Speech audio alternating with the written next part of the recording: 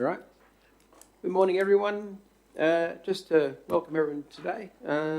This is our first subcommittee meeting. And as per the meeting rules of 2.6.4, Council will choose the chairperson for a committee meeting. This chairperson will normally preside over meetings of the committee, but I'm going to need a seconder and a mover and a seconder. Would you like to, Councillor Mather, to move it? And we've got a seconder. Seconder is Councillor Friend. All up. Done. All right. Congratulations, Mr. Chairman. Yeah, it's a start, isn't it? I might put some glasses on so I can read. Mr. Chairman, this is history in the making, you know. Oh, God. All right, now I can see what I'm actually reading. All right. Attendance, we've got everyone here. There's no leaves of absences or apologies. There's no confirmation of minutes from previous meetings. This is the first. Declaration of interest in matters. I believe Mr. CEO has one today. I have received one. Yes, I will be absenting myself during the item on the Yeppoon Aquatic Centre. Mr. Mayor, obviously I don't get a vote, but it has been my practice to absent myself as my sister owns a property across the road. Thank you. Anyone else? Nope. All good. All right. There's no presentation of petitions. There's no councillor reports. No question statement. Notice of motion from councillors. So I guess we start with if you may, Councillor Walk-on, do a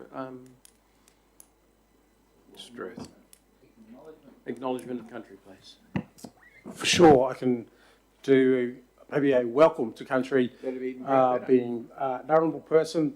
So just like to welcome you all today on Dartmoor Country, and I'd just like to honour all those of our ancestors and past and present, future generations of Dartmoor people, and so glad that you're all making Dartmoor Country a great place to live. Thank you. Thanks, Councillor Walk-on.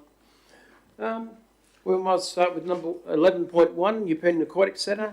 Jeff, do you want to open the start? Thank you, Mr. CEO. Ready to roll.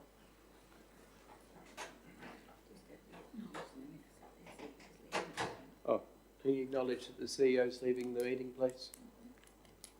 Thank you. All right, Jeff. Thank you. This is a progress update for the Yeppoon Aquatic Centre. Recommended that this is received and accepted. Funding for the project was obtained through a grant from the previous LNP federal government. Total funding for the project was $13 million. The scope of work includes demolition of the hall, the existing 50-metre pool and existing amenities. Construction of a new 50-metre pool with wheelchair ramp, including filtration equipment, new amenities and partial shade cover over the pool. Replacement of the existing learn to swim is not included within the funding agreement, nor is there sufficient budget.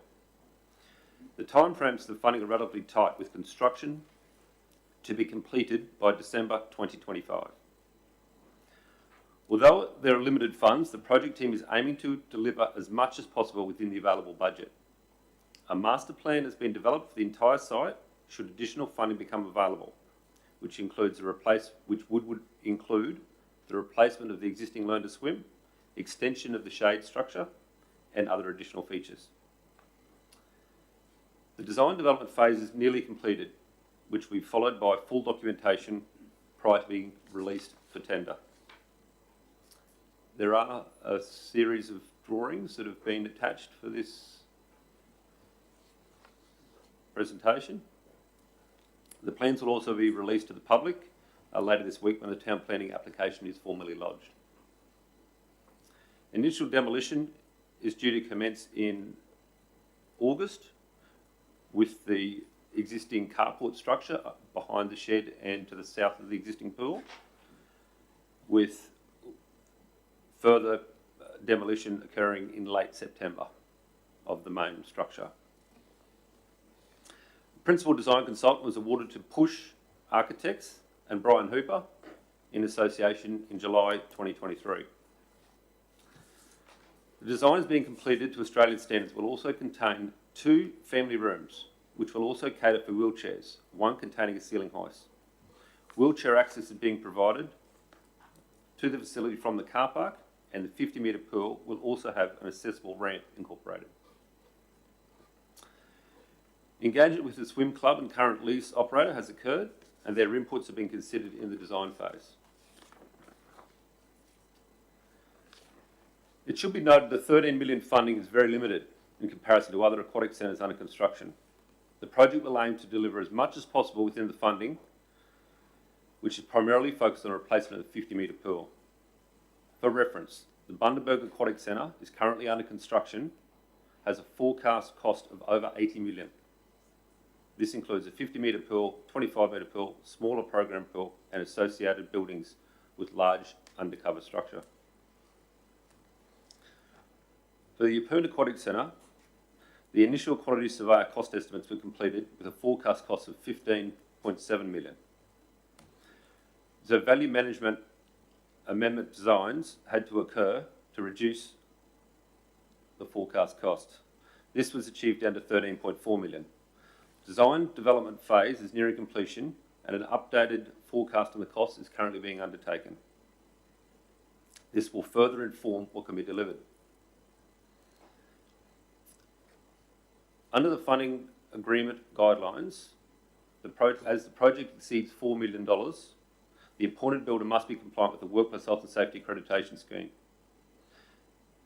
Being accredited under this scheme is not an easy task, and therefore the available builders or tenderers will be limited. Risks. A number of risks exist. Unsuitable ground conditions. As we're probably all aware, the existing 50-metre pool is beyond its serviceable life and currently leaks. This is expected to result in weak, saturated ground conditions once the pool is removed. The mitigation strategies provide a design upgrade for board piers, should they be required. Tenders will be required to price this upgrade as a provisional item so that the additional cost is known during tender stage. Another high risk is the tendered cost exceeds the available budget. The mitigation strategy provide value management options in the design to allow some items to be removed and completed in the future. Several quantity surveyor cost estimates have been undertaken during the design phase to forecast expected costs. In the current construction climate, cost escalation is a major issue due to the ever-increasing costs of material and labour. As I mentioned, the Yeppoon Aquatic Centre is nearing completion of the design development, and it will be followed by full documentation and tendering and construction works. Thank you. Anyone got any questions? Yes, thank you. Through the chair. Councillor Friend. Thank you, Mr. Chairman. Thanks, Jeff, for that information. I think you've just answered my question, but I'll ask it anyway, just so that I can clarify it. First and foremost, my question was in relation to contingency, but for the new 2 new councillors, would you please answer the first small part of the question? What is a contingency? I know what it is, but just for the people watching. A contingency is spare money or provision for an unforeseen circumstance. So we'll put some allowance away for safety, I suppose, in that something is exceeded. So we've got a contingency, it's called. It's something in your back pocket, whether that's monetary or design related, you've got some sort of fallback position. Sure. So my question was really in relation to the risk assessment. Thank you, Jeff. If the ground is saturated and has to have the board piers included, I was going to ask, was this included within the contingency, or is the contingency for this project a very narrow scope? There's limited funds on the whole project, I suppose. So what the intention is once it goes out, we'll have an understanding of the worst case scenario, which in the event it is saturated and we do need board piers, we know the cost of it. And then in a perfect scenario, we don't need that. That can be removed from the contract price. But by putting it out there at the time when the tenders are called, you've got a competitive rate for that. It's worse. Yeah, it's worse. Sure. Worse when you've appointed a contractor and then you've got to ask them for a price of variation. Sure. And only other question in relation to this particular project, which I suppose may not be your particular field of expertise, is the media. So we're talking about it today. This is live streamed. It's our first standing committee for infrastructure. But will council take to the media the information about the limited funds that we have on this project? Will this be noted more broadly across the community? Yep, I suppose we've got 13 million. There's no additional funds being contributed by council. It's 13 million for the entire project. As I mentioned there, the cost estimates at this stage is exceeding that. So we've got to make some harsh decisions, and we can't shrink a 50-metre pool. We don't want to take the amenities out. We don't want to take the shade out. We want everything. We're trying to be as smart as we can to create a nice facility, but also do it as economical as possible. Thank you very much. You want to come up to the table? Sure.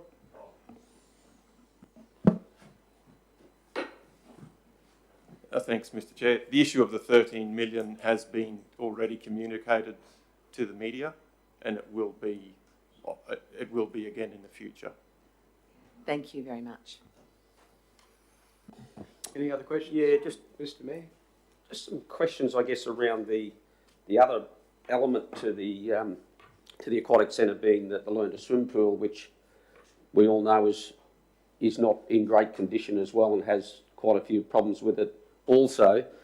But understanding the budget limitations have us focusing on this as the first stage. Jeff, could you though maybe help us understand how far advanced the designs are on that element of the project as well? Is there an actual stage 2 designs that are virtually completed that possibly, if they were, they could also go out to tender if council chose to put that out as one or two separate packages, and for the reason being that it may be very beneficial to know the exact amount or a tendered amount for both elements of the overall project. Just your thoughts on that would be appreciated. And if I could just thank you also, both you and Brian Hooper, for the engagement session we had at the pool itself some weeks ago. That was extremely helpful and beneficial for those stakeholders of the pool to be able to hear directly from you guys where you're up to and why you're doing what you're doing. So it was much appreciated. So as part of the commission, it was primarily the 50-metre pool and associated facilities. But as part of the master plan process, we've looked at how the existing learn to swim would be incorporated, I suppose, in stage 1, let's call it, and then how it would fit in the ultimate in a stage 2 scenario. As it stands at the moment, we've essentially drawn a line around the learn to swim, and that area will be isolated.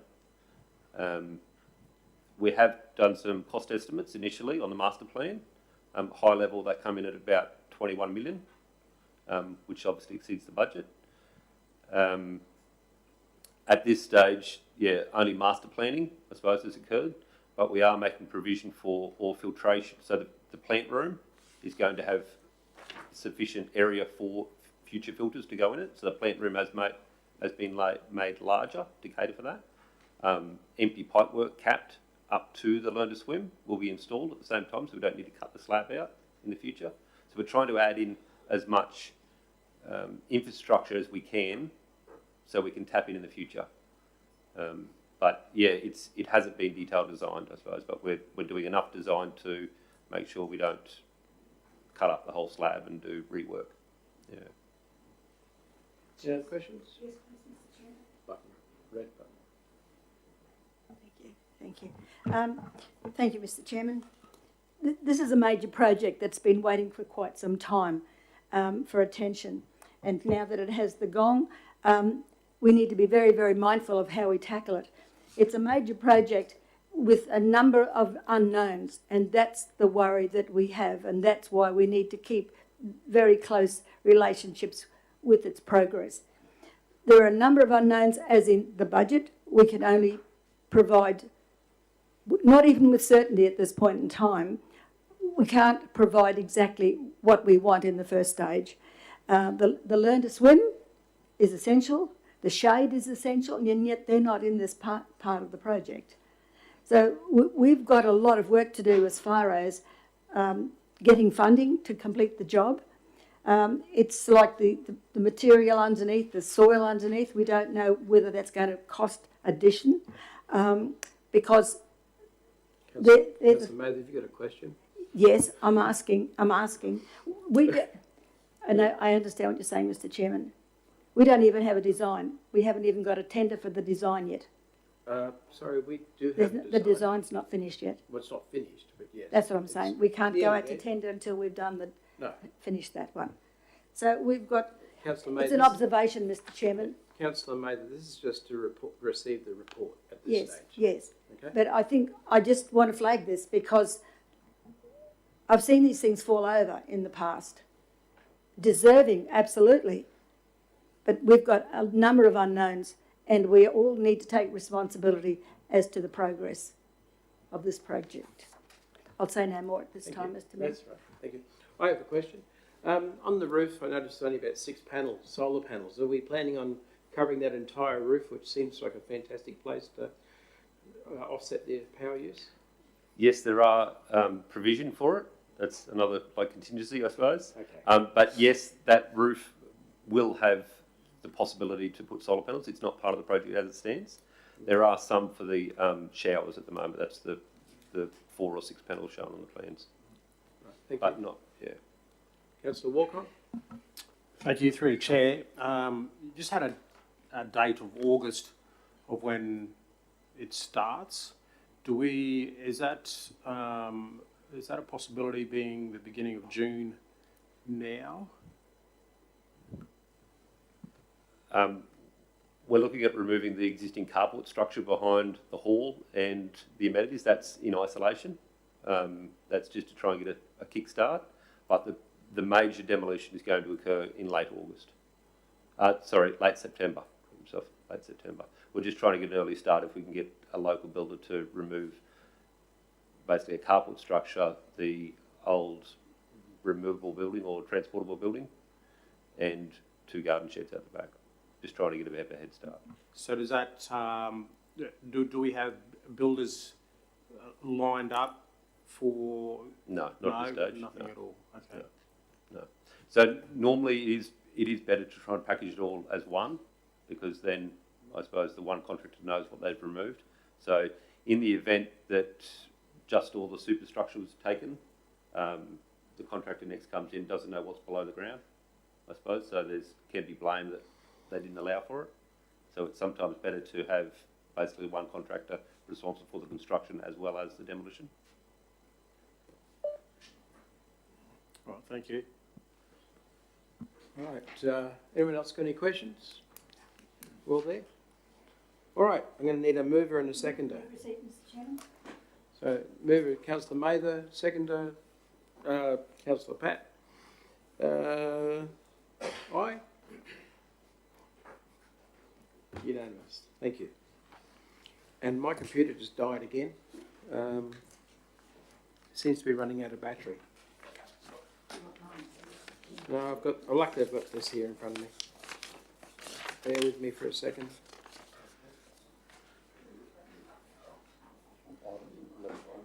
Yeah. Oh. I plugged it in and then it just went flat.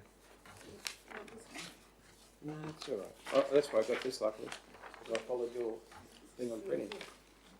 Give me a second. Oh, there it is. All right. 11.2, bulk water supply, the Rookwood Weir water allocation. Who's bringing that up? Oh, Mr. Hocking. There he is already. Please go ahead. Thank you. All right, thank you. So by way of background, Livingstone Shire Council's water supply consists of 2 supplies, one from our Waterpark Creek water treatment plant and the second one from Rockhampton through Boundary Reservoir. Back in 2014, with the amalgamation of councils, a bulk supply agreement with Rockhampton or Fitzroy River was actually established, which allows 3,600 megalitres of water per year at a minimum flow of 3 megalitres per day into the Shire.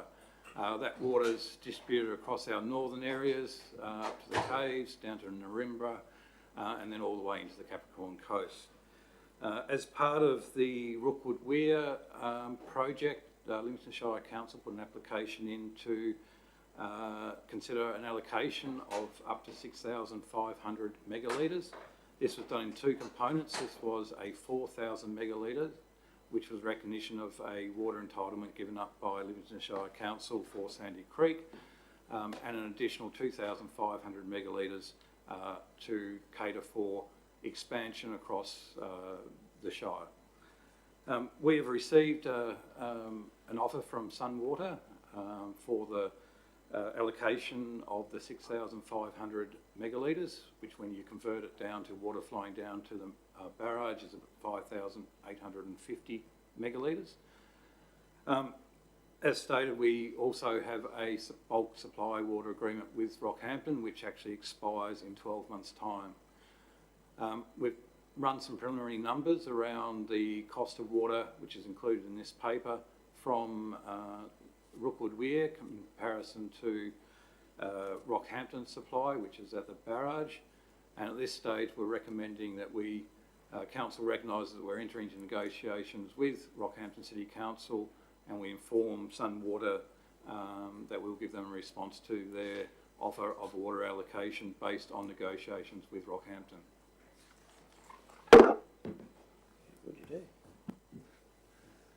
You're all up. Sorry. All right, so have we got any questions? Councillor Friend? Thank you, Mr Chair. Through you to Mr Hocking, thank you so much. So I have two questions. The first one is the $7.5 million noted is just for the purchase of the 2,500 megalitres, and the 4,000 megalitres is at a peppercorn purchase of $1. So we're all on the same page. Why is this? Could you explain this, please? So the 4,000 megalitres was in recognition of the water entitlement that was given up for Sandy Creek back in 2014. Thank you. The $7.5 million is for the purchase of the allocation of 2,500 megalitres. Thank you. So in actually considering that we don't move forward with the Rookwood Weir, does that mean that we lose that 4,000 megalitre allocation full stop? There's a potential to have further discussions around that 4,000 megalitres. Thank you. And my other question is the charging for bulk water currently with Rockhampton Regional Council is $1.28 per kilolitre at this time. Is there any idea, an estimate, a guesstimate of what it may be in the future? We received notification from Rockhampton. We would expect that in the next 30 days of the next year's costs. Rockhampton do apply full cost pricing model to their water supply, so expectations would be possibly in line with CPI. Okay, and throughout campaign, when we were all campaigning, there was a lot of discussion in relation to bulk water, and the word bulk as opposed to wholesale, but they're one and the same, aren't they? Not exactly. No? Okay, could you explain that? Wholesale water is untreated water. Bulk water in this agreement is water that's come from the barrage, has gone through a water treatment plant, is in accordance with Australian Drinking Water Guidelines. Thank you so much. Thanks, Councillor Friend. Councillor Mather? Thank you, Chris. I'll just tap onto Rookwood, if you would. We had discussions yesterday in relation to this very matter, and there was suggestion that in the agreement, way back in Sandy Creek's days, the relinquishing of Sandy Creek supply was the offset for the Rookwood costs, that we would not be charged with Rookwood water if we were to relinquish Sandy Creek. Do you know anything about that, or how would that be explained better? From what I've seen in the historical documents, I think the discussion around relinquishing the Sandy Creek was more in line of a allocation at the barrage if that was received, not actually at Rookwood. There's been no allocation at the barrage, so it's been considered as an allocation from Rookwood instead.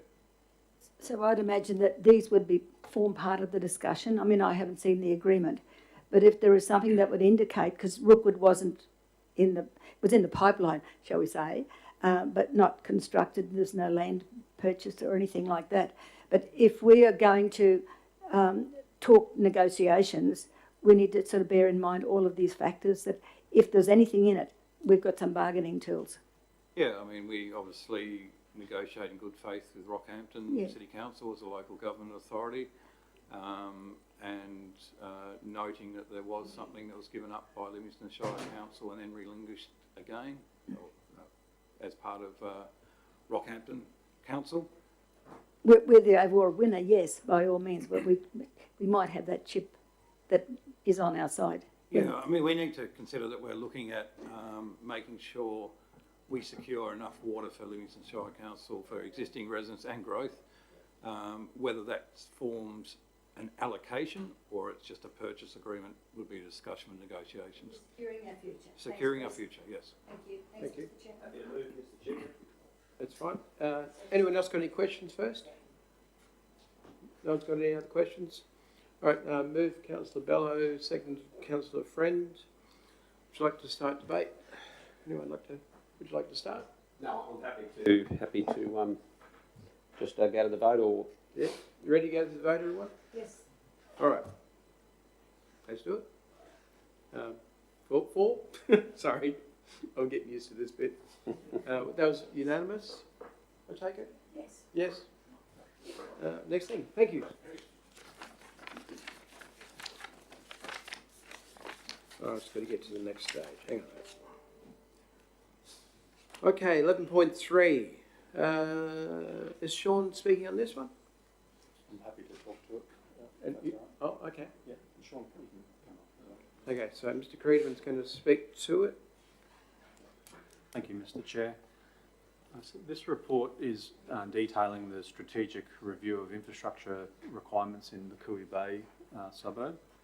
So at the last council meeting on the 20th of May, there was a report presented to council regarding the history of the master planning for Daniel Park and the transport infrastructure upgrades required over the next sort of 15 years. That matter was laid on the table, and this report provides a little bit more context around the trunk infrastructure requirements for roads and footpaths. So this issue has come to council a number of times in the last 2 or so years.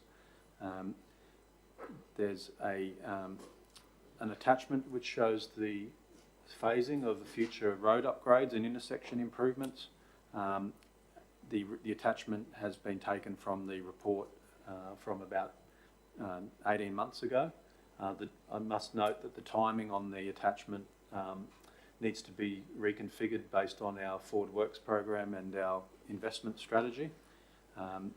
And it's also noted that the master plan for Daniel Park is in draft form at this stage, and the officer recommendation to the committee is that we adopt the strategic infrastructure plan for Cooey Bay, which, as I mentioned, is primarily around roads and footpaths. We confirm that the strategic priorities are roads and footpaths, and we acknowledge that there's $1.7 million in the Forward Works program in 26-27 that needs to be reallocated from the Daniel Park to phase 1 of this strategic investment plan. And then we note that the draft concept master plan for Daniel Park has not been formally adopted, and it remains as a draft plan at this time. So I'm happy to take questions from the councillors. Councillor Thanks, Mr. Chairman. Mather? Thanks, Mr. Chairman. This is another one, Mr. Chairman, that's growing legs and costs as well. Previous decisions, it would appear that in number 2, endorse an additional budget allocation. This is going back. Council meeting held on April 22nd, 2022. Endorse an additional budget allocation of 160,000 be made available in the 22-23 budget financial year to complete construction of the bridge and walking trail. Mr. Chairman, I think we really need to go back to basics on this one because it's growing legs, and I don't know if we can afford all of it, because as much as I support it, we really need to know what the costs are on each part, because... Is there a question, Councillor? Yes, Mr. Chairman, I need some clarification. Number 4 of the recommendation, note the draft concept master plan for Daniel Park has not been fully adopted. We know that. We know that. Yeah, help with that? Yeah, thank you, Councillor Mather.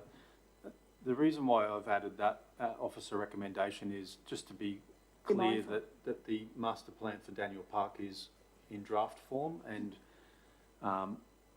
officers' view is that the strategic priorities of council should be around improving the transport network in that suburb over the park improvements.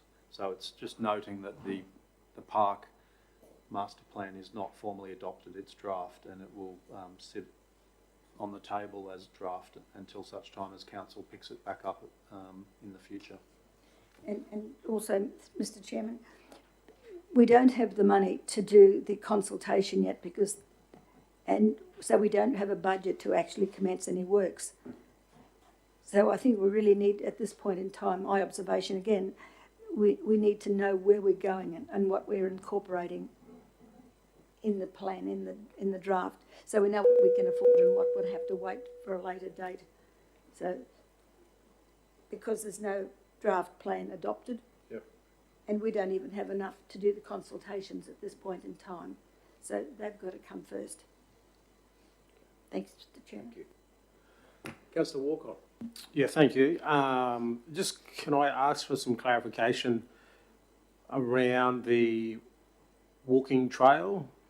We have asking for an additional budget of 160,000. It was in 22, but then the budget year 2022-2023 for the construction of walking trail, is that the same walking trail? Because that one's at 745,000. Back in 2022, council received, from memory, $500,000 from Works for Queensland to upgrade the walking track on the headland up at Wreck Point, and that's been completed. That work is call it colloquially the goat track that's been constructed around the headland there. At that time, back in April 2022, officers presented a report to council requiring that an additional $160,000 be made available at that time in 2022 to complete that work on the goat track. So that work's been, the funding was allocated and the work was completed. The attachment A to this report shows the overall transport and footpath strategies for the Cooey Bay area, and that totals around $15 million. So the red line on this plan is, as you can see, August 22. There's a red line there that Councillor Walcon highlights as the budget year 22-23, 745,000. That would be to finalise call it the goat track, and build a bridge at a pinch point halfway up the hill to Wreck Point from Daniel Park. As I mentioned, the years in that plan are subject to change. It is a point in time. The purpose of this report is to ask council to endorse the vision or the strategy in total, and then officers will allocate the budget as per the vision and the staging into the Forward Works program over the next little while, and just highlighting the priority is roads and footpaths over open spaces. Another question, if I may, Mr. Chairman. Just Mr. Councillor Eastwood first, please. Councillor Mather. That's not working. No, we don't want to hear from you today. No.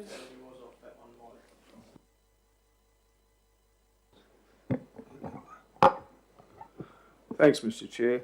Look, I wasn't aware, but the strategic plan or the concept plan does have the roadway from the scenic highway going through to Matthew Flinders Drive. And living on Gregory Street, I'd actually think it would probably be wise for me to declare a conflict of interest, and I might leave the room. Everyone else happy with that? Or does everyone feel that it's okay? Mr.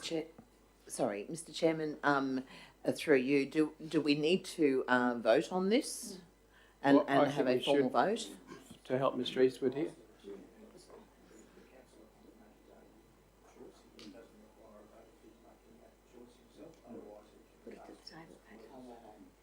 you want to say that? Through the chair, if Councillor Eastwood declared an interest and he's prepared to leave the room under his own volition, then there doesn't need to be a vote. Okay. Well, if I could, I don't mind bringing it to the table and seeing what the table perceive. But I just, it's in the forward planning. It does involve my street. Yeah, I'll put it to the table. To the table? Yes, Mr Chairman. So, you're going to, so we'll put it to the vote? That For Hang on. Councillor Eastwood to Hang on, stay at the hang on, table? hang on. No? If I could, prior to putting it to the vote, Yep. just seek some clarification. The only time that a conflict was deemed had been needed to be triggered and was understood and agreed upon was when we were determining whether it was one-way or two-way. Unless you're deviating from the one-way or two-way, or you're debating that, if that is indeed up for debate, well, please let us know, because understandably a conflict would be required. If it's not up for debate, well then, please let us know for clarity. Yeah, Mr Mayor, unfortunately I look at it as it's going past your front door. Well, I don't know if it's yours in particular, but this green section is right on that corner, as Councillor Eastwood's saying, so. Yeah, it's just down from your place, though, isn't it? Well, it was a proposed up. I thought it had been pulled out quite frankly. It's a proposed upgrade for the year 2030 to 31. Yep. As I say, could I just get clarification perhaps if the one-way or two-way is what's being deliberated? If it is, I'm happy to leave the room. If it's not, I'm happy for you guys to vote whether we stay or not.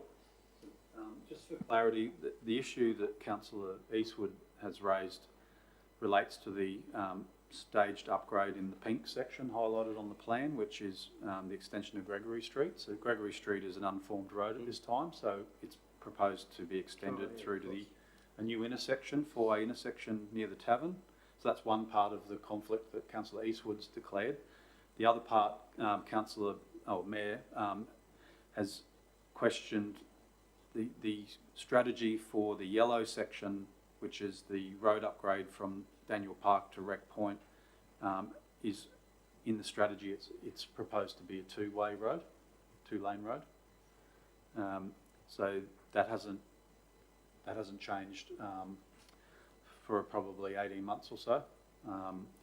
So I think from what I'm hearing, the Mayor's conflict will likely fall away because it's going to be a two-way road, whereas Councillor Eastwood's conflict of having a formed road in front of his property, where it was an unformed road, needs to be discussed as whether Councillor Eastwood leaves the room under his own volition or whether you need a vote from the councillors. Perhaps if I could, I guess understanding that the desire is to keep councillors in the room to make decisions, not to come up with reasons to get them out of the room, would the councillors agree to separating perhaps the project so that the aspect that does trigger the conflict, which is the pink section, which is agreed to be done on the Forward Works plan, it's actually not, it's not actually being considered, do we do it or not, whereas the elements that are within and the staging of the elements within the proposed precinct plan are what's up for debate. So if there's the appetite to separate the two into two separate items, then you allow your councillors to stay in for the important role of making decisions in the best interest of the community. But yes, we can stand out when we talk about the pink section, which is going to be done 10 years' time. automatically at some stage when the funding allows for it. Makes sense. Councillors, I'm okay with what the Mayor has said. If everyone else is, Back to Michael, the CEO. yeah. I think it's up to the chair to make that decision, but if we are open-eyed with saying that the pink section, Gregory Street, is not part of the debate for the first part of discussions, then as long as that's understood by everybody, and then I think if you have to either pass a resolution to adopt or otherwise the plan without the Gregory Street section in, and then Councillor Eastwood may have to leave the room while that part's being debated, it's possible. It might be a bit... Was also Councillor Bello. All right, look. Just a question, Yep. to the officer, Mr. Chairman. Michael, you said that that part of Gregory Street was unconstructed. How do you work that out? It's sealed. It's sealed. No. Part of The it. part of the in front of Councillor Eastwood's home. Okay. Because I know I'm supposed to have fixed a driveway there for a fella. Maybe I got conned. All right, look, as the chair, I can see Councillor Bellows' thing that it's the bigger picture overall, but I think we should put it to the vote. So, so can I show of hands for keeping Councillor Eastwood and Bello in the room? All right, so we'll move on. That was majority. Yep, majority, sorry. All right, so we'll keep going. Any more questions? Yes. Councillor Mather? Thank you, Mr. Chairman. It's full of colours, and no doubt I've walked all of those streets over time. What struck me quite clearly is that while all of these ins and outs have got colours and they're on the Forward Works program, the most important road of all hasn't even got a gong there. That's Matthew Flinders. From Christney Street to the highway, it's got nothing there. No doubt it's part of a future works program, not knowing when that is. I think that's where we should be putting our money and our concentration at this time. Getting Matthew Flinders sorted out first, because we're going to lose it and it'll cost double. I can add a comment to that. So in the draft budget for 24-25 and 25-26, Council has allocated $1.2 million, so $600,000 per year for the next 2 years. How much, Michael? I think $600,000 per year for the next 2 years in the draft Forward Works program, and that is to rehabilitate the existing road pavement of Matthew Flinders Drive from the Daniel Park all the way through to the traffic lights at Scenic Highway. The design is being undertaken at the moment to provide construction with the correct levels, but the entire road pavement has reached the end of its life, and over the next 2 years it will be basically removed and stabilised with cement and then relaid and asphalted. So when does that one commence? It'll commence This budget. next financial year. It starts next financial year. So I would say towards the end of next financial year, probably this time next financial year will begin, and then we'll carry it over into the following year. Yes, as I say, and I think you recognise that too, that it is a priority, because if that one goes, everything else falls away, Mr. Chairman. Just an observation. Thank you. Thanks, Michael. Table, any other questions? All right, so can we have a mover and a seconder? Can mover Councillor Friend, seconder Councillor Rothery. Any need for debate? just separating out the pink from this Yeah, information though, just to make that clear. so how do we do that? How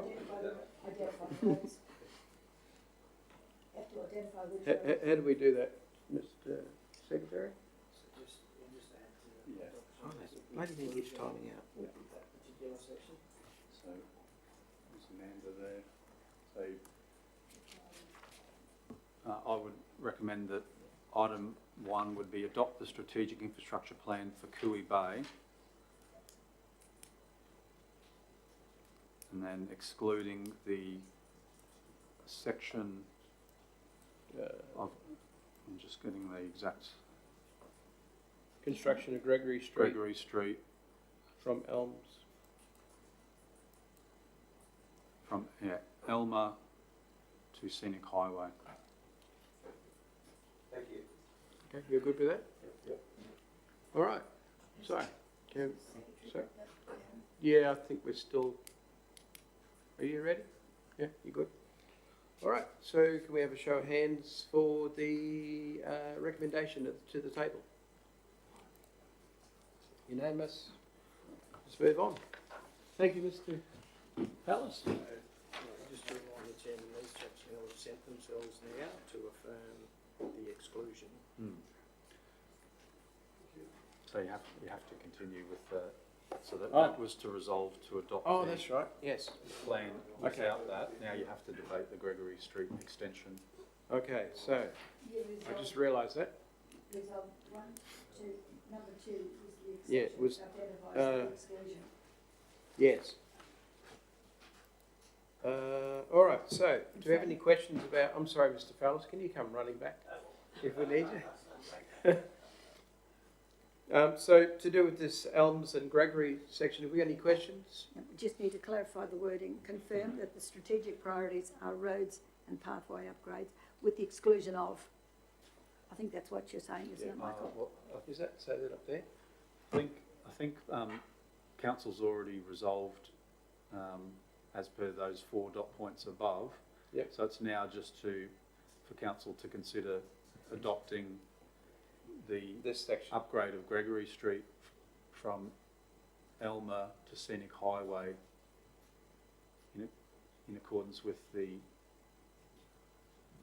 strategic infrastructure plan for Cooey Bay. All right. Michael, would that mean an extra entrance onto the highway in that location, apart from the lights? Is that a good idea? Yeah, well, that's the plan that's been developed by our transport planners back in 2022 to allow that additional access into Cooey Bay. It's a busy road. It's a busy road. There's no doubt that at the Taranganbar intersection now, in time, that will need to be upgraded to traffic signals. So it's already going to need to be improved due to capacity constraints. And the transport planners at the time, indicated that if we extend Gregory Street through that unformed road reserve and connect into the traffic signals, then that will allow another access into Cooey Bay, which the suburb is all but developed, but there's also renewal and increase in densities that will come over time with the planning scheme zoning in that area. As long as it doesn't, I've just done an observation, Mr. Chairman, thank you for the leniency, because would that come out at the Taranganbar entrance, would it? To the tavern, obviously. At the tavern, yes. That's at the Taranganbar. Yeah. Because, well, you've got control there with the roundabout, but I'm thinking that it could end up being a rat run through suburbs to shortcut their way home. There's no roundabout there, Councillor. No, when the time comes. Yeah. No, it's going to be lights. So that's the question. No, lights, I meant Yeah. control. We're going to have 4 sets of lights in less than a kilometre. Yes. That's frightening. Is there any other way around this? So we tend to try and limit our major intersections to about half a kilometre to a kilometre apart on our arterial road network. So looking at the plan here, we've got Scenic Highway and Matthew Flinders Drive. There's signals, about 450 metres up towards Gregory Street, you might have signals. And then, Percy Ford, is it? then there's another 450 metres to Percy Ford. Yeah. And then there's another set of signals about a kilometre down to the other end of Matthew Flinders Drive. So it's not far off the standard for intersection spacing, major intersection spacings on our arterial road network. But if it's up to council to, this is the motion here to debate now. If you'd like more information, then I would suggest laying this part of it on the table. If you need more information or time to consider it, then we've adopted the strategy excluding this Gregory Street extension. That can remain off limits until such time as we provide more information. I think that would be a good idea, Mr. Chairman. Yeah. Mr. Chair, I'll make a procedural motion to lay this on the table for. Sorry, we haven't done so yet. No. We haven't. Okay. I'm making a procedural motion to lay this on the table for further information to come back to the table. Okay. Everyone happy to vote for that? Yeah. Show your Thank you, hands. Mr. Chairman. Okay, can we lay that on the table, please? Have we voted? Well, I'm asking to vote now, yeah. Sorry, Sorry. Chair.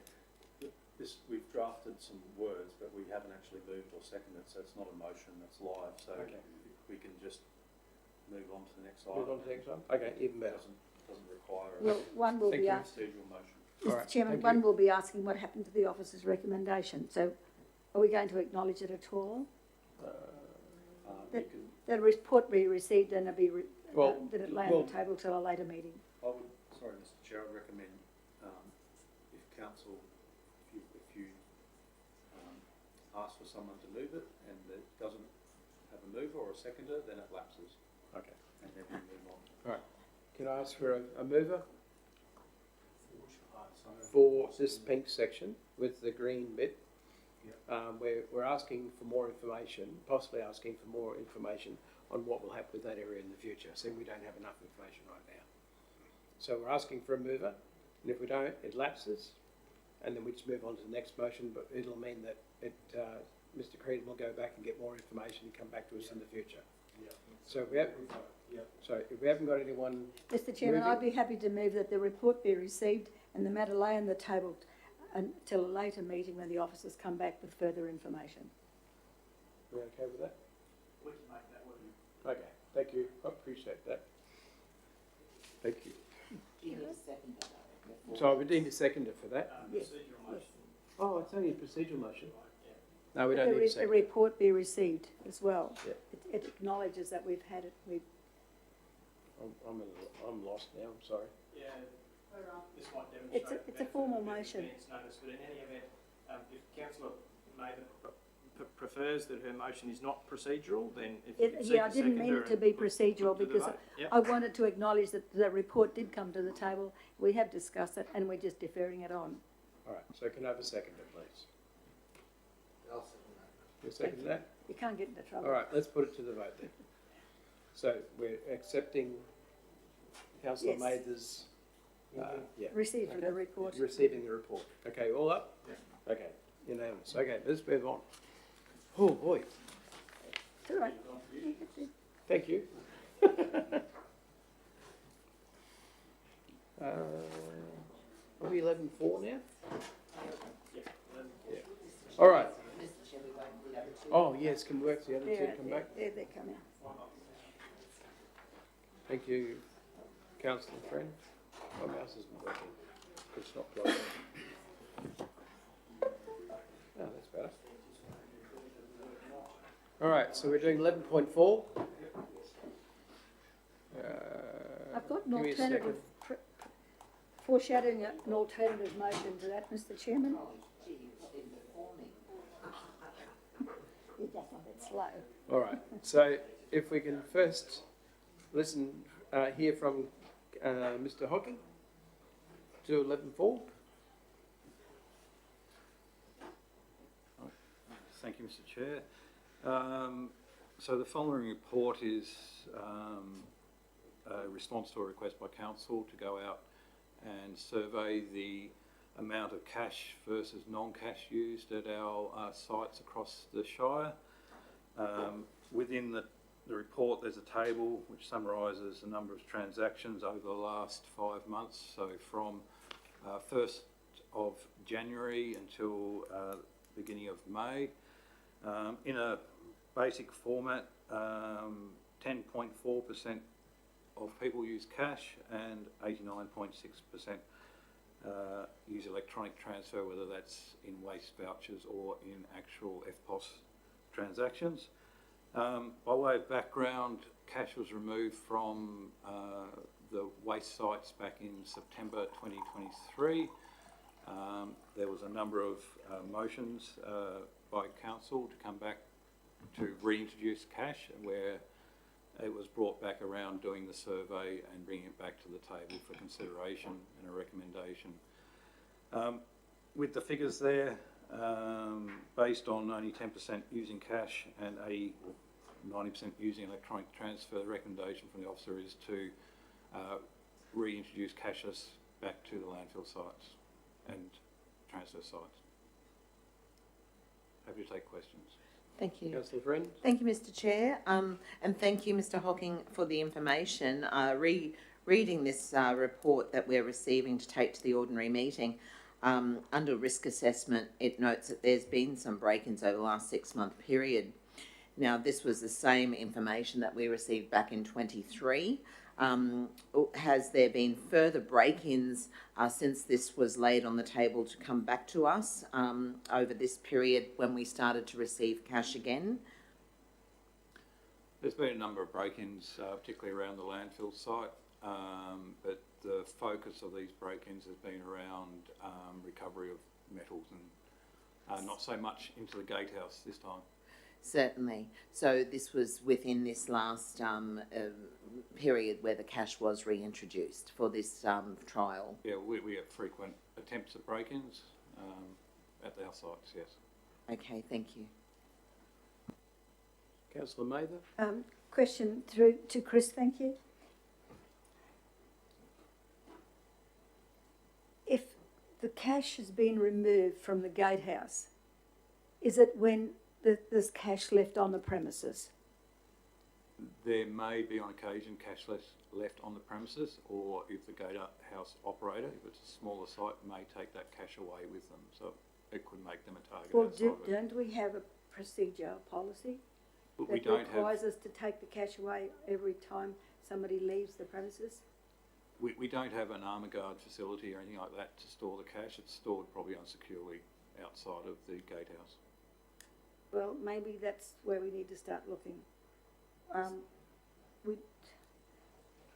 That's my question answered, thank you.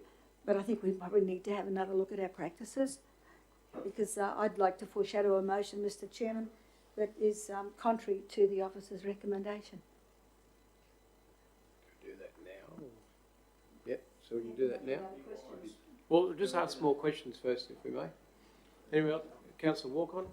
Just on the break-ins, do we have any data of how many break-ins on record? Yes, we can get that back to you on just a normal meeting. Typically, prior to Christmas, I think we had 6 significant break-ins where they were actually going into the gatehouse. In the last 6 months, from memory, I remember about 4, but again, that wasn't at the gatehouse. That was cutting through the fence to access some recycled metals and batteries. Excuse me, Mr. Hocking, is that just for your Poon, or is that all sites? That was mainly for your Poon. Mainly for your Poon. Yeah. Councillor Roderick? Through the Chair. I'd just like to, if, and has happened over previous years, months, FPOS going down, do you have anything so people don't have to leave there and go grab, they don't have to come back another day when it's down or anything like that? Are you able to take vehicle registrations and they can dump their rubbish then and there? Yeah, there is a manual process which we can go through. With the communication at the sites, we've been progressively working to improve those, particularly around Emu Park and the caves. But obviously when there's a national outage like the one experienced by Optus, we do have issues. Yep. And what is in place in case that happens again if there is no cash back?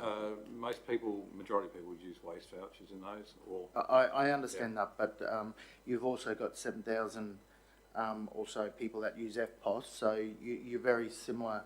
It's not big difference between the FPOS and vouchers. So I am worried that people who drive long distances to certain areas to unload and they have FPOS, and I don't want them going back home because of these outages. So what is in place for this, if this happens?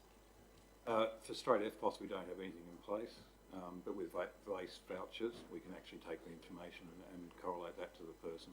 So I know. Sorry again. I know you're saying that we can, but that's not in place. So, do you think before we agree on cashless, that we have something in place?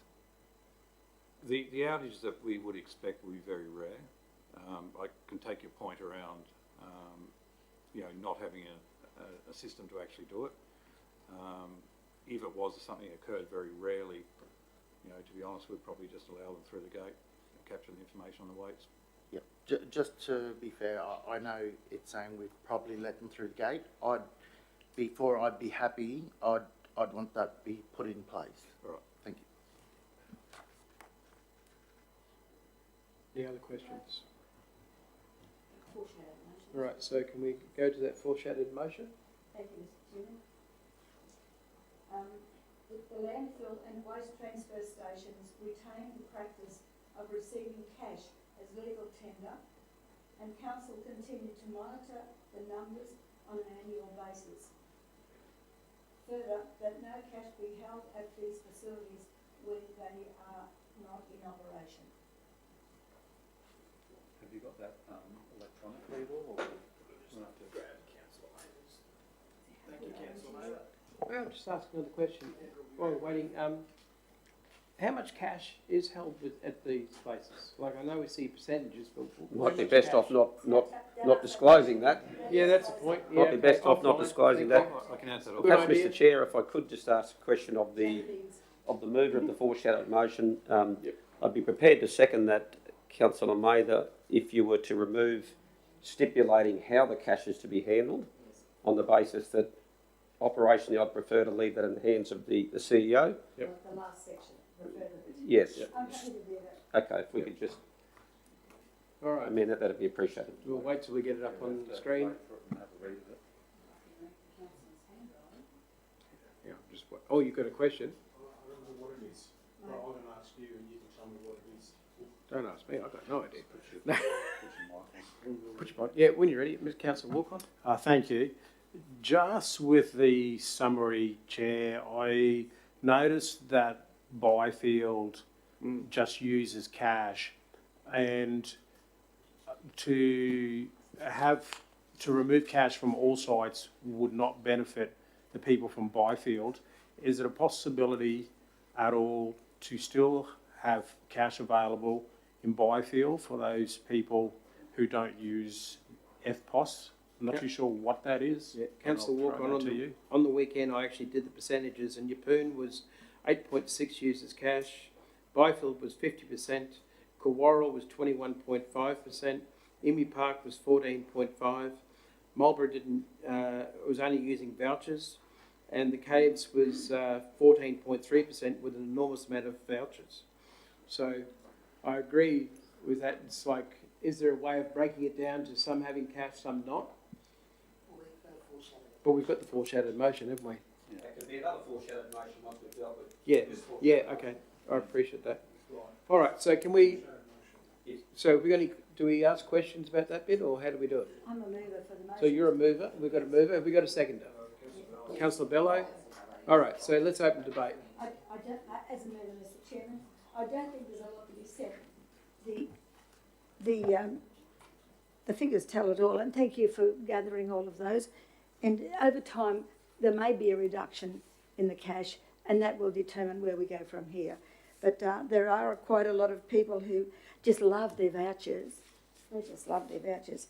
and they still deal in cash, which I do as well. So I think apart from the figures that explain, they're self-explanatory, we need to be governed by or cautioned by those people who actually value that type of tender. Thank you.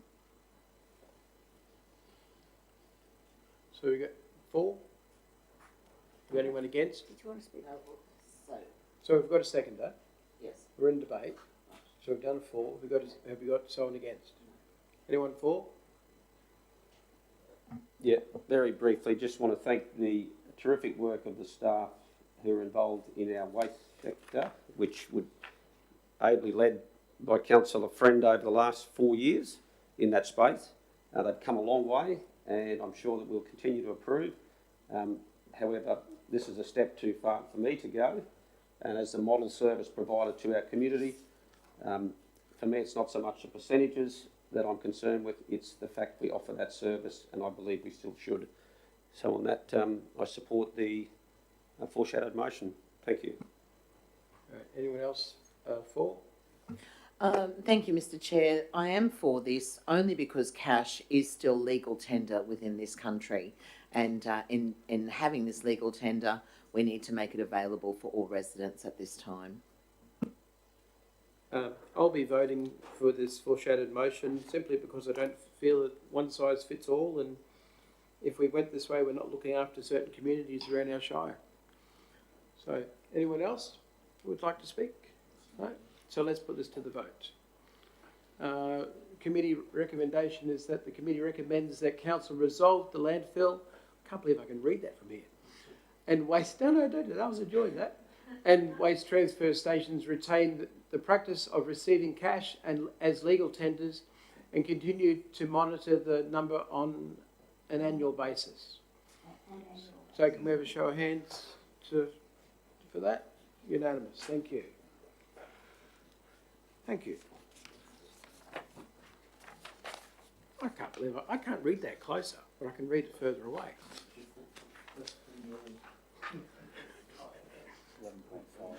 Okay, 11.5, just got to find it. Here we go. All right. 11.5 is amendment to designated waste collection areas. Oh, Leanne, you're already there. Good morning, everyone. Good morning. The report before you is expanding our designated collection areas. Council adopted the designated waste collection areas back in September. Sorry, Michael. Back in 2018. Amanda, can we just go to the attachment and just the first map, please?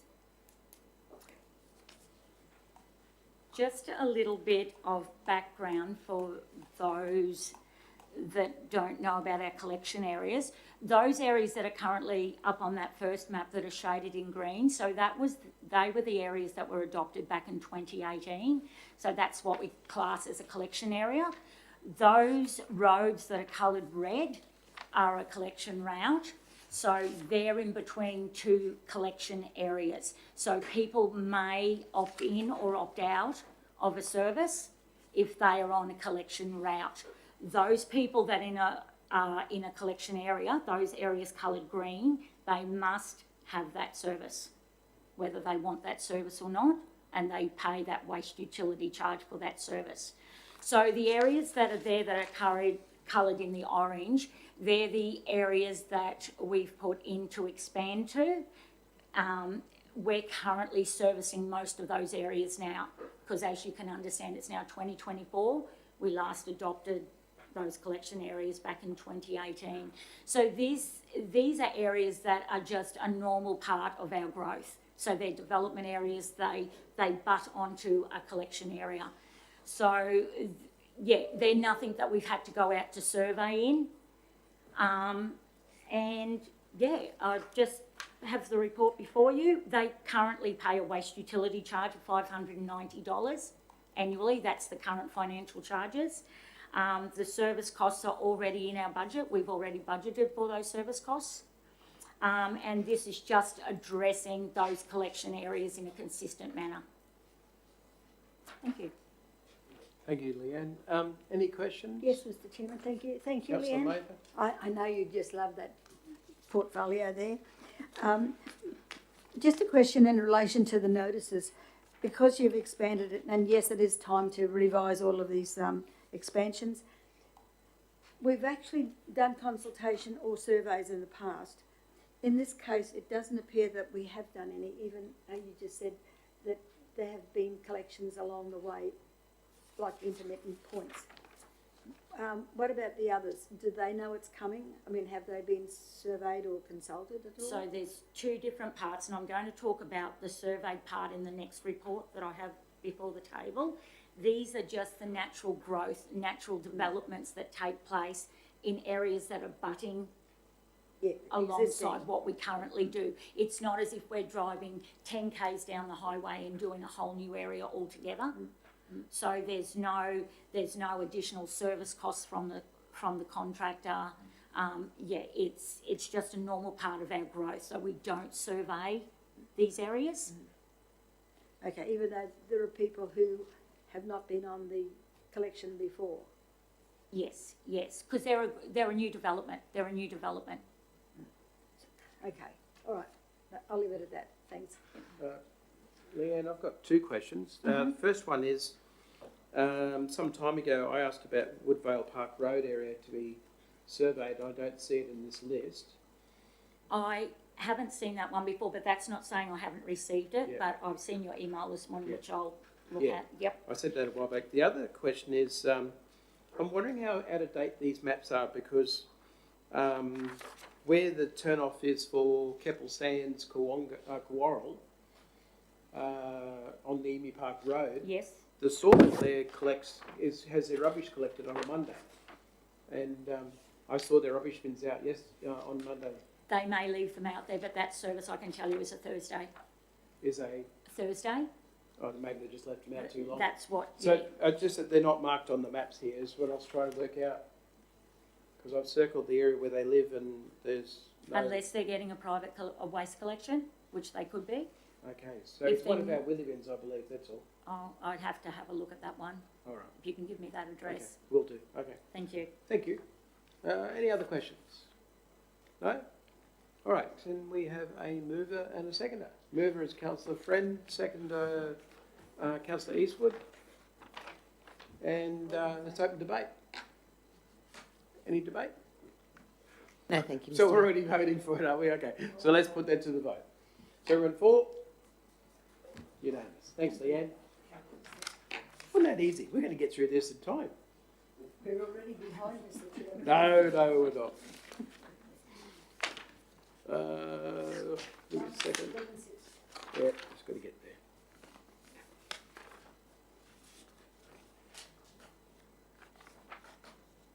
I've lost 11.6. Hang on a minute. I'm just going to go on the page. That's all right. Thank you. Okay, 11.6 is Mr. Creedham and Leanne. Okay, so it's 11.6 curbside waste and recycling service expansion to Kawarral and Mount Chalmers. I'll find that, thanks.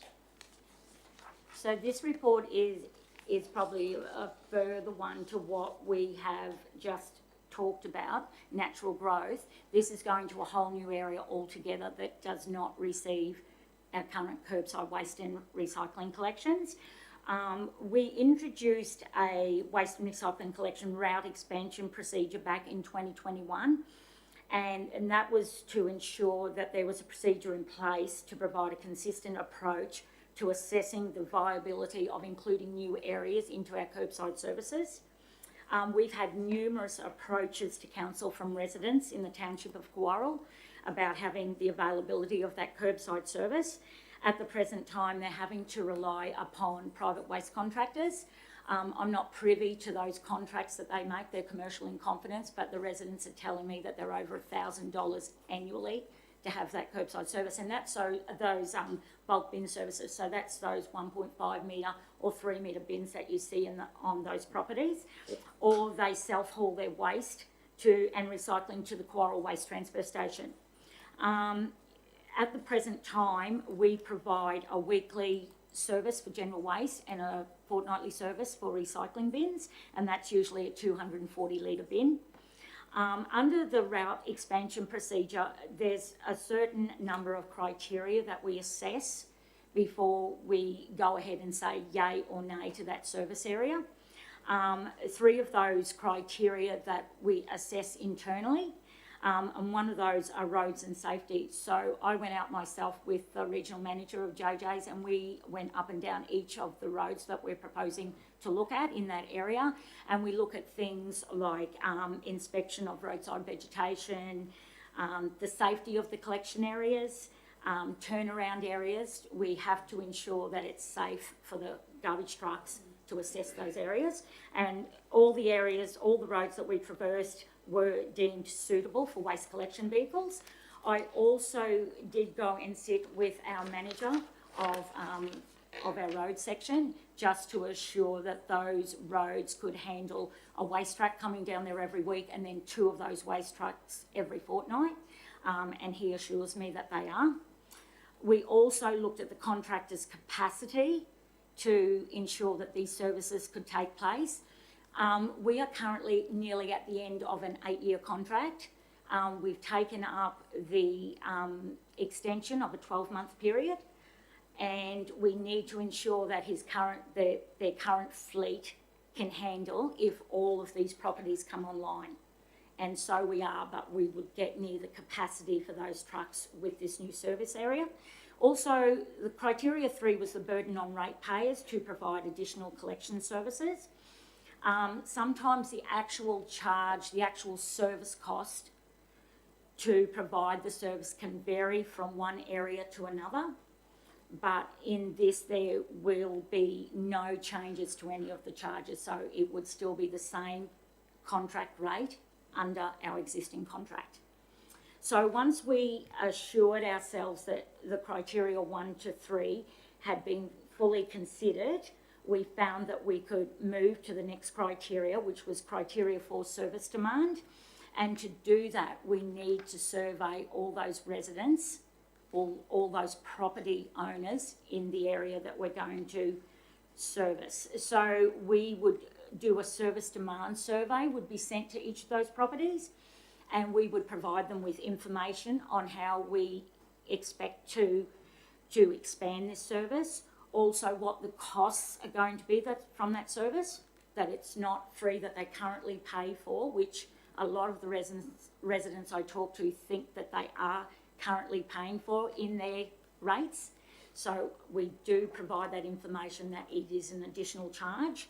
We also tell them that we need to have 80% come back in the affirmative to say yes. If they do not respond, that's taken as a no. So once we get that back, we will provide a report to council then with the support that we've had for this expansion. Also at this time, we also went and traversed some of the roads of Mount Chalmers. So what we're going to do as well, it won't be all of Mount Chalmers, it'll be probably down what I call the main road of Mount Chalmers. We're going to do a survey of Mount Chalmers as well to see if they're open to having collection services there. That survey will be run at the same time that we run Kawarra. We won't be joining them together so that the survey results aren't mingled. Yep. Yeah, thank you. Any questions? Any questions? Thank you through the chair. Friend? Thank you.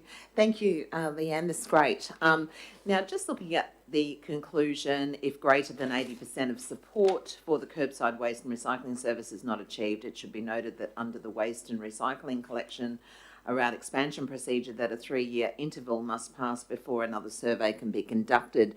So just going back to that 80%, in the last tenure of council, there was once again a survey, and thank you for all your hard work, and the previous manager of waste and water was included with that.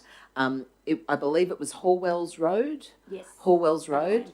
Yes, at Iron Pot. And we decided at the time that there would be a variance on that 80% either way. So, for example, if there was 79% of people wanted it, it would still go ahead. Does that variance, is that still included within these surveys? Yes, I think that was a table decision, a council table decision. So there's that small variance. So if it's so close, then we go ahead with it. Okay, just double checking that. Thank you. Councillor Walcott? Thank you. Thanks, Leanne, for the report. You did mention that the fleet may be at capacity with the service if we went ahead with Kawarl, Mount Chalmers. Will that be qualified, whether the fleet will be at capacity or over capacity before the survey goes out? No, the manager of JJ's has already assured me that if the number of properties, and we're looking at approximately 405, if they come on board, they can handle those collections. Great, thank you. Councillor Mather? Thank you, Mr. Chairman. Leanne, thank you for that. Another good report, thank you. Do we have any boundaries as to where you're going to go? Are you using roads as, we'll cut it off at that particular point? There is a table on the back. It's probably not clear, and I could provide a map. When I printed it out, I couldn't read it. So there's quite a few roads around Kawarl. There's probably more than we initially thought that we were going to look at, but we kept expanding out. It's easy to do, isn't it? Yes. Yeah, because according to the manager of JJ's, the roads were quite good, and he was most impressed Don't tell my manager with the that. standard of roads. You're not helping my case at all. I was just... I just thought I'd add that in there. Well, I'd add a little bit too, thank you. Yes, we'd have a map at some stage. Yeah, we will do a map, yes, most definitely. The other thing I was going to say is that the Mount Chalmers area particularly, the pavement there is quite narrow and quite thin on the edges, so Yes. we need to be very mindful that we need to keep a check on that, Michael, in case we need a little bit of upgrade to those good people out that way. And it actually definitely triggered by the actually expansion of the service. Thank you. Just one more question, Leanne. When the survey goes through, how long does it take from there till the possibility of going ahead with it? We initially look at 4 weeks, we give them 4 weeks, but the trouble is we had with a little area of Orwells Road at Ironpot last time is some people haven't updated their email records, etc. So we do grant them a bit of leeway in that regard, so we do get back as many responses as possible. So we actually go out and letterbox those ones that we don't have emails for? No, So how do we let them know? We send to the previous email address, or that's why we did the small section last time to get a gauge on how many people have not updated email records. So you suggest people out Kawarl, Mount Chalmers get online Ensure, and update yes, their email please. addresses? Yes, please. Right, Councillor Bellows mentioned he'd move it, and second by Councillor Friend. Do we need any need for a debate, or can we just go ahead with this? Yeah. So the officer recommendation is that the committee recommends council resolves to undertake the expansion survey for curbside waste and recycling services with the property owners of affected properties within the Kawarl and Mount Chalmers. So let's go to the vote. All for? Unanimous. Thank you. Told you we're getting through these. Hang on a minute. Okay, 11.6, we're at 11.7 now, aren't we? Okay, we have Mr. Hocking back, and the CADES 11.7, the CADES Waste Transfer Facility Engagement Plan for Extended Trading Hours. Mr. Hocking. Thank you, Mr. Chair. The by way of background, in January of this year, Councillor Friend submitted a motion to undertake surveying of the Cays, Rockyview, Glenlee and Glendale communities for a possible extension of operating hours of the Cays transfer station. This paper here is a summary of the proposed communication and survey that we're going to send out to the people of the northern area for council's endorsement or alternative changes to it. Within the paper, we've got the, within the attachment, we've got the 4 proposals. Proposal 1, 2 and 3 maintain a total number of hours, so no change to a cost to council for offering the service. Proposal 4 would be an increase in costs. We don't have the exact magnitude of that at the moment, but there would be a cost increase. Proposal 1 is around increasing the weekend opening hours, but decreasing the weekly opening hours, same as Proposal 2, but on different days. Proposal 3 is the current existing opening hours for the site, and Proposal 4 extends over the weekend, but also includes a weekday as well. Our communication teams identified the residents across the areas that are concerned. Also within the appendix lists the media or medium that we will be engaging with these residents, also the survey questions. And finally, the consultation timeline is proposed to start this engagement plan in June this month. Thank you, Mr. Happy to Chair. take questions. Through you to Mr. Councillor Hocking. Friend. Thank you. First and foremost, I'll move this. Secondly, thank you. And secondly, Mr. Hocking, you said that you don't have the costs for Proposal 4 as quite yet. Will those costs then be, can you find them, and will they be included within this survey to the people? Because it's important that they know that if they want these extra and they all vote for Proposal 4, then they understand the extra cost to council. Yes, we can do that. Thank you. Any other questions? Just question, Councillor Mather? I'd just like to ask the previous speaker which proposal that you're adopting. No, we're not adopting anything today, Councillor Mather. The Proposal 4 that is going out to within the survey, there's 4 proposals. Proposal 4 is added hours, full stop, and that's going to cost extra to council. Mr. Hocking said that the waste department haven't costed that yet, and they don't know what the costs are, but they will find out the costs and put that in the survey so that the people are aware of the costs. What they're paying for, yes, thank you for that. Because you said, Chris, that Proposal 4 would be extra cost. That's I'm just wondering why, because you're knocking off 2 weekdays. So when we extend hours on weekends, on Saturdays and Sundays, we pay overtime rates. Sundays double time. So for every hour that you're open on Sunday, it's worth 2 hours open on the weekday. Yes, because the approach that I've received, people want it sometime during the week as well. Some people not always working during the week. That's correct. That's why we've got the 4 proposals there. Yes, no, with all the I'd options. support that. There was another question too. No, it's all right. I think we've captured it all. Thank you. I'll just ask the question, just through the chair.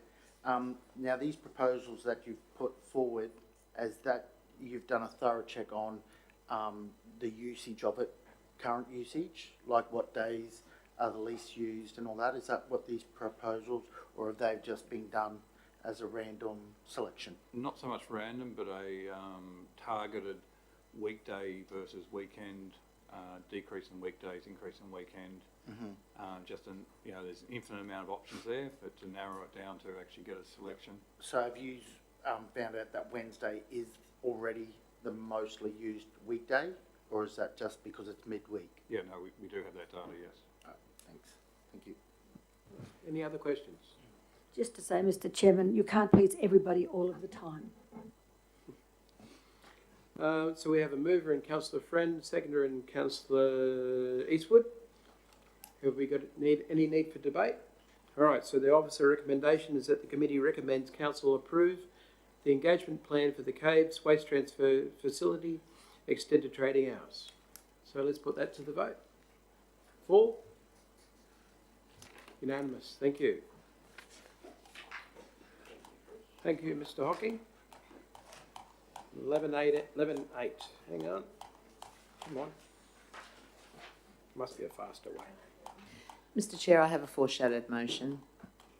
I haven't even got there. Okay. So 11.8. Naming of wetland off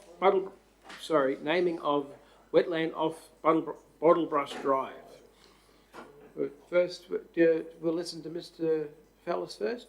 All right. Thanks, Mr. Chairman. I'll just read these, please. So yeah, the report, this is about the 5th time this has been up about renaming this park. In the past,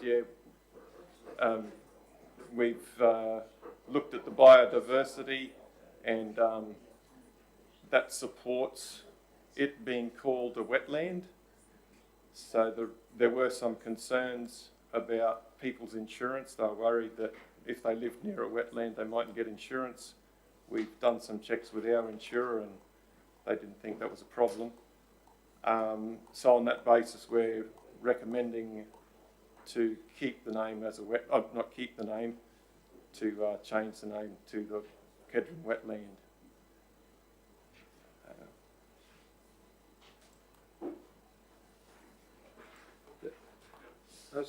Questions?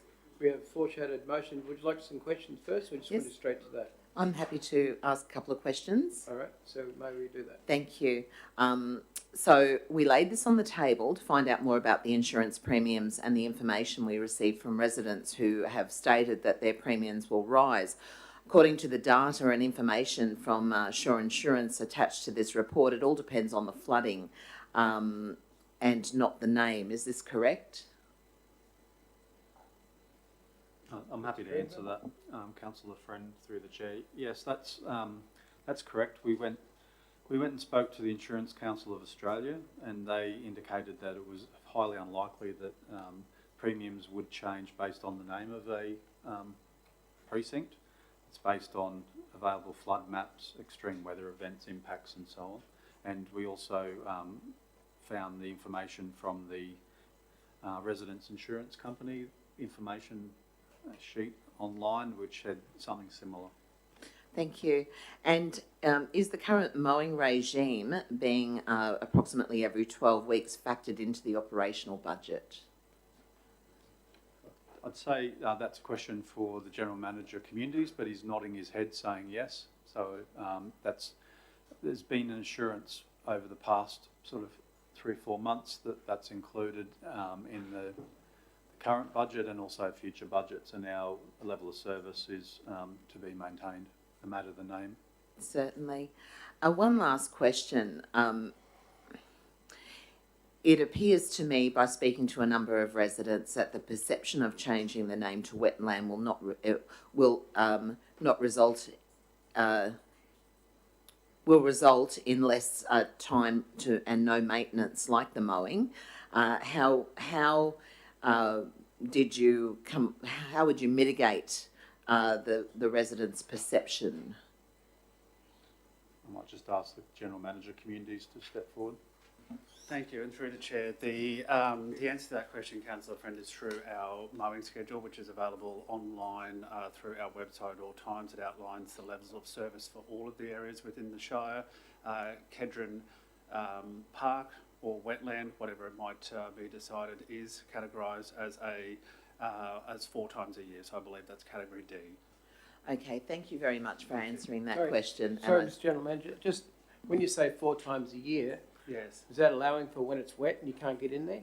No, it doesn't. But what it also does allow for is intervention levels, councillor. So if it does reach a certain level quicker than the 4 times a year, that allows us to go back into that area and schedule it to be slashed. So just say it happened to grow faster than usual because of the way we've had things. Would you go in for a 5th time in the year? Correct. That's right. All right.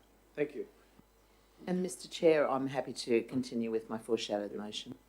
Right, so do we have to do the other one first and then do the foreshadow? There's no one proposing the recommendations. No? Okay. So, The alternative. yep, all right then. All right, so we've got a mover in Councillor Friend.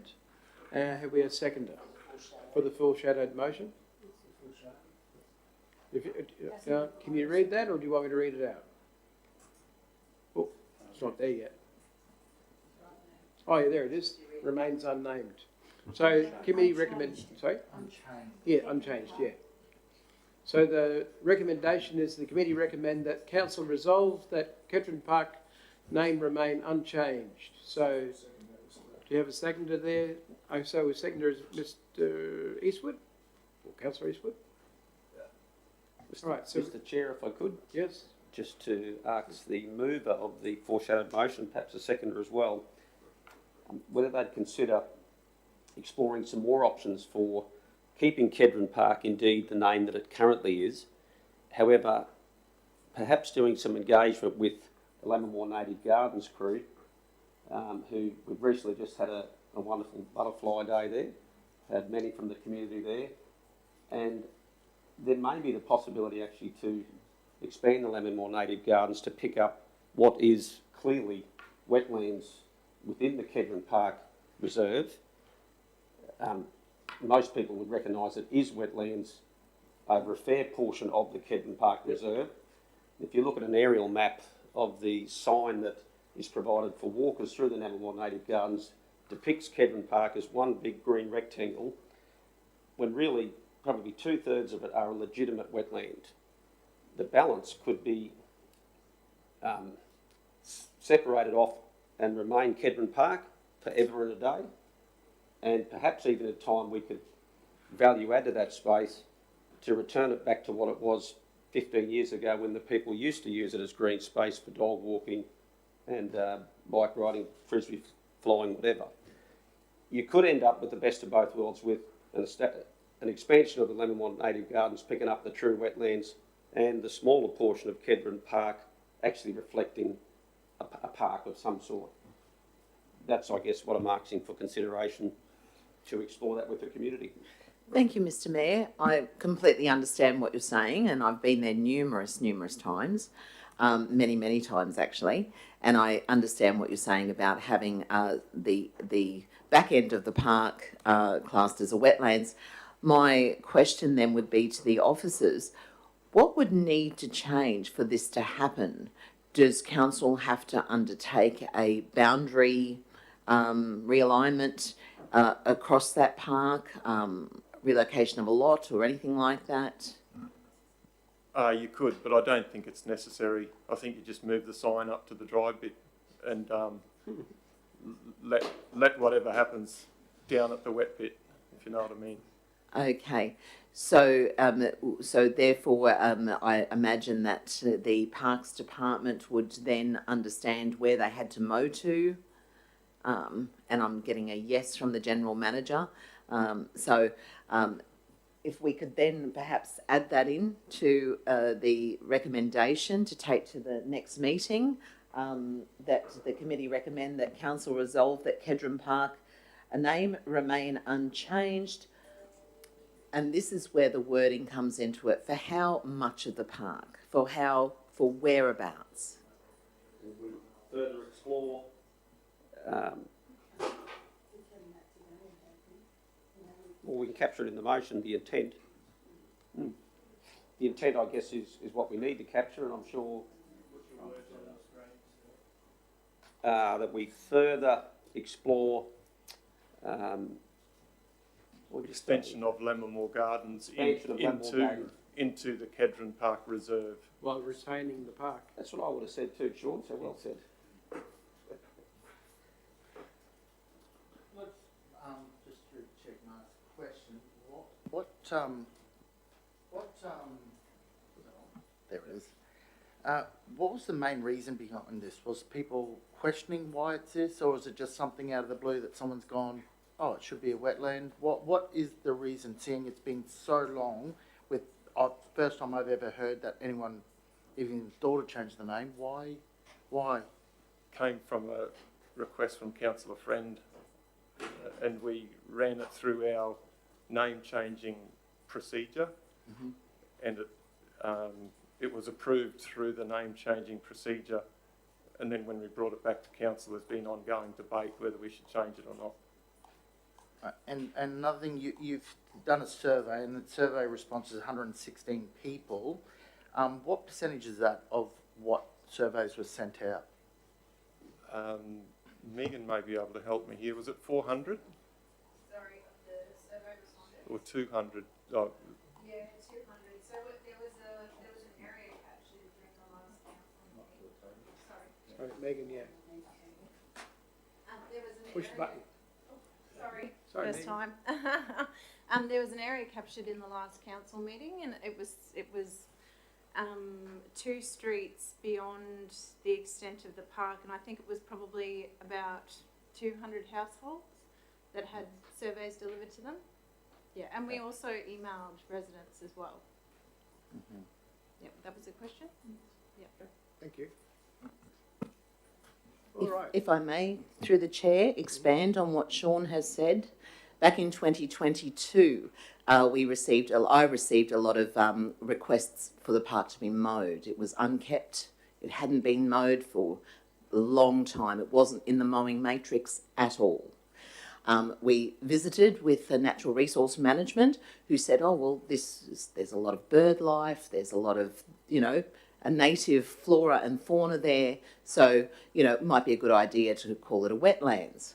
So through an email back in 2022 that was sent to the General Manager at the time through Natural Resource Management and myself, we thought, oh, well, let's have a look at calling it a wetlands. Since then, a lot of the residents really were quite upset about vermin, snakes, their children being bitten by a snake in the backyard. There's been a lot of rats, etc., and rat baits were put out. So after numerous meetings with residents, I managed to put a notice of motion in to start getting the mowing back on the matrix. So this is what's happened. So it was a whole gamut of actual, not really understanding what was going on there at the time, but understanding that, hey, we don't want the snakes and vermin to actually impact the residents. So that's where we are. Thank you, Councillor Friend. All right, is this recommendation ready yet? Might need to read it out now. Yeah. That the committee, the recommendation is that the committee recommend that council resolve that Kedron Park remain unchanged and that council further explore other options not yet considered to best reflect community outcomes with Kedron Park, which may include expanding Lemmore native gardens up to a point whereby Kedron Park can remain open green space. So we have a mover in Councillor Friend, a seconder in Councillor Eastwood. Do we need to debate, or would you like to say something to it? That's fine. I'm happy with You that. happy with that? Yes. Councillor Eastwood? You're not having much luck there. No, it's all right. I just would like to say something. And thanks for Councillor Friend to expand how we actually did get there. But to me, it just seems like a lot of waste of council resources and time. I would have been quite happy just to have left it at Kedron Park. I'm also happy to go down this way. But I think we can all learn lessons here about how we do things. I think that this could have been easily just left as it was, and we could have moved forward. So that's all I'm going to say, but I'm happy to support this motion. Thank you. Anyone against? No, but I'd like to speak to it too. You'd like to speak to it? Yeah, No thank you, worries. Mr. Two things. In good faith, Councillor Friend did what she was asked to do, to research this and see if we can't make it more friendly with better maintenance. And that was really what it was all about. We needed to address the maintenance. And that's not really our job, but when people put requests to us and bring something to our attention, we have an obligation to follow it through. So she's done what she was supposed to do. I don't think any of us realise sometimes when we put things forward, and Mr. CEO, I know you'll be alert to this one, what they can entail in the long run. So we just better be mindful that we do our homework, and this is something that it wasn't envisaged that insurance would come into this on a name change. So the simple little things like a name change can trigger a whole lot of things, and it wasn't wasted time. It brought us into a new era of learning. So that's what's important about this. But Mr. CEO, we need to be able to tell the people we're retaining the original name. That's all we need to add to that somehow. Thank you, Mr. Chair. I expect the media team will get onto that after this, possibly. All right, so let's put this to the vote. Put it to sleep. So all for? Unanimous? Let's move on. Thank you. Yep. Okay, 11.9. Back, Mr. Hocking. When the music stops, you can sit down. All right, so this one's 11.9, residential rebate for water saving products. Mr. Hocking? Thank you, Mr. Chair. By way of background, at the special meeting of Council held on the 24th of January, Council resolved to review the residential rebate for water saving products to include water efficient irrigation products and supply a report to Council. The report is attached to the papers around the existing take-up from 2019 up to 2023 of water saving devices. Not a massive uptake within the Shire, but people do access that where required.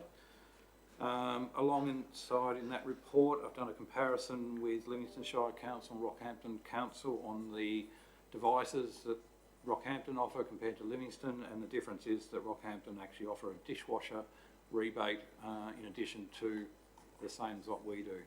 And these rebates are for washing machines, shower heads, dual flush toilets, rainwater tanks, single and integrated rainwater tanks. Also undertaken was a study around where or what water utilities actually offered irrigation subsidies or rebates. The two main ones that I was to discover was around Townsville City Council offered a rebate on certain irrigation systems. They were branded systems. They were able to offer that because they received a $10 million grant from the state government, which they then passed on to their residents in terms of water saving devices. As an interesting side note, the water consumption in Townsville for the preceding 2 years did not decrease, it actually increased. So sometimes water saving devices encourage people to use more water. The driving force for the actual water rebates in Townsville was Ross Dam. Ross Dam in 2016 was 14% full, and they were concerned around their water security, which we don't experience the same thing here in Livingstone Shire Council. The second major organisation was Watercorp in Perth, and they offered for a limited time back in 2023 up to May 24 a irrigation controller rebate of up to $300. Watercorp is obviously a very large organisation which is able to absorb those costs within their own operational costs. Attached to the paper, I think it's the rebate procedure. So, or maybe it's not, but our rebate procedure is available on our intranet site. So the recommendation from this report is to increase our products that we give a rebate on to include dishwashers to align ourselves completely with Rockhampton. Not that we do not extend the rebate for water irrigation products, and then also endorse the General Manager of Infrastructure to approve the updated residential rebate procedure. I'm happy to take questions. Thank you. Councillor Friend. Thank you, Mr. Chair. Thank you, Mr. Hocking. So basically, this report's come out of the fact that we were debating earlier this year, late last year, in relation to a water rebate for the northern areas that were receiving very high water bills. So you've given us this report, but in the report you're now telling us that there is a company that does give a rebate, but they have the money to do so, $300 on irrigation. Not a company, the Watercorp. Watercorp, sorry. So it's a water utility. Water utility. Same Thank as you. the Shire is not a company. Sure, I understand. Thank you. Thanks for clarifying. Why did the report say that the irrigation rebate is unable to be quantified? There was no data on the Watercorp site around what the take-up percentage was. Sure. And also too, I noticed that there was something missing from the report. It was actually 24th of January 24, that this was adopted through resolution. Why wasn't the education factored into this particular report. Part of that resolution was to undertake education of the northern areas, and just this report was missing that part of that resolution back from January. That's correct. There's still information to come back to council around the education program. It's not a simple thing to generate a education program. So we're still outstanding action. Wonderful. Last question. Thank you very much. Has council considered actually applying for any grant funding to include irrigation for domestic purposes?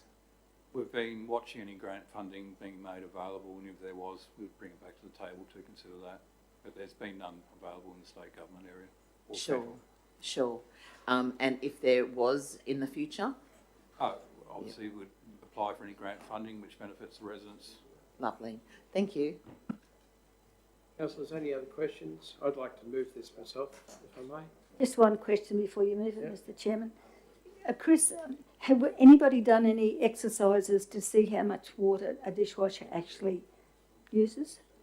I mean, no, Rocky use, if they've got that incorporated. Yeah. Not off the top of my head, councillor. Mine's I've seen plenty of ads which say they use less than a hand washing. That's all I could go by. The dishwasher recommendation is for the 4 or 5 star, so the most efficient type. They'd have to be efficient. Well, they have to be, yes. Yeah, well, I've got a 2-legged one at home. Yeah, it works well. Thank you. All right, if there's no more questions, I'd like to move it. Councillor East would like to second it. Any need for debate? I don't think so. So let's put this to the vote, unless you've got something to say, Councillor Eastwood. We're all right? All for? Against? Oh, 2 against. That's rare. All right, thank you. Now we'll move on to the next one. Is 1110, which is Councillor Mather's questions on notice for sewer services at 52 Marine Parade, Emu Park. I believe Mr. Creedman. Oh, hang on, Mr. Fallis. Yeah. Through the chair, I'm happy just to present this report as read. The responses to the questions on notice are within the body of the commentary, and the officer recommendation is that the report and the responses be received. Right. So do we have any questions? I have.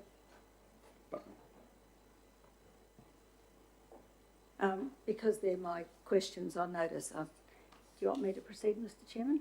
Well, they're already here. Do you have any new questions that go with it? Any questions? Anything that you're not sure of that's been answered? I'm not too sure whether the manager has put his motion forward or whether I was to do something after you've spoken. Explanations. We're just going to, we'll just get a mover and a seconder to receive it, and we'll receive it. So if you've got some questions that you want to ask Mr. Creed. Well, I'd like to give a brief explanation, if I may, Mr. Chairman. These answers that the officers kindly provided were in response to questions I noticed I put at a previous meeting, and they related to an application by property owner to connect directly to a sewer main.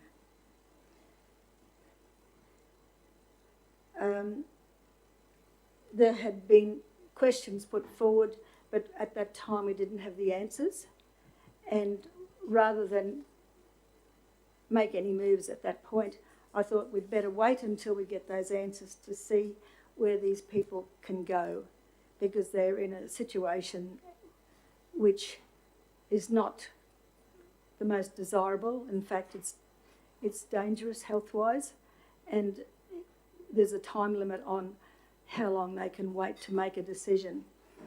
I'd familiarised myself with the site and invited councillors to come along and have a talk to the people and have a look at the site so they can understand what the answers are all about, what the topic's all about. Thank you, Councillor Walcon. and Councillor Bello familiarised themselves with the site. Thank you for that. I did send a reminder, and I don't think anybody else turned up, but not to say that that's not still possible. So now that we have the questions and the answers all together, and they have, as you can appreciate, there's been a lot of time spent on this for good reason, which will be explained in time. And I would again encourage members to have a look to see when it does come back to the table, and it will at the general meeting, that's to be decided what happens then. But I would encourage you all to just familiarise yourself with what I'm talking about, because when any member goes to trouble on behalf of a ratepayer, it can take a long time. It can take a lot of research. And it does take a lot more information that we as civilians didn't have before. But we become educated every time we take up a topic. Actually, Councillor Mather, we're not in debate. No, I know that. I'm just putting the parts together, Mr. Chairman, because this is a matter that could come back and bite us big time if we don't deal with it properly. So is there a question though? Councillor Mather. No, you've got it wrong, Mr. Chairman. I hate to say that. I was putting the questions and the answers together so that members understand it. I understand. And that was my prerogative to receive them because they were my questions. No, I understand. All right. So, Michael, if you want to put it up to be received, I'm happy to support that. That's the officer's recommendation there, is to, the committee recommends council resolve to accept the report as read. So is everyone happy for Councillor Mather to pass it and, move it and have someone second? Or do we have more questions? The only question I've got is just, can it be clarified where it says that the committee recommends that council resolve that the report and responses to questions be received. What does that actually mean, resolve that the report? Is the report stating a position, or is the report stating just purely information? So, thank you, Mr. Mayor. So, as this is a standing committee, the standing committee is able to resolve to accept this report, which is, the report is basically the questions in the body of the commentary. There's a question, which is Councillor Mather's questions on notice, and then in italics there's the response, which is the answer. So officers are just responding to the questions on notice. This report, if resolved to be accepted by this committee, will then go to the ordinary meeting of council for resolution on the 18th of May. And the outcome of the resolution, if it was supported, hypothetically, in its current format, what would happen after that? What would be the actual outcome? Can I answer and that? Sorry, Councillor Mather, you may in time, but we're just I'm receiving it. Mr. We're just President, receiving it. We're only receiving the report at this stage. No, but that's what I want to qualify. Would there be any actions that follow after the general meeting if we did indeed receive it in its current format in terms of changing the circumstances for that individual down there, or would everything remain exactly as it is? So the short answer is that officers are responding to the questions on notice, so there's no further action for officers to undertake. So we've liaised with the resident, and under the council's current policy, we've mentioned to them and to council in a briefing earlier in May that officers don't support connection into the rising main, so that remains our position. This report here is answering questions put by Councillor Mather. The committee, I assume, if the committee accepts this report, then it will be recommended for adoption by the ordinary meeting of council on the 18th of May, and that's where it sits. There's no further actions for officers at this time. We've identified that the residents' request has been declined due to policy reasons. Very good, thank you. The request has not been declined. Apparently the people haven't even had a reply to their application. application. But I just need to raise a point of order, Mr. Chairman. All we're doing, we're not asking for any action that will come from this. I'm just asking. What we're asking that the report be received, and I thank the officers for the report. Yeah, so we've got a mover in Councillor Mather, a seconder in Councillor Eastwood. No need for debate? No. So we'll put that to the vote. All for?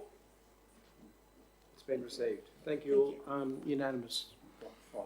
5 minutes over, Mr. Chair, Yeah. so I don't know if you wanted to suspend or adjourn the meeting. Well, just wondering, do you want to push through for another few more minutes to get this over? And then have morning tea? Yes. Yes. All right, so let's keep moving. Thank you. All right, so we got 11.11, which is the Infrastructure Portfolio Quarterly Management Report for the period of January 1 to March 31. Mr. Creedman. Thank you, Mr. Chair. I'll take it that the report's been read, so I won't go through it in too much detail, and I'm happy to take questions. Okay. Councillor Friend. Thank you, Mr. Chair. Thanks, Mr. Creedman. When will the LGIP local government infrastructure plan be brought to council? It's almost completed. Well, I'll answer it in two parts. There's the modelling and the background infrastructure requirements have been completed by the engineering planning team. We have engaged a contractor to put the document together. That's now sitting with our planning team to then progress through as part of a planning scheme amendment. So I'll take it on notice to get back to the council on the next steps after the modelling's been done. Now it goes into a planning scheme amendment. So I'll provide a response to that in time. Thank you. One last question. Under the Transport Main Roads School Infrastructure Program, it doesn't show that design works are progressing for the bus stop at Keppel Cove. It talks about Tarangambar and other areas, but not Keppel Cove. Councillor Friend, yeah, that bus stop is in with the ones at Tarangambar, so there's probably just a typo missing, but they're all together. Thank you. Any other questions? Just a question, if we could get a follow-up, doesn't need to be now, but just clarification. I believe the bus stops that Councillor Friend has brought up, they've been costed previously at, I don't even want to say the cost, but a reasonably high figure, what it would seem for individual bus stops. Could we just get clarification on what an individual bus stop costs council to install, and perhaps some detail on who actually constructs those and what the tender for that looks like? That would be much appreciated. Thank you. All right, should we have a mover? Happy to move that, or happy to second? Councillor Friend, second. Councillor Bello. Any need for debate? No? All right, so this is that the committee recommends that council resolve the infrastructure portfolio management report for the period January 1 to 31 March to be received. All for? Thank you. That's unanimous. And that's the end of our infrastructure first meeting. I feel like Fuzzy Bear. Good job. Well done. Thank you.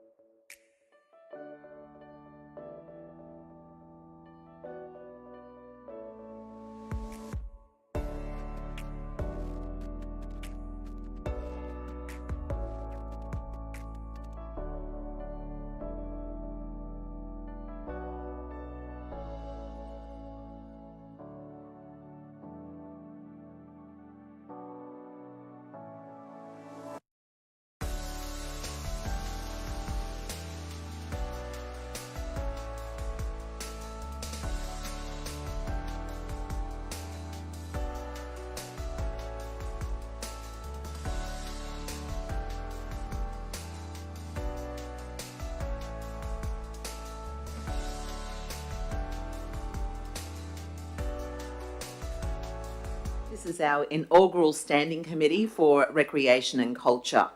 The first point order of agenda is to nominate myself as chair for this particular standing committee under the standing order of 2.6.4. So I will nominate myself. Do I have a seconder? Thank you. Councillor Watson. All in favour? Thank you. So a couple of things first. With this particular standing committee, myself and Councillor Walcon will be sharing the chair from a month-to-month basis.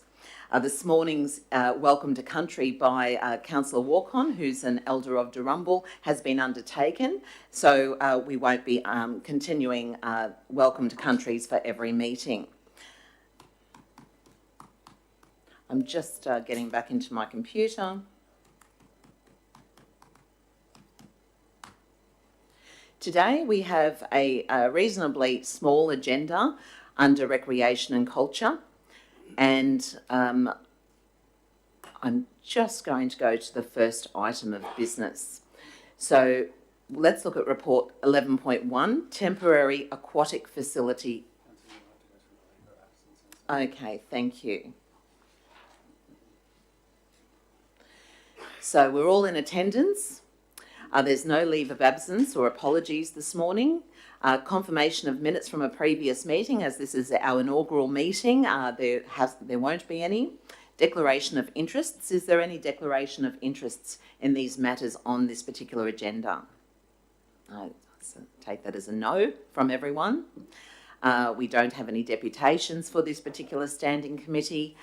Business arising is not occurring at this meeting. Presentation of petitions, there is nil, and obviously being the first meeting we have no councillor or delegate reports, nor do we have questions or statement motions on notice, as this is a standing committee. So everything we resolve in these particular committees is just to resolve to send them to the ordinary meeting. So all we're doing is we're recommending, this committee will be recommending to send to the ordinary meetings. If we then proceed to 11.1, I'll start again, temporary aquatic centre facility lease. And we have General Manager Chris Ireland to actually give us a rundown. Yes, thank you, Chair. I'll take this report as read, but to give you a brief précis, officers have reviewed a temporary solution in Zilsey for the aquatic centre when it closes in Cooey Bay. You can see there that there are some figures there, and we costed some around full-time hours, what we would currently see at Cooey Bay, and then some, I suppose, hours that are less than what we're seeing at the moment, and the prices accordingly. So we have costed those out at $648,000 for full-time hours, and some reduced hours at 363 hours. As such, council officers have recommended that council resolve to not proceed with providing a temporary aquatic facility during the construction of the Cooey Bay Aquatic Centre. Happy to take questions. Thank you. Are there any questions from the floor? Happy to move this, if you like. Question. Thank you. Do we have any costings on the costs for the Emu Park use at all? Or is that? Councillor, that's in our, we provide, there is a manager there that is provided. I'm not sure off the top of my head, I would have to take that on notice. Those costs are included in our operational budget. Right, okay, yep. Are there any other questions from the floor? Thank you. So we have Mayor Bello moving and Councillor Mather seconding. Yes, question, Councillor Watson? I was just confused about the sea spray situation. I thought maybe we could just organise a simple voucher thing to pay the difference if people were using it, because I was concerned that maybe if people got to travel all the way out to Zilsey, they may not use the pool, and we're going to spend an awful lot of money to do it in the first place. And I thought there might have been a cheaper way to use this pool out there. Through the chair, I believe people can still use the pool as a pool. This is providing the function that we provide at Cooey Bay, Councillor, which is learn to swim facilities, swim schools, and the associated costs that go with that. All right, thank you, that's right. Thank you. Did you have a question, Councillor Mather? I have a question. Thank you, Chris. In relation to the Zilsey pool, could you give me a little bit of a layout? It's a privately owned pool. This particular report talks about the lighting situation, that council will need to improve the lighting, etc. Could you discuss why security and would be needed along with lifeguards, etc.? Yes, thank you, Chair. There is obviously regulations that we have to meet for public swimming facilities that are different to private facilities. We would need to include some shade, some additional lighting. Obviously, those swim schools operate possibly from 5 till 6 or whenever their squad times are. And obviously, we know early in the morning when lighting is required. So we would need to enhance some of the facilities there on the temporary basis if we were going to move through, which is adding to the additional cost. Thank you very much. So we have a mover in Mayor Bello and we have a seconder in Councillor Mather. So we'll enter debate. Oh, you have a question, Councillor Eastwood?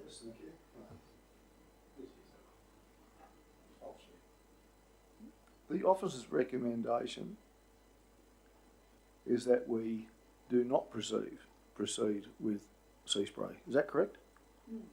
That is correct. Okay, thank you. Hang on.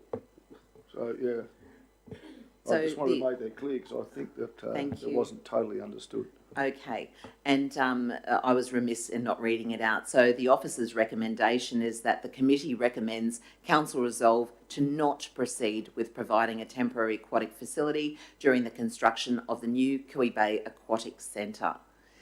Does this change the situation? Yes, I'll let you speak. Yes, I would just like to explore the Emu Park swimming pool option. So through the Chair, the Emu Park swimming pool option is provided by council at present and will be during the Cooey Bay Aquatic Centre shutdown. There will be no change to that centre, and we currently own and operate that facility through a manager. Right, okay. So just to get the picture clear in my head, so the squads that use the Cooey Bay can just go down there and use that pool? It would be a negotiation with the current manager, yes, of that facility, but it is something that is possible. Okay. Provide a temporary aquatic facility. Not proceed with one. Okay. Do you need a moment to think of that? Do you have another question, Councillor Walk-on? I have lots of moments. Yes. Yes. Yes, please, thanks. Okay, Councillor Watson? So, with the Emu Park pool being used, will it be able to cater to all the uses that were previously used by the pool at Cooey Bay? Will the Emu Park pool be able to cater for all of the uses previously and used? the amount of classes and things like that? I might have to take that on notice. Initially, I would say no. I would probably look to our supervisor in that area, Sean. He might be able to address the table a little bit more about capacity, but I would say no. Right. Well, thank you, councillors. Is there any further questions? Councillor Mather? Yes, just seeing somebody has started the ball rolling. Madam Chair and Chris, the question was a good one. Can we cohabitat that pool and serve both parts? Because it's under contract, obviously we've got an obligation to them that they've got certain hours. Chris, have we tried to ask them that pool? Have we flagged it with them to see what they have available? Or even if it's the learn to swim classes could be accommodated to sort of have that continuity for the little fellas? The issue here, Councillor, is the facilities are not the same. The Emu Park pool is significantly smaller than what the Cooey Bay pool is, which is why council officers had been looking for alternate situations. This comes round, and the officer's recommendation comes around in relation to the budget. It's a substantial cost to council and something that needs to be considered by the table. And unfortunately, it's going to take over a year for the Cooey Bay pool to get up and going, but once it's going, that'll be all history in the making. Yes. Yes. Well, Councillor Mayor Bello, are you still happy to move this, or are you rescinding your? No, actually, thank you, Councillor Friend, for pointing it out, and thank you to Councillor Reesford for pointing it out. And no, I'm not happy to move that, and I must admit, previous conversations had probably taken for granted, or I'd assumed, which one should not do, that we're actually heading towards negotiating a suitable outcome to utilise this pool. So I'm not supportive of the recommendation. I won't be supporting it. However, what I'd look to know is, was there any revenue streams that were identified that could be generated from the Learn to Swim that would occur for the 12 months, given that they currently pay? Again, I might, yes, there are revenue streams. Certainly it wouldn't be as fruitful as what Cooey Bay would be. So these are the costs of the council. Whether or not we want to get somebody in there to manage that facility is, obviously above and beyond that, and look for a lease revenue income. I guess because the person or the council doesn't actually do the Learn to Swim. That's not a function the council perform. So it's actually handled by private enterprise. So would private enterprise not continue to perform the function there of accommodating the users there, and therefore we can negotiate with the private businesses a fee structure there? We have an agreement up until Cooey Bay Pool is scheduled to be demolished. Above and beyond that, we have not investigated the appetite of somebody being in a temporary facility for such a short time period. Well, I guess if I could ask a further question, without exploring that option, whereby the sole purpose of doing it is to try and address the shortfall in swimming pool facilities for the duration of the closure, it would be good to, to interact or to meet with the businesses that are in the business of doing that and ask them, will this facility suit? How much are you prepared to pay? Because otherwise what we're hearing is there is no other place for you to carry out your function, which is why we've endeavoured to do this, to come up with a solution. But if they don't want to be part of the solution, well, maybe the demand is not as high as we first thought. So it would be good to, I guess what I'm proposing is we lay this on the table and, until we have further discussions with the stakeholders to ascertain their appetite for a financial arrangement. That's probably what I meant to move at the start. So thank you, Mayor Bello. So at this point of time, you're wanting to move a procedural motion. Can we move one without a mover and a seconder? Yes. So we're moving a procedural motion. Councillor Bello is in to lay this on the table to explore in order to explore options. What wording would you like? To explore or negotiate options, financial arrangements that would help offset the cost of making this facility fit for purpose. Something to that effect.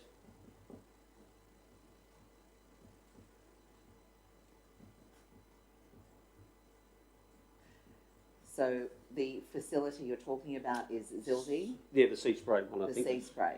I believe so, yeah. Okay. That's the one in the report, isn't it? So we have also exploring financial options with stakeholders. So council basically saying at the moment, if council were to take it on, this is the amount of money it's going to cost the council. So anywhere from $550,000 to $650,000, with option one being complete trading times or opening times, and option two with the lesser opening times would be $272,000 to $363,000. So that's what council would have to pay to actually undertake and make use of this facility. But what you're asking for, just to clarify, is that you're asking that the private stakeholders that undertake Learn to Swim will then negotiate themselves No, they've negotiated with the council because nobody currently gets to use the facility for free at Cooey Bay. Everybody pays. So what we want to understand is what's the likely take-up for the facility at Zilsey? What's the projected income that we may be able to, receive back in, and then it offsets the cost of that initial outlay. And if the stakeholders say, no, we don't need it, we're going to swim at, Mrs. Smith's pool or wherever they're going to go, that's fine. But what we heard loud and clear, that there was strong demand for additional facility because of the closure of the little pool is going to occur once that Olympic pool is shut for business. So the learn to swim pool will also be shut for business. So we could be up to 15 months without a learn to swim pool. So we'd like to know what those operators think of this proposal and are they prepared to contribute, understanding that it's considerable cost. Through the chair, I'm just wondering if the mayor might be so kind to consider changing financial to management options with stakeholders. Yeah. Whatever you guys need to be able to have that direction. Yep. I'd like to just ask a question also through the chair. You've got a lifeguard contract now. If the aquatic centre at Zilsey is used for learn to swim and physio, what is the need for a lifeguard if you've already got people qualified with all the requirements? Why is lifeguards in there? Yeah, it's just a regulation that's put upon us by the local pools. I'm not sure of the Act. Sean might be able to embellish a little bit more. GSPO, Guidelines Set for Operations. Yes. So they put in a clause as to what we Sean, would you like to come up to the table so that...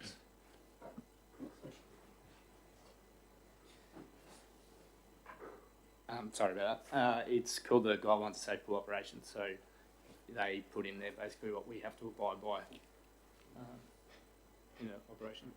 So no matter what is the activity, there must be a lifeguard on site at all times. Is that what the obviously the state legislation is? Through the chair, there's a threshold. So with simple operations, and you're talking like a learn to swim class, you might need one. If the pool is fully open, you might need 5, and you see that at different places throughout the Shire, like the lagoon, which has a minimum of 3, I believe, Sean.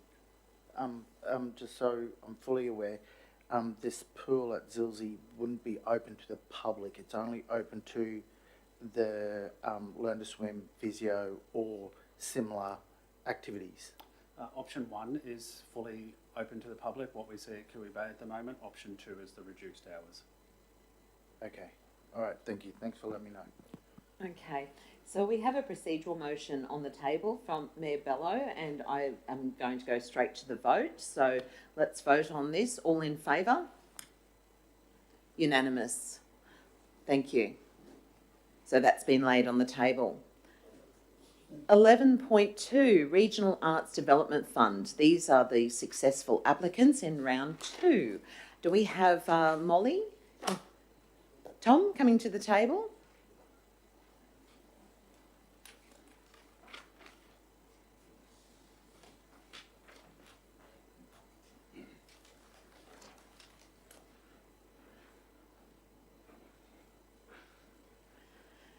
Thanks, Tom. Thank you very much, Chair. Good morning, councillors. I'll take the report as read. However, we have had 14 applications were received for round 2 of the Regional Arts Development Fund grant scheme, which closed on the 7th of April this year. And the Regional Arts Development Fund grant scheme assessment panel assessed all applications and recommended a total funding of $29,780. So part of the recommendation is to approve the list of grant applications be funded from round 2. So happy to take any and all questions. Thank you. Councillor Watson wishes to move that. Councillor Eastwood, would you like to second it? I'd love to, thank you. Thank you. Thank you, that's fine. Are there any questions? I have a question. So, just out of pure curiosity, what is the Gillen Moon Festival? What does that involve? It was just very interesting. I'll have to take that one on notice, councillor. I'm terribly sorry. I'm not quite across that one. Sure. The question I have is council matches the Arts Queensland funding every financial year, I believe. Does this amount fluctuate from year to year? No. No. Okay. So. I believe there's been a small increase in the last 12 months, but a small one. Okay. Thank you, Councillor Watson. So we have a mover in Councillor Watson, a seconder in Councillor Eastwood. Would anyone like to speak for this? Yes, Councillor Watson. Do you have what is council's contribution? Question? Councillor, you can, through the chair, council's contribution is $29,780.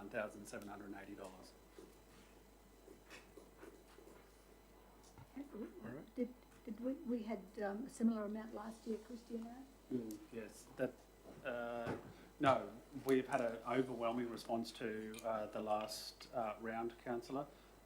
We've had, I think, 14 applications. Molly might be able to expand on that. And we had 4 last time, so it's really great to see the small applicants. It's good money getting out there. It's good money, yes. Considering you don't have it and then you've got it. Okay, thank you. Would you like to speak for this, Councillor Watson? Thank you. Madam Chair? I guess it is.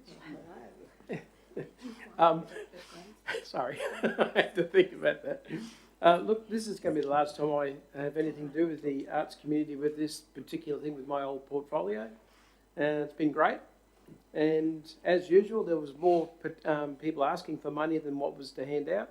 And I do hope in the future that the RADF program does increase in the amount of money and that we see more and more artists and new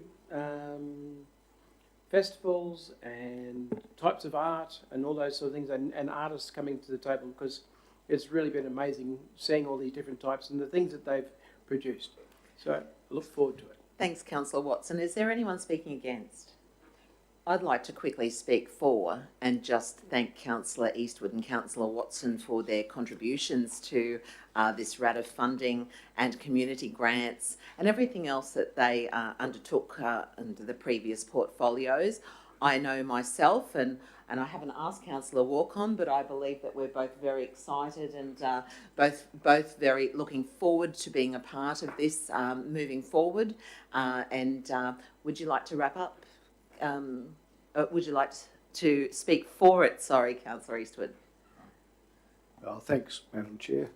Look, yeah, it's always exciting to be able to give funds to worthy organisations and worthy groups, and in this case, towards our arts community, who make a big contribution to the culture of the place that we live in. And it makes Livingstone, it's an age-old saying, but more livable. It makes it a place we want to be, and it helps to bring people into our community as well. So even as a tourism thing, it's just a fantastic. It's been fantastic to be involved in it, and I'm actually sad to let it go. Thank you, Councillor Eastwood. So is there anyone else that would like to speak for it? Would you like to wrap up, Councillor Watson? All right, well, we'll take this to the vote. All in favour? Unanimous. Thank you. 11.3, multi-year event sponsorship proposal as a destination event, King of Kings. And we have Molly here who's going to talk us through it. Afternoon all. As you may recall, a couple of years ago, Council determined a new sponsorship model. Within that model, it allocated $50,000 for a destination event. So the destination event is defined in our event strategy 2025 and has a variety of sort of things that makes it a destination event, including 25% out of region visitors, multi-day, a number of things that are outlined in the event. So over the past couple of years, the communications and events team have done a number of investigations, phone calls, meetings, etc. with events across the country. And this is the event that has risen to the top in terms of what's doable right now. best bang for our buck, and covers those things that Councillor Eastwood was just mentioning before, brings people to our region, has a lifestyle type focus, and doesn't have the venue limitation that a lot of the other events found when they were exploring having their event here. I'm happy to answer any questions. The previous year's report is there with some pretty impressive stats in terms of reach. They also have existing strong relationships with local accommodation providers, local sponsors, etc. And they're very, very keen to base the event here in Livingstone, so much so that they would amend the name to call it Capricorn King of Kings. And they've received an offer from other places, Gladstone included, but they'd much prefer to do it here due to the history and the fact that they love it. They love being here. The other interesting thing about SCF, the organisation, is that they have a conservation focus as well. So not only are the fish caught and photos taken of people feeling proud of how big it is, but that fish is then measured, it's uploaded into a special app, and then that all goes into the citizen science database. So there's plenty of data that then becomes available for all of us, plus the community, around the current status of our fish and the different areas in which they're found. They also, if supported, they want to engage with traditional owners and the Tumra to ensure that they're providing education to their participants about not only green zones and safe fishing and responsible fishing, but around respect for the reef and what the Tumra actually means as well. Thank you, Molly. Councillor Mather, did you have a question? Yes, I did. Thank you, Madam Chair. Over 3 years, Molly? Yes. $50,000 over 3 years. No, per year. Per year. Oh, it's a lot of money. Yes. Yeah, it's a lot of money. And I can... That's allocated in our budget for a destination event at the moment. Yes. And we haven't found the event yet. So I have a question. Are you finished, Councillor? Yes, Sorry. thank you. I have a question, Molly. Could you give us a rundown on the history and how long have we been looking for a destination event to occur in Livingstone, etc.? At least 3 years. So we've had the 50,000 allocated in the past 2 budgets, and we've met with, I say we in terms of the team, I have met with a number of proponents of music festivals, of meat stock, which is like a combination of a music festival and a food festival, and a number of others that I can't recall at the moment. And the biggest thing was around the venue limitation. There wasn't space for that size of event to occur. We didn't have something we could offer. So our showgrounds isn't big enough for those events. Whereas with this one, especially with the communication and marketing reach, and no venue limitation, and the positive response we've heard from participants as well as the organisation, it seemed like the best way to go. Thank you. It also, sorry, Councillor, it hits a number of things within the event strategy. It's in shoulder season, it highlights our lifestyle, it promotes an activity that's very popular here already. So there was a few of those things that it really lined up well with. Molly, we're talking percentages. How many people would it approximately bring to the coast yearly? So there's 500 participants. But they often will bring family, friends, or 500 people will each bring their own family and friend, and one of those will then be part of the team. I think it's here somewhere about the...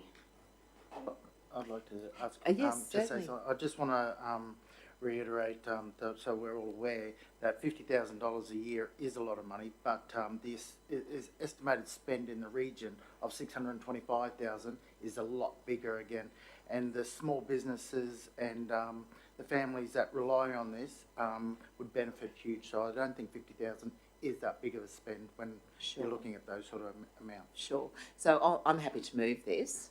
Do I have a seconder? Councillor Rothery? Lovely. So we're opened in debate now. Is there any other questions? Yeah, I have a question. Thank you. It's never easy trying to pick favourites or establish which one's a priority over another. the Village Fest, which is a fairly significant festival on our calendar, saw their funding reduced somewhat. I think we have supported them for 13,000. Yes. I believe. Would that be called a signature event? So this is around destination, and it's around the attraction for people out of region. So this one particularly attracts 72% of participants out of region, whereas the Village Festival is around 20%. So the Village Fest is, despite their efforts, it would seem that they're only meeting about 20% additional participants. Or, sorry, external. From out of region. Yep. And the alternative is this, we could not have a destination event allocation and instead put that back into our regular sponsorship allocation. But we've been seeking a destination event which is based around getting people to come here for that over multiple days. Do we know what the return on investment was for the Village Fest? Have they provided facts and figures around the return back to the small business community and what have you? Not for last year, but I'm sure I can get that from them. Okay. Thank you. So we are in debate now. Is there, I'm going to reserve my right to speak at the end. Is there anyone speaking for? Question 3, you. Question? Chair again. Molly, we all like to look at the benefits from everything we do. We all like to think they come with big or small, but they all contribute.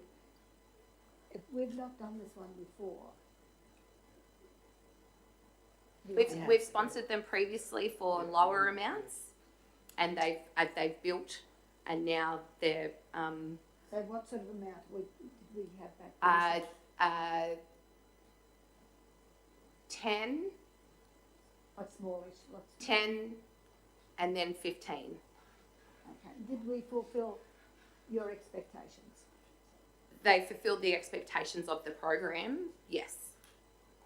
And if we're looking at committing in advance, which is not a good thing, whether it be Matthew Flinders Drive or something like this, over 3 years, we're committing another council. We're already, shall I say, on the edge of a very sensitive budget. Mm-hmm. And we're committing 3 years in advance. So that's about securing the event. Yes, yeah, I understand that. At the end of this term, it'll be the end of that funding.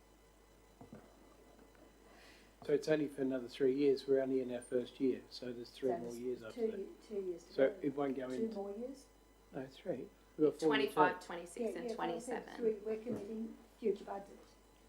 Yes, but So it's not going to go into the next term, though. Yes, it doesn't matter whose term it is. So are we asking questions or are we in debate? Are you speaking against? I'm just trying to clarify.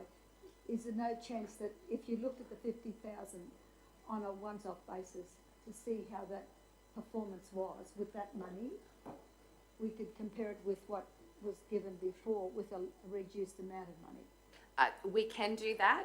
The only risk there would be that they choose to go somewhere else who is offering 3 years. If they like us so much, I'm sure they'll grab it. Okay. One further question, if I may. Yes, certainly. So initial investment was around the 10,000 previously, was it been? Yes, and then 15. Then 15, and then we've proposed a jump to 50. They've pitched 50. They've pitched 50.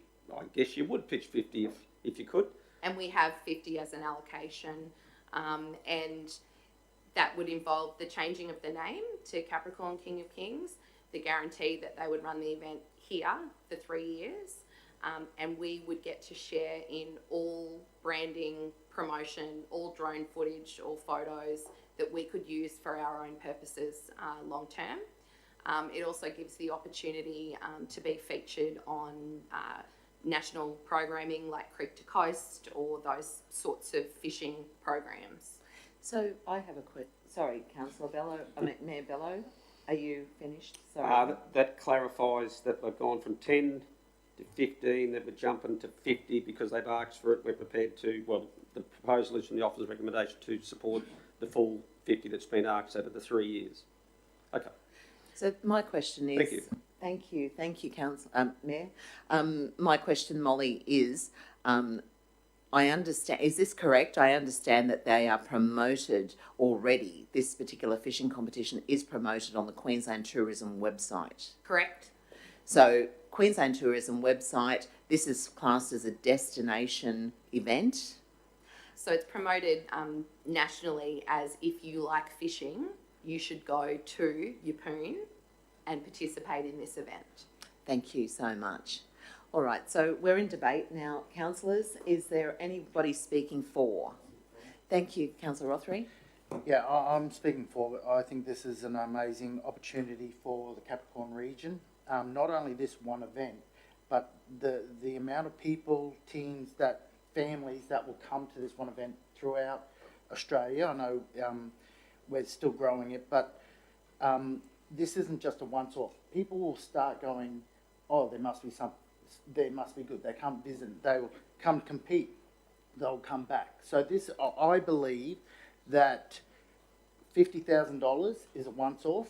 The media, the name that we get from it, for our area, I think it can only be good for this region, and I'm going to be supporting it by the fact that the local businesses in this area not only deserve it, I think they'll be all in support of it as well. Thanks. Thank you, Councillor Rothery. Is there anyone speaking against? Unfortunately, that would be me, and I really didn't want to actually. I just find that $50,000 is just, not that it's too much, but when I see other organisations such as the Village Arts Festival getting so little, I find that a very bitter pill to swallow. I think that the King of Kings fishing competition is a fantastic competition, and contrary to Councillor Rothery saying it's a one-off, this is $50,000 every year for the next 3 or 4 years. 3 years, which is $150,000. Sorry, can I just clarify? I didn't say it was a once-off payment. I said it was it's not a once-off event. It will attract people over the years. Thank you very much for that. Thank you very much for the clarification, Councillor. So yes, and I'm sure that even if we drop that amount a little bit, that would still get the King of Kings to come here, but it might also help us to support somebody else. Okay, I think that we could probably drop that amount to possibly $30,000, $30,000, or even $40,000. But I'm certainly not willing to go with the 50. I just think it's too much. But I do endorse it. I think it's a fantastic event. I actually had a little bit of involvement with it last year, and I saw the numbers, I saw the enthusiasm, spoke to numerous people that were attending it, but I just think that we need to spread the love around a little bit more. Thank you. Thank you. Yeah. First and foremost, so Councillor Walk-on, were you speaking for or against? I'd like to speak for. Yes, that's thank okay. you. Yeah, through the chair, thank you. Sorry about that. It's coming. So $50,000 investment, 150 over the 3 years. I do see it as a very positive investment for our community. 150,000 with a $625,000 return. I think that's pretty good numbers. Well, that's not even with the 50. That was with the smaller margins of 10 and 15. So I suppose there's a little less on the return, but still a $625,000 return is pretty good going in my eyes. And 72% coming out of the region, or coming people out of the region into our region, is still quite positive to highlight how great our area is and how good it is for fishing. And it is one of those big events for people who do fish and all around the nation to see destinations of choice, because as a fisherman myself, I look for destinations on where you could go and catch great fish. And to know that that there's a lot of investment into the local area, and an organisation like what's been talked about today provides an opportunity and an avenue for these things, and not only to promote fishing, but also to promote the conservation of green zones and how that all works. That's a very positive thing. So that's my speaking for. Thank you. Thank you, Councillor Walk-on. Is there anybody? I'm just going to open the floor for for and against. Madam Chair, instead of voting against, which I would have for budgetary reasons, I'd like to amend the original motion to 30,000 per year for 3 years. Certainly. That's a major contribution. So 30,000 for 3 years. I have a question to the officers before we move on that. My question is, was it discussed with the organisers of this fishing competition for a lesser amount? You previously mentioned that Gladstone and what other areas were they thinking of? I can't remember. Gladstone made them a definitive offer. I'm not sure the... Sure. To miss out on this, I'm just concerned that we can't miss out on this opportunity. So, but you're foreshadowing 30,000? I'm asking for an amendment to the motion to make it 30,000 per year for 2 years. Can I just ask a question? Oh, sorry.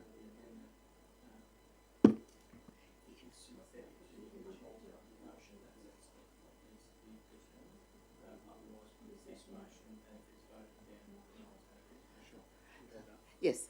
So what we'll do is we'll stick with this motion. If it's voted down, then we'll put the alternative motion up in relation to 30,000. Councillor Rothery, you had a question? I just want to say a little thing. Like, the last thing I want, and like we said, 50,000, I'm thinking of the region, I'm thinking of the businesses, I'm thinking of the what can bring to the area and the name itself. And I could, for $20,000 that you're talking about, that's going to make... Point of order. Is it a, bring yes, 625,000. point of order. So you have to stop speaking when they say point of order. Sorry. So yes, basically what's happened is we thought you had a question. You didn't ask a question. Oh, sorry. You went into another statement or debate, but you've had your say. Okay, sorry. So you can't speak again, unfortunately. Okay, sorry but that's all right. It's learning. We're all learning. Thank you very much for that point of order. So I'm going to, I will have my say. We'll take this to the vote. Oh, certainly. Please, Mayor. What a great opportunity to support this event, which I certainly look forward to doing. A significant increase on last year, as foreshadowed by Councillor Mather, would be $30,000. I think, what's that, 200% increase, or is it 100% for those mathematicians? Huge increase. There wouldn't be many of our events that come to us for funding that have ever been able to achieve that level of increase, ever. This would be the biggest, to my understanding, over the 3 years of $60,000. What a massive increase. The question is, how much are you prepared to increase? Are you going to go to the full 50 that they've asked for? Are we going to negotiate and say, hey guys, we'd love to support it, but work with us, because 30 is probably where we're at.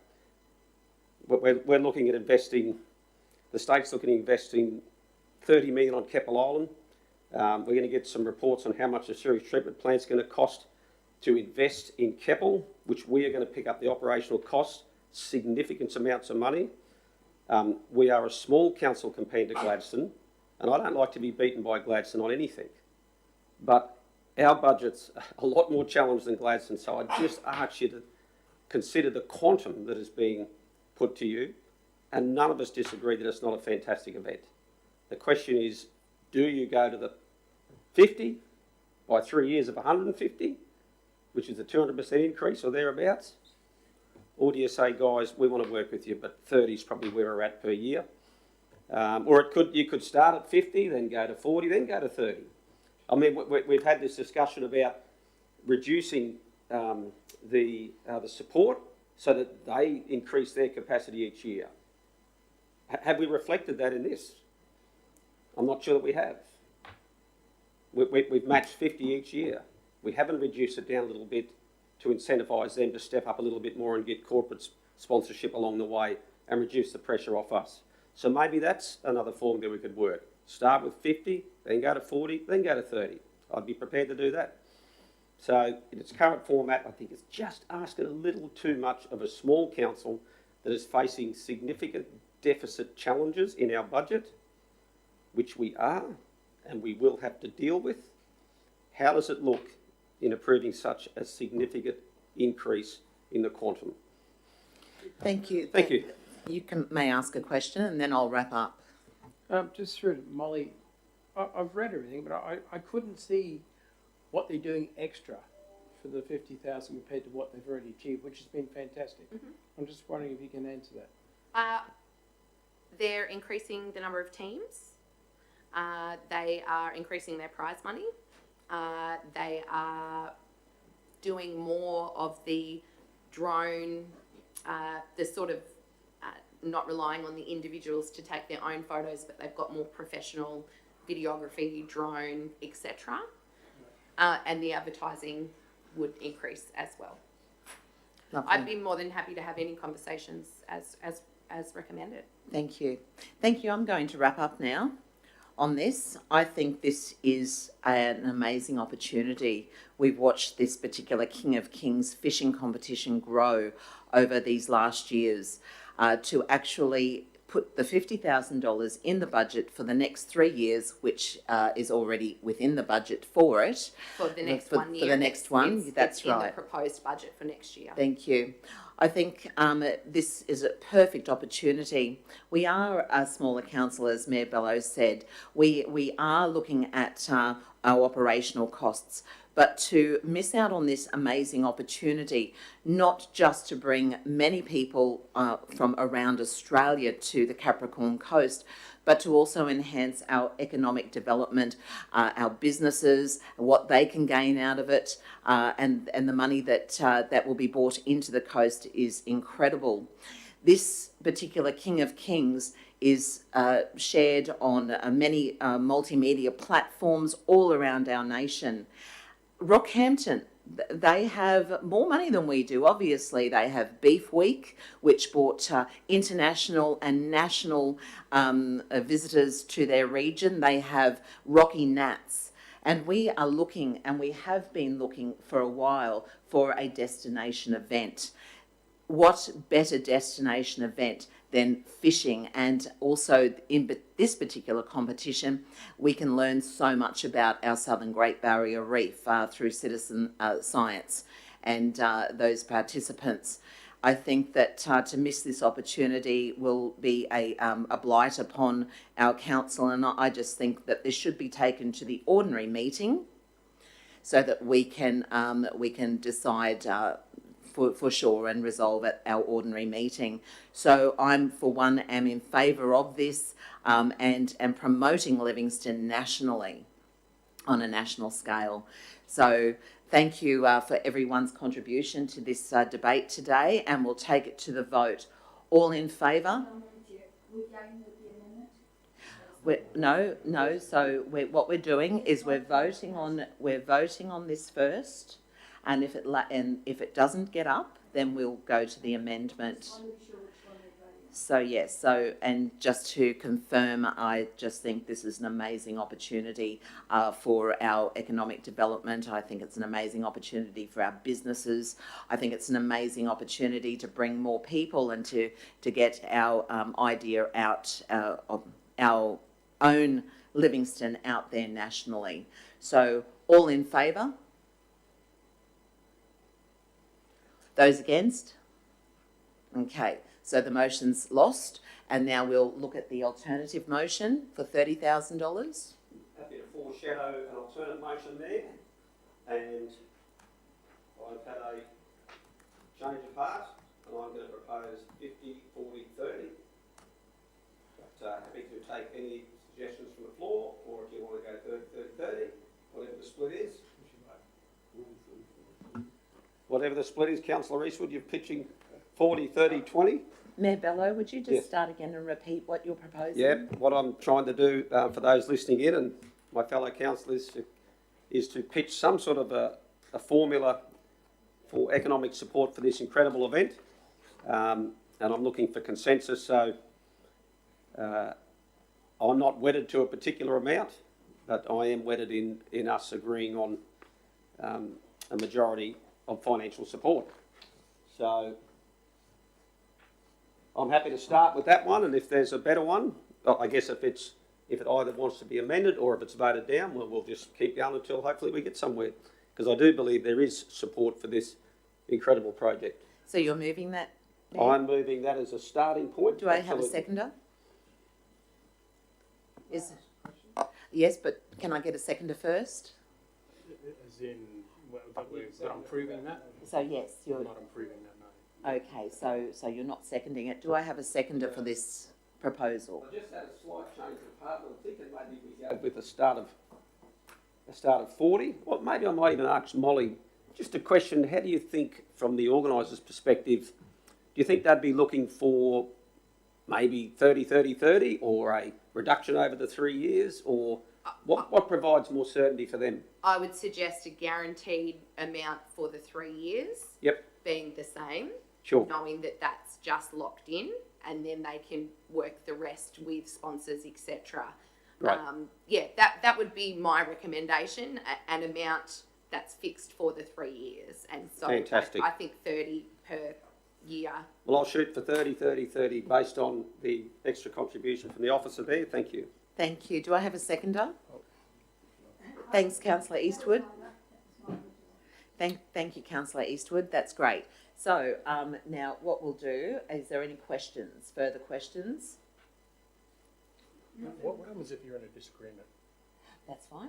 You'll have your moment. Fair. Yeah. Okay, thank you. You'll have your moment. That's a question. Yes, questions? Through to Molly, is it still classed as a destination event even though it's 30 instead of 50? Because I thought 50 was what made it a destination. Well, we have an allocation of $50,000 for a destination event. It doesn't mean that because we're spending less than that allocation, this is not a destination event. It just means we haven't spent the entire allocation. Okay, thank you so much. All right, is there anybody speaking for this to begin with? We're talking 30, 30, 30. Yes. So is there anyone speaking for it?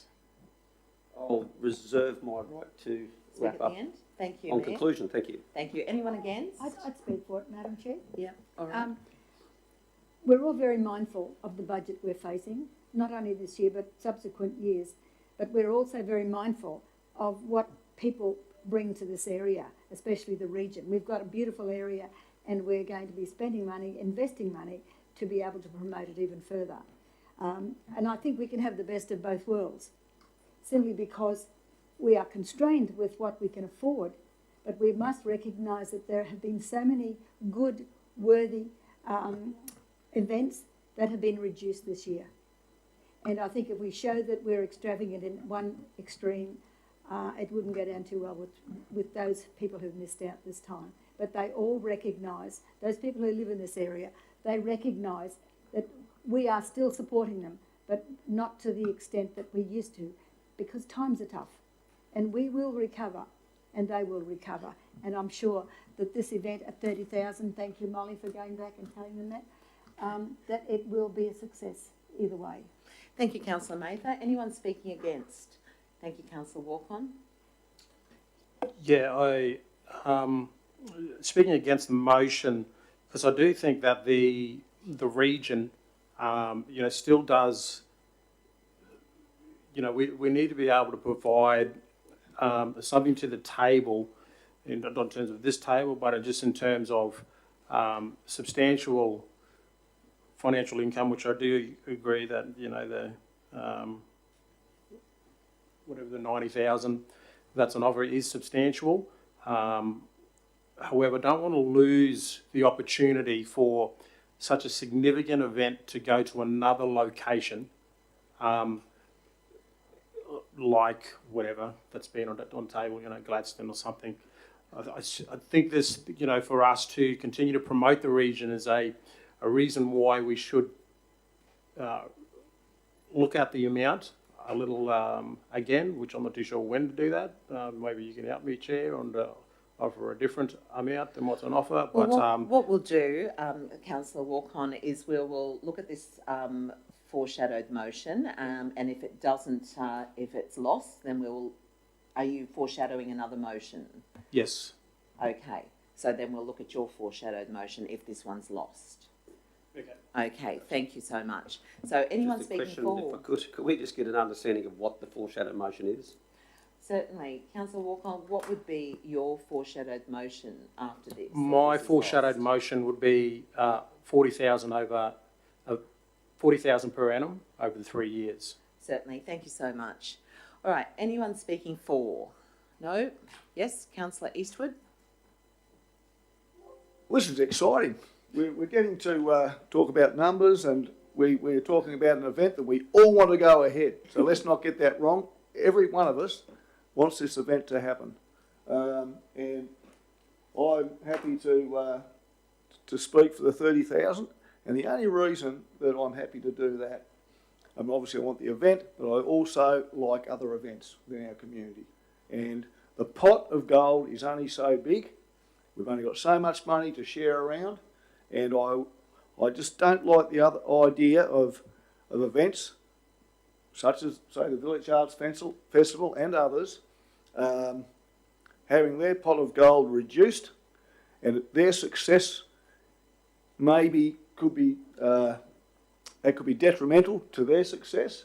And these are events that have been around a lot longer than the King of Kings fishing event, and they've proven to be draw cards into our region, and also the locals of our region love them. So I think we can share, we can have our cake and eat it, and that's why I'm prepared to vote for the 30 grand, and I hope that councillors can be convinced that that's a good way to go. Thank you. Thank you very much, Councillor Eastwood. I have a question and then I'm going to speak against.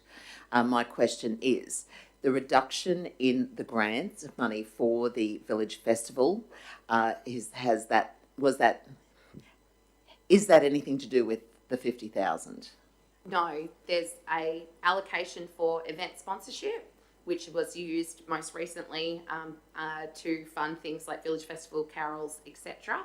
There is a separate allocation of $50,000 for a destination event. If the full 50 isn't spent, the choice would be to either put that into the general event sponsorship fund instead, or save 20,000 from the budget. Thank you very much. So I'm going to speak against this foreshadowed motion only because the budget is already 50.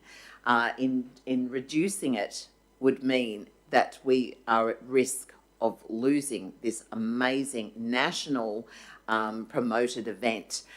We would be at risk of not promoting Livingstone Shire Council, and $50,000 is a lot of money. I'm not saying it's not, but certainly to promote such a national event, such as other councils do with their national events, and they have millions of dollars that they contribute to those type of events. For $50,000, you know, we cannot lose out to another region, local government area, this amazing event for our Great Southern Barrier Reef. Point of order, Mr. Chair, or Madam Chair, but the $50,000 has already been knocked back. Yes, all right, understand. Thank you very much. But to reduce it, I'm more worried about the risk of losing this particular competition. So, so if everyone, would you like to speak? Yeah, I'll speak against as well. Just again, I wouldn't be happy if we lost this to a different region. Definitely not. And this isn't just. This is also a science recreational fishing data as well. You know, so what better way to have it in Central Queensland? The last thing I want this region to do is miss out on it over $10,000 a year, when it could be Gladstone, Whitsundays. They just agree to it and they just go to them. It's not. This isn't. We can't claim that. We can't use this as a trying to talk them down. It's either yes or no. And I think if we don't approve this, I believe they will just go somewhere else. All right, thank you, Councillor Rothery. What we're going to do now is take this foreshadowed motion to the vote. I'd like to wrap up if I could, Madam Chair. Certainly, certainly. Excellent. Thank you very much, councillors. Oh, okay then. So I think I'll open this. This is a learning curve. Yes, certainly. So I'll open it to the floor, both fors and against. Would you like to speak, Councillor Mather? And your light, please. And your light, please. When we're talking about risks, they come in all different shapes and sizes. And the risk we're facing at the moment will tell us in 3 to 4 weeks' time just where we sit. And we will be grabbing the bottom of the barrel, looking for every dime we can find to get the budget over the line in the way we hope to have it. It's going to be a battle. And I think this is where the 20,000 that we would save would go towards that budget to suppress the inflation in the general fund. That's what it's all about. Save $20,000, $10,000, whatever it is. In this case, it's a saving of 20, would go back to help offset that budget and alleviate the pressures on every homeowner out there. Because we can give them exactly what they want, but it doesn't have to be gold-plated every time. And I think Molly, if I know she does her job well, if we support the 30,000 and she goes back to them and say, look, we couldn't get you the 50 because they did ask for it. We just don't give people what they want. We have to negotiate. We have to tell them what we can afford. And if you want it, you take us. And I think that's where Molly's job comes in, and she does it well. Thank you, Madam Chair. Thank you. Is there anyone else to speak? So before I go to Mayor Bello to wrap up, I have a question to Molly. If the $20,000 is still in the kitty, if this does get up, then will that go back into the general fund, or does that stay within the events operational budget? Currently, the proposed budget that you'll be looking at to adopt soon has a $50,000 allocation. If only 30 is spent from that, there will be 20 remaining in the events budget. In the events budget, thank you. That's right. Thank you. Would you like to wrap up? Yeah, I certainly would. Thank you very much. Understanding that this motion may not be supported and there may be an increase that we'll consider, perhaps if this one doesn't get across the line. But I just want to remind, I guess, councillors, Gladstone's got an overall budget of $333 million. $333 million. We're at about 140. It's a little bit almost intimidatory to put onto a council the size of Livingstone to have to match this, A, because they've asked it, and B, the threat that Gladstone might get it. What happens if they ask for 100 each over 3 years? Or 90? Or 70? Would there be a tipping point? Or would there be no, we just got to get it no matter what? That's why I'm bringing it to Exactly.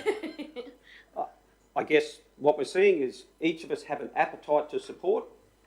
Some have an appetite to support 30,000 for 3 years, despite there being an allocation of 50.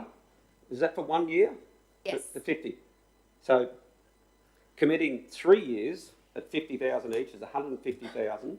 It's 100,000 over what we'd actually flagged in the next budget phase of the next 3 years. We've allowed 50,000. This is committing potentially 90,000, guaranteeing $90,000 of support, incredible support, the greatest increase of monetary support to an event in the history of Livingstone. My goodness, whatever we arrive at, I know that we can be proud to have put that money forward on behalf of our ratepayers, because money, cost of living crisis, is something that I'm certainly mindful of, but I am prepared to support the greatest financial increase of any event in the history of Livingstone at those monies there. I'm not prepared to go above that.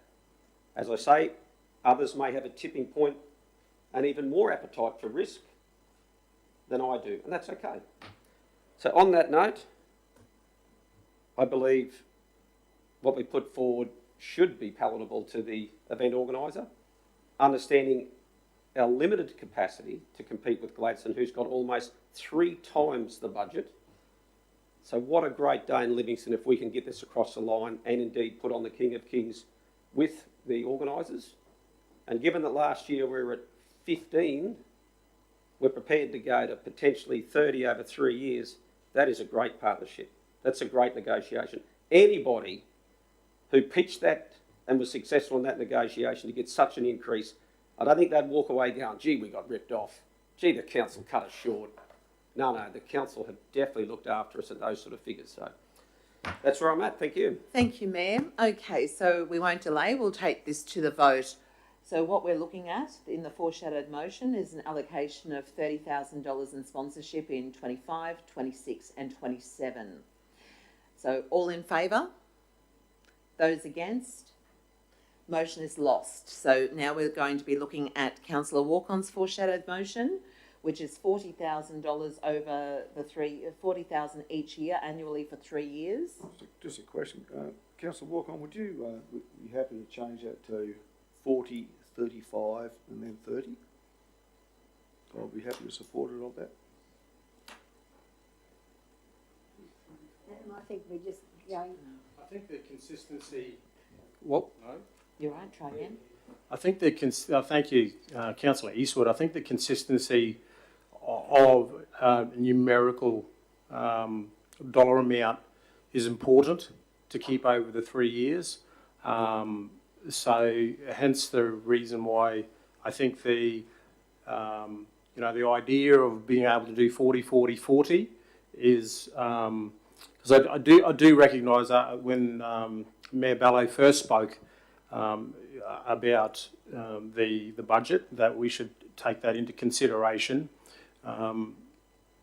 Hence the reason why I've gone from 50 down to 40.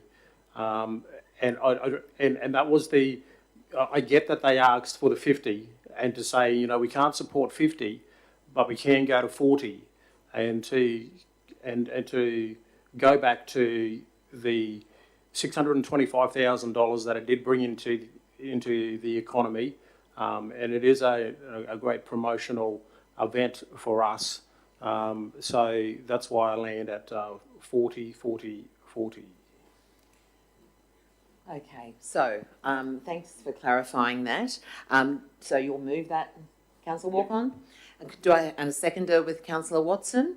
Okay, so are there any further questions before we... I've got one question.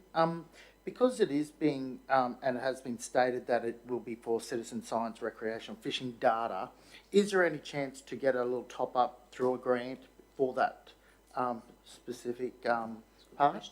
There could be. I can talk to the organisers and make those suggestions, absolutely. Well, I think that would be, yeah, good. Lovely. Okay, so we have Councillor Walkon moving this and Councillor Watson seconding it.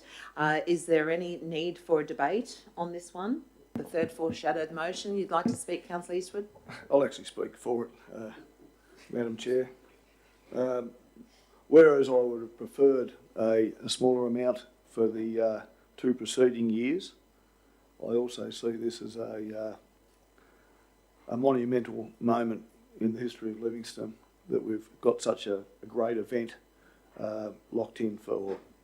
possibly locked in for the next 3 years. And I think that the debate today has been incredible, because what it's done is it's brought councillors to a place that they possibly, maybe not, agree on, where they can keep an event here and give them the most support that councillors may or may not be happy to give. So I'm happy to support this, and thank you, councillors, for the debate. Thanks, Councillor Eastwood. Is there anyone speaking against? I'll speak against it. Yes, Councillor Mather. I've said it all before, but I'm still sticking to my guns because... Your mic, thank you. So Yes. You're speaking against? I'm not going to speak, but I will vote against it. Thank you. Anyone speaking for?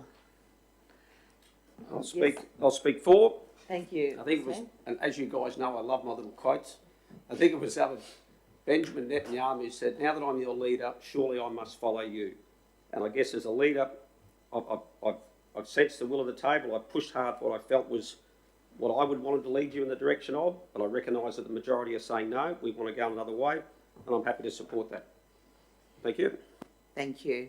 Anyone speaking against? No? Or for? You can ask questions. In the committee resolution, is there any chance we can just put in there with the possibility of a grant for, or you can't put that, it's just how it is. No, that's right. Thanks so much. Okay, if there's nothing else, I think we'll take this particular one to the vote. Remembering... One further question, if I may. It's Yes, a question. certainly. Given that we've effectively reduced it potentially by $30,000 from the original 150, could council explore the avenue that it has been said to me by one of our other significant events that they may virtually not be able to fund their event because of the significant reduction in the funding that they received? I don't want to say who that event is, but I guess what I would hope that we could explore other events that have incurred significant reduction. Is that this a they could question, Mr. certainly, Mayor? yeah, the question is, could they be encouraged to approach council to pitch, given that there's a $20,000 bounty there? Point of order, Madam how Chair, much is this it? is a totally different topic. No, Yeah, it's to do I with the know money. that, but I think It's to do we're with the getting off, money. off the track. Sorry? $30,000. So I think... $10,000 for this year that could be notified of So- other event organisers. Thank you. Thank you, Mr Mayor. General Manager will be able to answer this. Through the budgetary process, councillors, we will be presenting to you, obviously, and this will incorporate if this gets across the line. We encourage people to talk to us at all times about their options in relation to events within the region, within and outside of sponsorship allocation times or when those sponsorships are open. So I hope that answers your question, Mr Mayor. Certainly does. Thank you. Thank you so much. So I think we'll close debate now.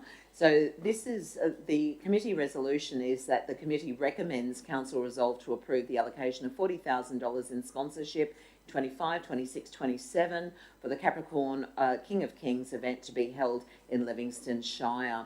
Now, remembering that this is not the resolution that we're taking on today, but we're merely resolving to take it to the council's ordinary meeting. So all...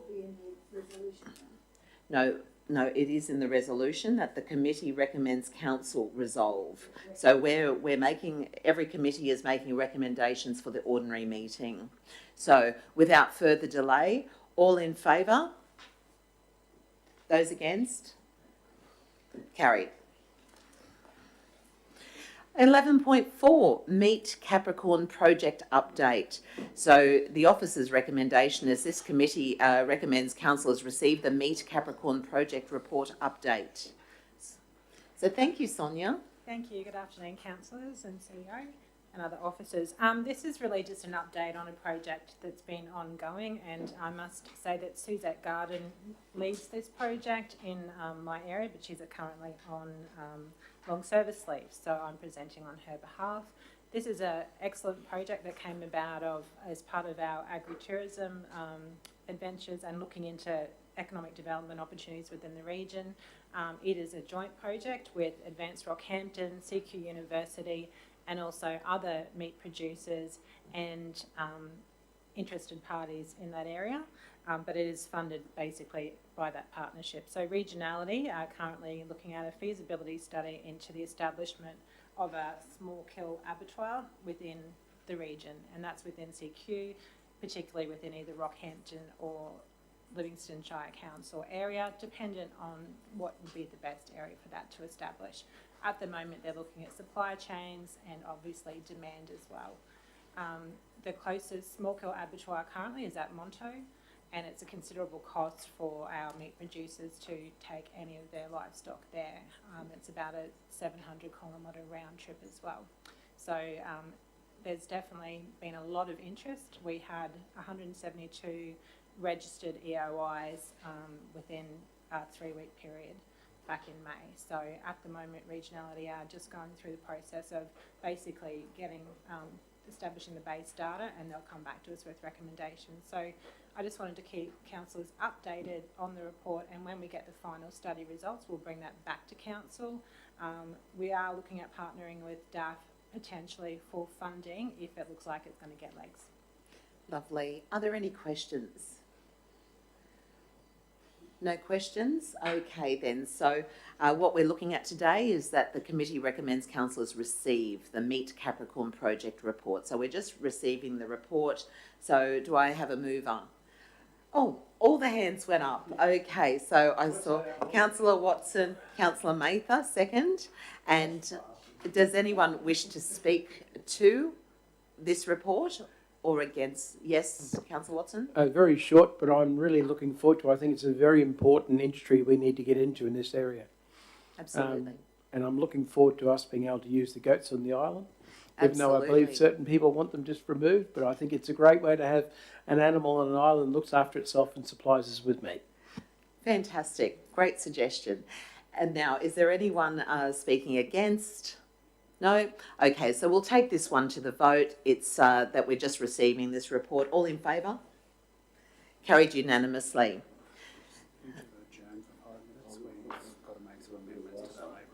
Okay, so councillors, we do have a late report that we were all given, but what we're going to do is we're going to adjourn for the officers have asked to adjourn for 5 minutes. So I'll move that. It's a procedural motion to adjourn, and let's all vote. All in favour? Thank you.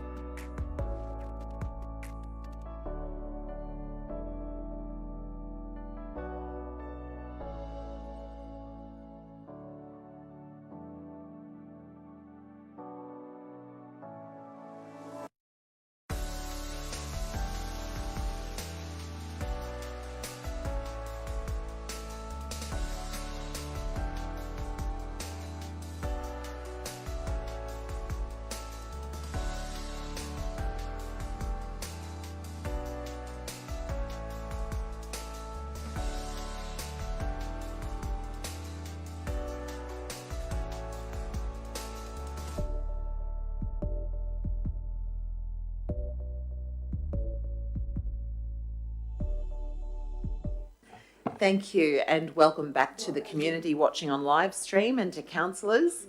So I'll just wait for Councillor Mather. So Councillor Mather's leaving the room. So at this stage, there was a late agenda item, and within that break, it has been withdrawn. So we no longer need to look at that late agenda item. I'd like to thank everyone involved, all officers, those of you in the community, and councillors and mayor for participating in our very first Recreation and Cultural Standing Committee. Thanks so much. All the best.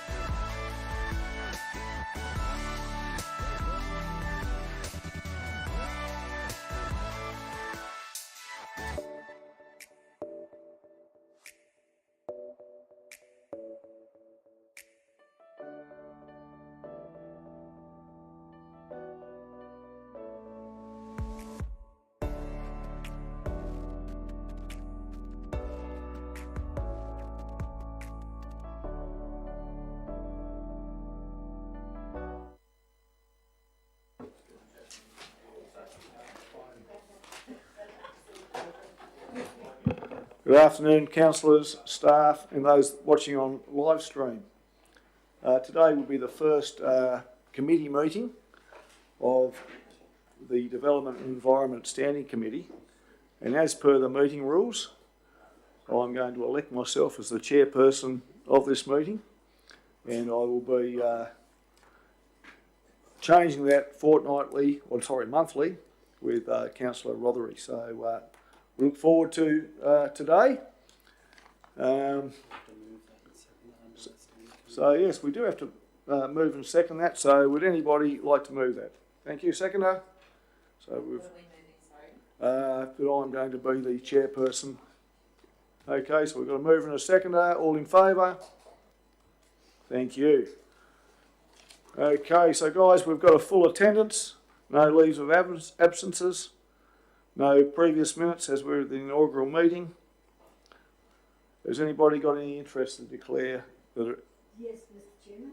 Thank you, Councillor. I've spoken to the CEO and I think I could have a perceived conflict of interest because the subject matter first on the agenda, the development application in House Road. My son has a block in that road and the CEO has just given Renee a photograph or at least a map to show where the application.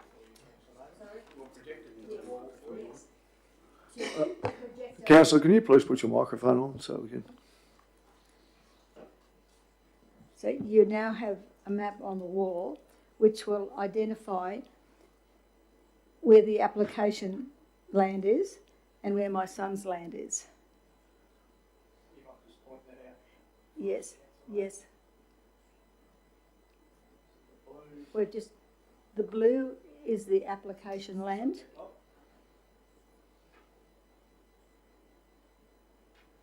And that's my son's block there, the long-nosed one. One's around the corner from the other. About 10 blocks in between. So and I'd like to, I'm quite happy to leave the room if there's any suspicion or any concept that I could have conflict. I don't mind leaving the room at all, I have no interest in it. But I would like to put it to the table, let the table decide what they feel, and I won't be offended if you say that I need to leave the room. Mr. Chair, I have a question in relation to this. Go ahead, Councillor. Thank you. So, was your son one of the submitters or invited to be a submitter? Well, anybody's invited when they put a sign out the front. They did not submit, no. Okay, thank you. Okay, so we might... is there any other questions before we put this to the vote? Can we put the two up there together? We've only got there one that we can see. The other one, Renee. So you can see the proximity from one to the other. That's why that's there.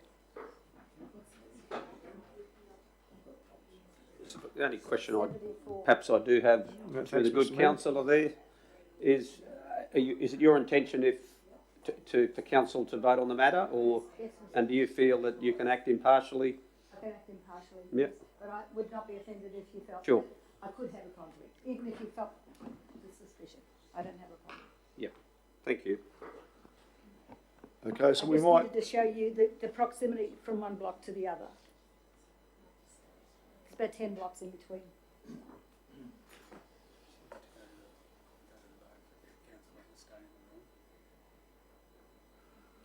That's the application land, that big one. Yes. Okay, I think we've seen enough. We can see how close it is, or not. We might put it to the vote whether Councillor Mather stays in the room or not. All those that think she can, aye. I think that was unanimous, so you can stay in the room, Councillor. Thank you, members. Thank you. There's no deputations, no business arising or presentation of petitions, no councillor or delegate reports or questions on notice. So we might go straight to the first report, which is 11.1. And of course, when you talk too long, your computer goes off. And this is Howes Road 1. So 11.1, a DA for a development permit for reconfiguring one lot into 2 lots at 72 Howes Road, Farnborough. We've got some of our officers at the head of the table, if anyone will ask any questions. Good afternoon, councillors and chair. So the development application is to reconfigure one lot into 2 lots, and it's at 72 Howes Road, Farnborough. So the site is 14.18 hectares in area, and it's located in the rural zone, but also within the Capricorn Coast Rural Precinct. There's an existing dwelling house and ancillary structures located at the rear of the site, and that's at the highest elevation, which is 110 metres AHD.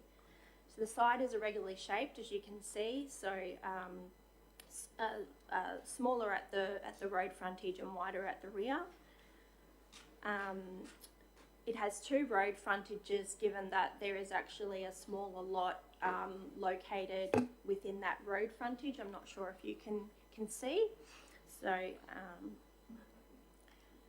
there's an existing vehicle access located on the southern road frontage section. And that already includes a 25 metre access easement, which extends along the property boundary for 160 metres. That access easement provides lawful access to an adjoining lot to the east, which is lot 52 or number 70 Howes Road. So the vehicle access is sealed for the length of the easement and then continues on as a constructed gravel access past the dam and then cuts into the hill up to the dwelling house. The surrounding rural activities include cattle grazing and some small-scale orchards. However, the locality is predominantly smaller rural lots, which were established under a previous policy where it allowed for family subdivision lots to occur. So it's resulted in somewhat of a row of park residential sized development. The site is not connected to reticulated infrastructure, so it relies on on-site water and sewer, and that's consistent for that whole area. So the proposal is to subdivide the site into 2 lots. The first lot, lot 1 is 7,000 square metres, and then the balance lot remains at 13.48 hectares for lot 53. So each lot will have an independent access to Howes Road, with lot 53 maintaining the existing access. The front portion of the site is generally clear of vegetation and free from biodiversity aspects, apart from a small section of waterway which is mapped over the existing driveway, which is near the dam. The rear of the site elevates and connects to a ridge which extends over adjoining properties, and this area is mapped with locally significant remnant vegetation. The site has significant bushfire risk in the northern portion of the site due to the slopes and density of vegetation. The ridge line at the north of the site is also mapped as scenic amenity. So the key assessment considerations that officers looked at, the development does not advance the relevant outcomes of the strategic framework. So that's with regards to the settlement pattern within rural places, given that one of the proposed lots is significantly smaller than the minimum lot size. So the minimum lot size is 10 hectares, and lot 1 is proposed at 7,000 square metres. Whilst proposed lot 1 is of sufficient size to accommodate a residential use, it's not sufficient size to accommodate rural uses, which is the intended purpose of the rural zone. The development is not supported by a bushfire management plan. It does comply with some aspects of the planning scheme, including the Development Works Code, Biodiversity Overlay Code and the Scenic Amenity Overlay Code.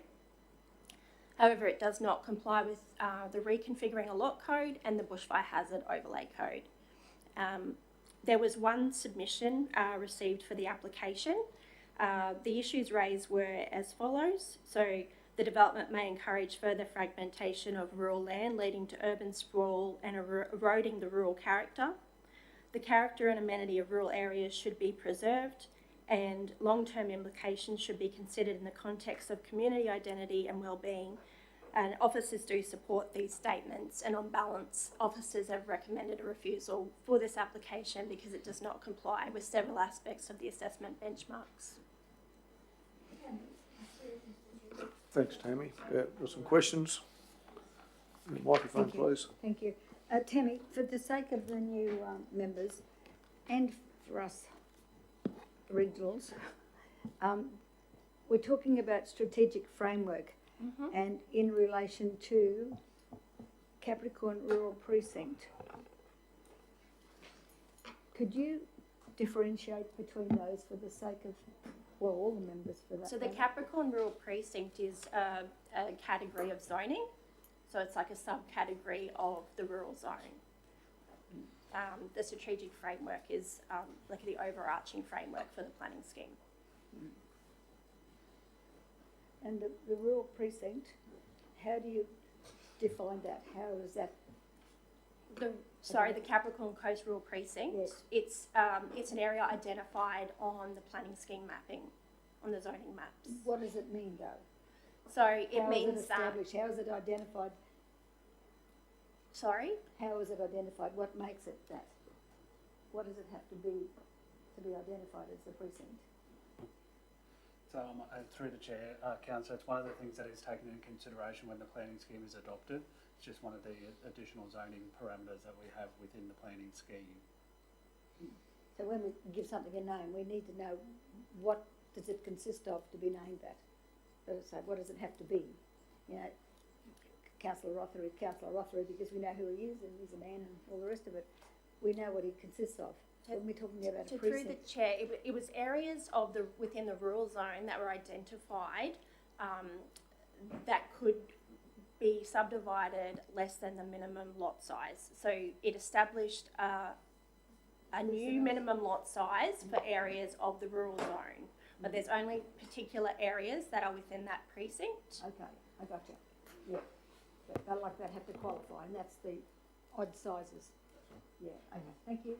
Thanks, Councillor Mather. Thank you. Councillor Walk-on, have you got a question for the Principal Planning Officer? I do, thank you. Just got a couple of questions.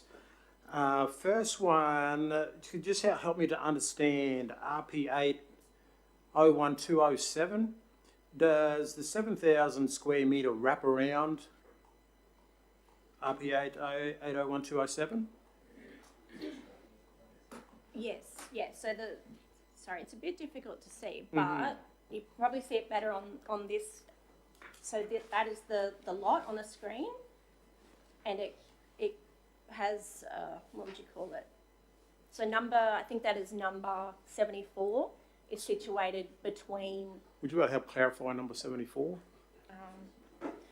So this is the property. So there's a property in between the road frontage of the lot that we're discussing.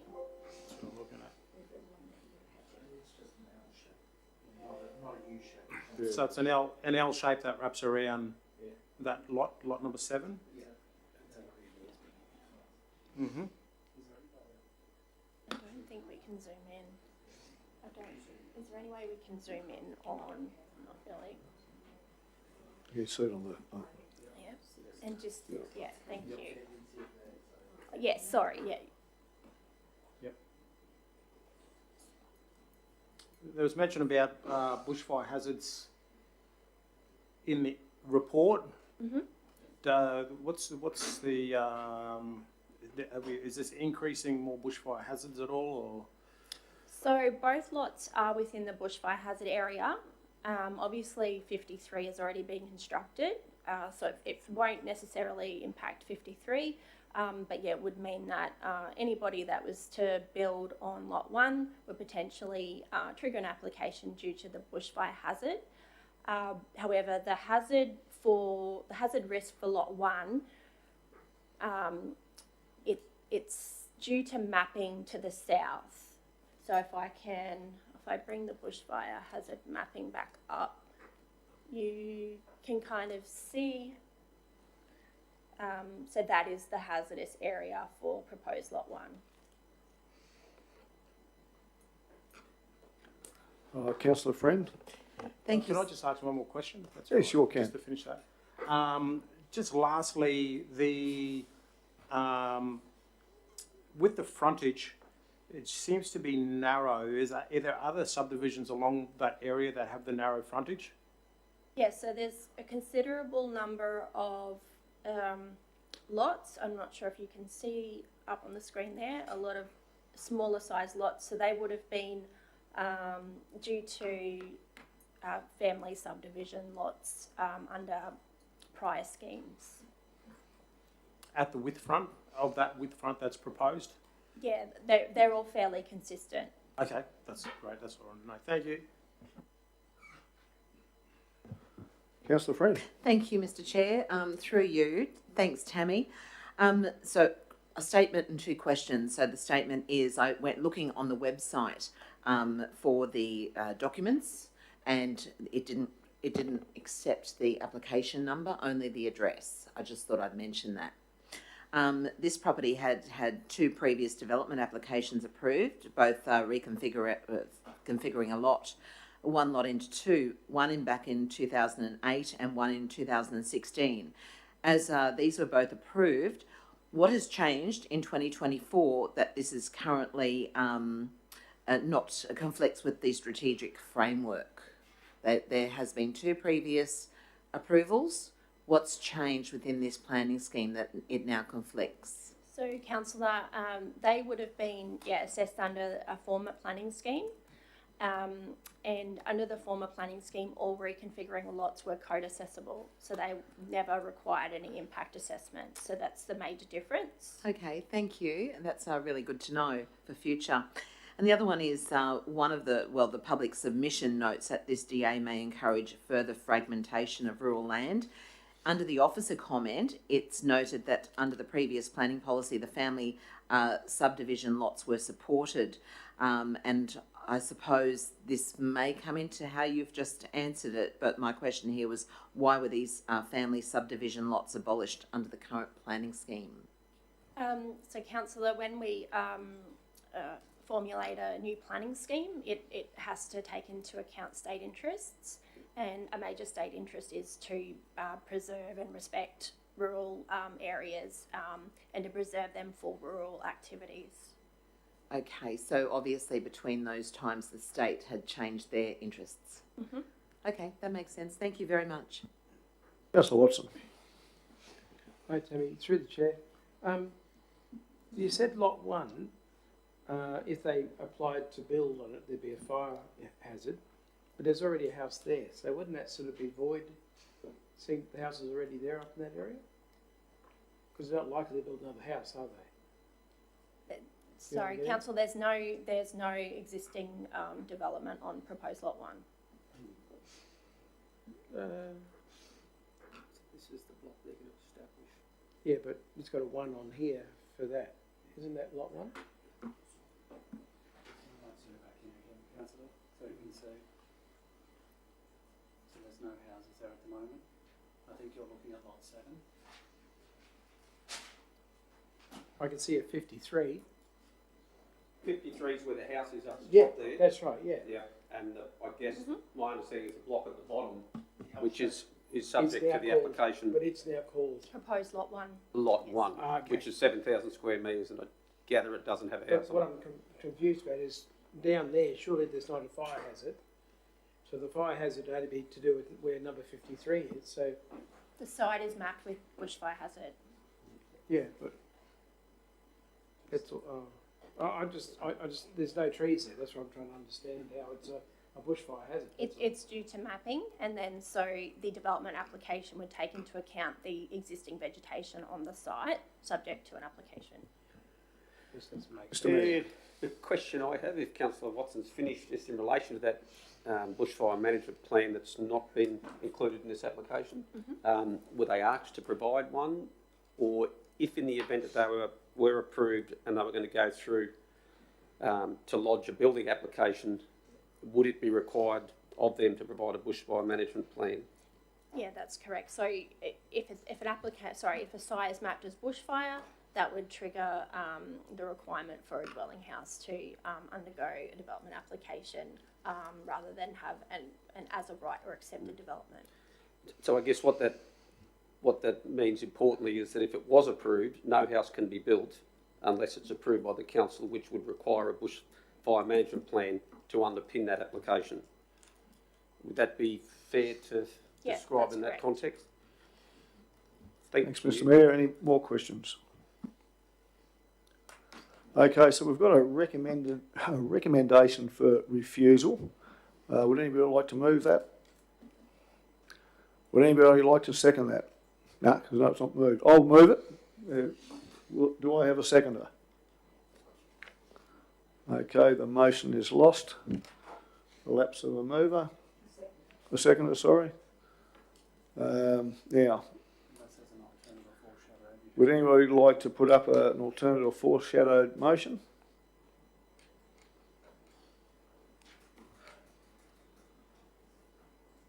Well, we will. No, I don't. It's been lost, that's it. That's right. Two options. One, we can just procedural motion, move to the next item of business, or council can offer an alternative. If people are aligned to not refuse the application, we would contemplate that if someone wants to approve it, just on what conditions. Otherwise, you can just move on to the next item of business, but you haven't determined the application, so we do need to provide the applicant with a response.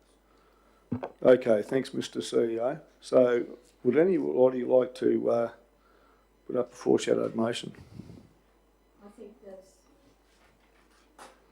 doing one of those on the run a bit dangerous. I think it needs to sit in abeyance until the right conditions of the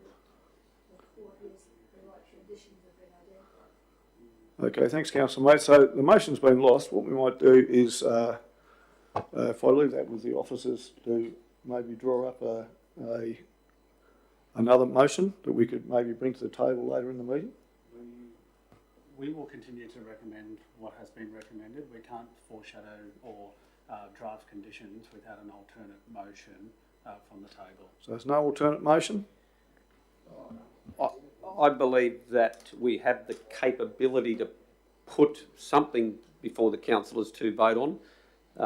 And I guess it's something like, notwithstanding the officer's recommendation, I'd be prepared to move support of it, despite it being in conflict with the planning scheme in some areas.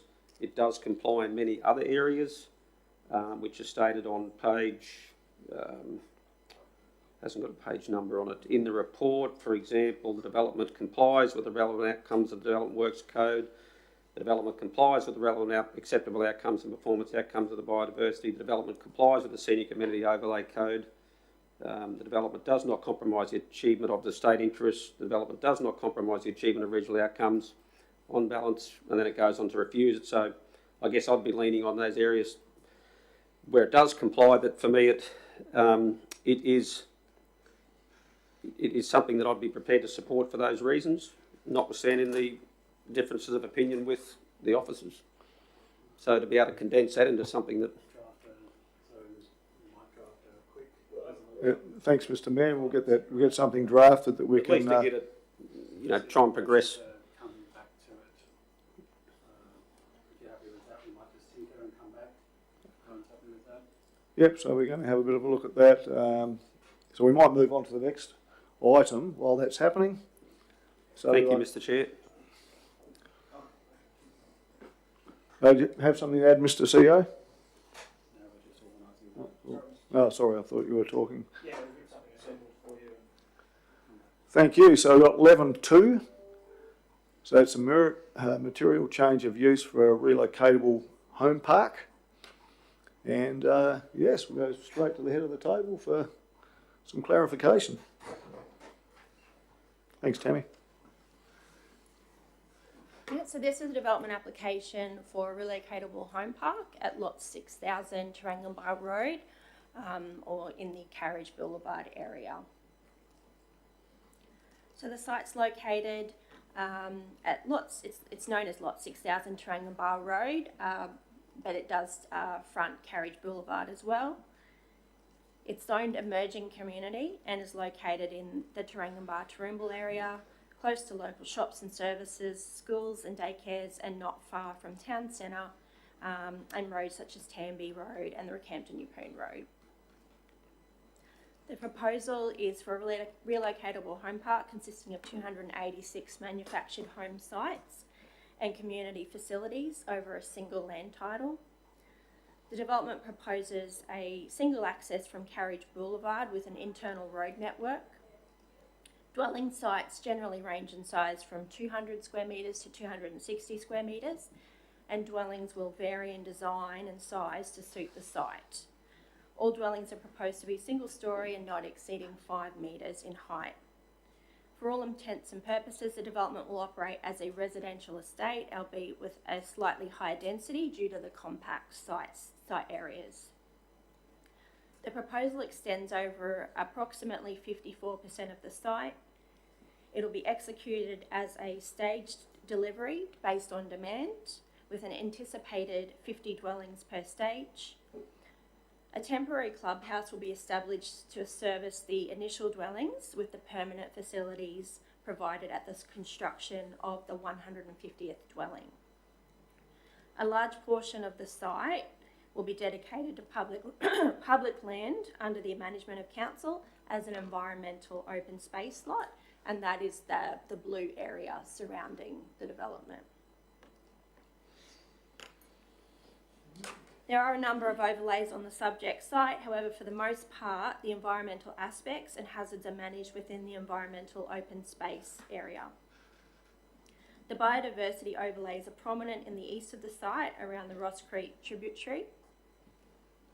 There are patches of significant vegetation which supports to connect the local biodiversity corridor and to adjoining properties.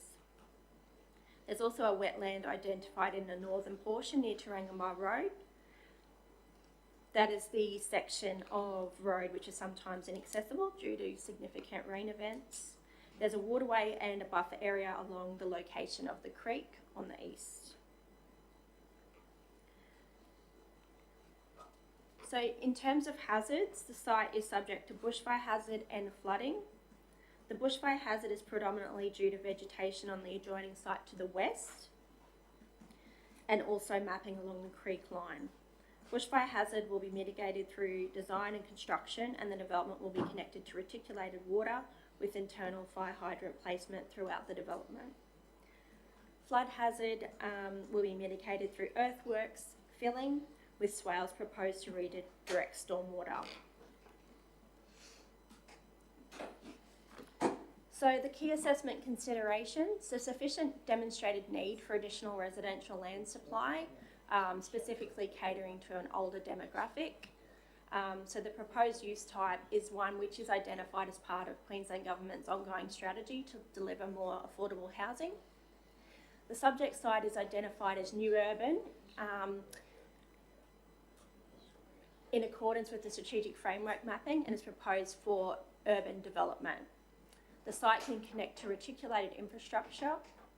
The development generally avoids areas of potential natural hazard by centrally locating the development in the least affected area of the site. And it avoids mapped state vegetation areas. It avoids the local biodiversity corridor and waterways which connect to Ross Creek. It provides for an alternative housing option to meet the changing needs of the population, and creates opportunities for living close to services and facilities within an existing residential locality. The design of the development, whilst on a smaller scale, in terms of lot size and dwelling size, it is consistent with the built form and character of Tarangambar. So 2 submissions were received and concerns were raised around the potential impact to the creek and the operation of the development, and perceived exclusivity, being that it is a gated community for over 50s. Officers recommend approval for the application. Thanks, Tammy. Do we have any questions? So, Councillor Friend. Thank you, Mr. Chair, and thanks, Tammy. Once again, a statement and a question. So my statement once again is I could not find on our website the documents as I usually do. I looked up via both the application number and the address and also the lot and survey plan, and I could not see it. So just for our new two councillors, would you mind explaining what a relocatable home park is? Because a lot of people, we've been through this in the last 4 years, and before then, a lot of people think, oh, it's caravans or it's, you know, but what is a relocatable home park for our two new councillors? Councillor, I'll just bring up the planning scheme and actually read you the definition, which is Thank probably you. the easiest way to explain.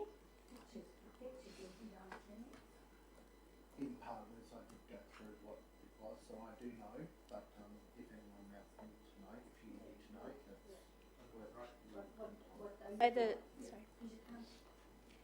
Through the chair, the definition of a relocatable home park: the use of premises for relocatable dwellings for long-term residential accommodation, or amenity facilities, food and drink outlets. So it can include, food and drink outlets, managers' residence, or recreation facilities for exclusive use of the residents. Thank you very much. Mr Chair, I have no problem sending this through your committee to the ordinary meeting, but my issue is that I would really like to read the documents before it does come to the ordinary meeting. And if we can make them available on the website, thank you. Thanks, councillor. And councillor Watson's got a question. Hi, Tammy, through the chair. I see the blocks are between 200 and 260 square metres, but nowhere does it mention how big the houses will be on these blocks. And it concerns me that we might end up with 180 square metres on 200 square metre blocks. Yes. I'm just wondering if there's anywhere where we can find that out.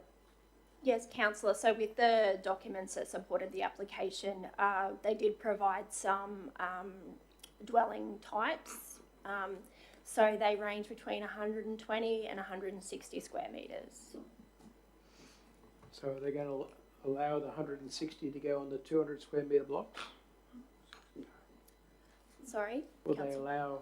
All I know is I used to live in a house that was 400 square metres and I had about a 90 square metre home on it. That's all. And there wasn't a lot of room left in the yard to do anything, let alone walk down the side. And I'm concerned that these houses are going to be so big on these blocks that, you know, it's already a drainage area issue now. Councillor, that is the character or the intent of this type of development. So it is still one lot. Yeah. So that is the intention. It is for people who are wanting to downsize. They want less maintenance. They want less lawn maintenance. And then you have the community recreation facilities. Therefore, you don't have the need for a big backyard because you do have shared facilities. Okay, councillor Rothery. Yeah, I've just got one question. We know the Taringa Road, after a lot of rain, does flood, and you did mention that now, and all you said was it would be redirected. Now, how and where were you redirecting that water? Yeah, I'm not sure if you can see it. There are they've proposed some swales within the blue area, which they'll redirect stormwater to. There would be more information in the stormwater management plan and report. Okay, and we'll obviously get that before, just to have a good look at. Yeah, we will make sure that the online services is up and running for that. Thank you. Thank you. Councillor Walcomb's got a question. Through the chair, I've got two questions. Does each one of the houses, do they pay tax? Like rates, rates clarify. Or how does that work? I believe that the property would be under one, like rated separately because it is still one lot. One title. So they would pay body corporate fees. Through the chair, I might answer that a little bit more concisely. So at the moment, that person would be paying they would get one rate assessment. If this were to go through, as those lots become available, and they still obviously go through that process with those different stages, they will then pay the first stage if it's 50. They will then obviously attract more rates revenue that way. Yeah, so like 50 come in, that'll be like 50 rates. That's right. Yes, yeah, great. Okay, thank you. Thanks, Chris. Yeah, second question is 286 dwellings. Is there any contingency plan with the road access, particularly going up to Tamby Taranganbar Road with that congestion as it is now at that intersection? Yep. So this application was referred to the Department of Transport and Main Roads. They have supported the application subject to a monetary contribution towards the intersection of Tamby Road and Taranganbar Road. So they will be paying the state a monetary contribution towards the upgrade of that intersection. Thanks, Councillor. Any other questions to the officers? One more. So if they're going to contribute to this intersection, will that be in 5 years' time or 10 years' time? I mean, like what I'm getting at is, you know, we always seem to build something and then we have to wait until the infrastructure comes with it. Is there a time frame that's worked on when they would, if they built, are they likely to start that straight away, or is there money there to do it? Or So given that Tamby Road, Taranganbar Road is a state intersection, I can't give you any advice as to when that will be I just know that we're going to upgraded. have major issues there if this goes ahead, that's all. Because it's already a problem now. Through the chair, I might answer that a little bit. The state does their own kind of surveillance, I suppose, on those different roads. I would imagine they will have a cut-off or a threshold for when those stages are done. So it might not happen within that first stage of the 50 lots, but certainly they would have an idea in their own mind of where that level is, and they will obviously work with the developer to say when you reach this point, it will be required for that upgrade to be done. Question, Tammy. New urban, that seems to be a catchword these days. Sorry. I had it on. Why do we use the term new urban? Either they do a rezoning or they do an MCU. Why do we go to, because we can get into trouble, it's either here or there. What's the term? So to identify? the site is zoned emerging community, so that is land that is earmarked for future urban or new urban. So it might not be required immediately. However, I believe that the timing for emerging community zone land to be developed into urban was 2026. That's correct. So 2026 is when we anticipated that the emerging community zones would start to be required for residential land. We had some discussions yesterday in this room, and that was raised, and there was an indication that we were behind in actually turning it into residential. It was being used as residential, certain lands. It's called merging communities, but it's not, it was already developed, so it was like it was behind its time.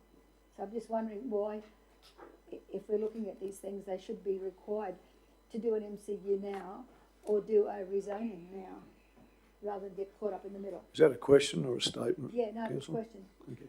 Can you get it? So through the chair, this is the development application and the MCU, councillor. Yeah. We would need to then, yes, possibly look at rezoning when we redo our planning scheme. So they're two separate matters, but we are doing, in fact, what you are saying. It's just okay, just in a catch up. stepped fashion, yes. Basically catch up. But with the new planning scheme, by the time we get around to putting it together and sending it off and waiting for all the amendments and things to come out of it, that could be a couple of years down the track.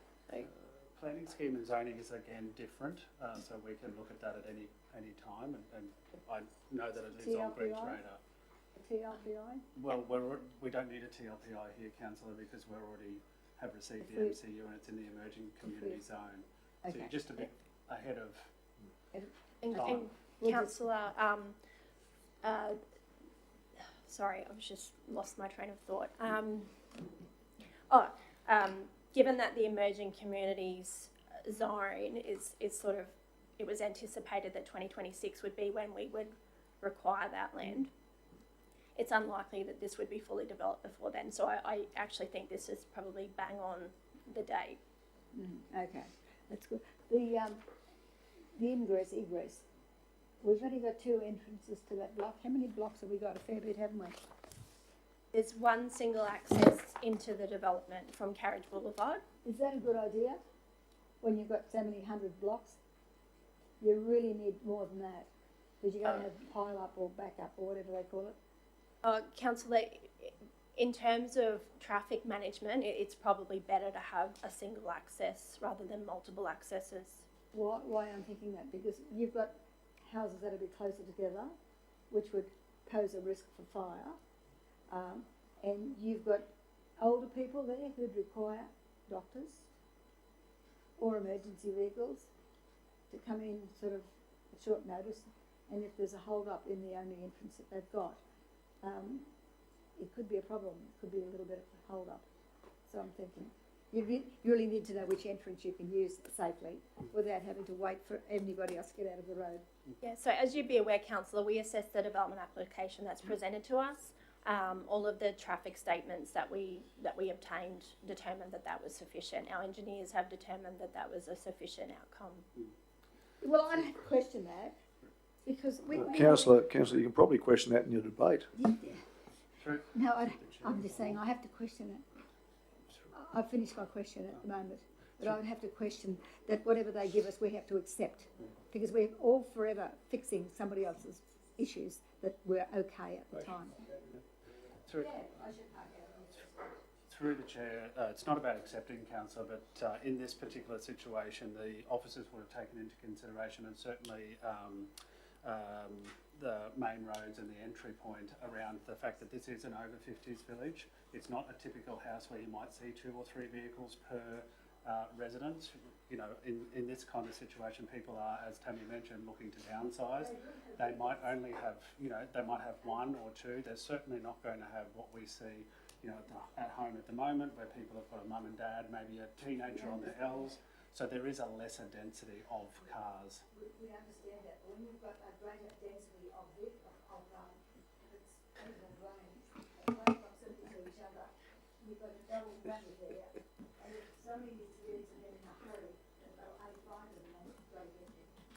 I just don't want to be mixing up with a problem down the track and say, oh my God, I can name half a dozen. Microphone, please, councillor. I can name half a dozen places, Mr. Chairman, where there's one vehicle. One entrance, and there are all sorts of problems. We're looking at resuming land to try and make a second. Okay, I think the mayor had his light on. Yeah, then I turned it off. Councillor French, is yours on, ready to go? I'll go after you. Thank you. Through the chair, is it Keppel Bay Estate that's along Tamby Road, not far from where this was going? And that's only got the one entry exit, and having friends that lived in the estate, I never found there to be a problem. And these were houses, full dwellings, not with 3 and 4 vehicles at times. So there's never been an issue with the exit and entry points. Yeah, that's correct. And obviously with the upgrade of Tamby Tarangambar Road, which will be a signalised intersection, that would lessen any traffic issues there as well, eventually. I might just further add through the chair that Carriage Boulevard, which is the road that this estate comes out onto, is classified as an urban subarterial.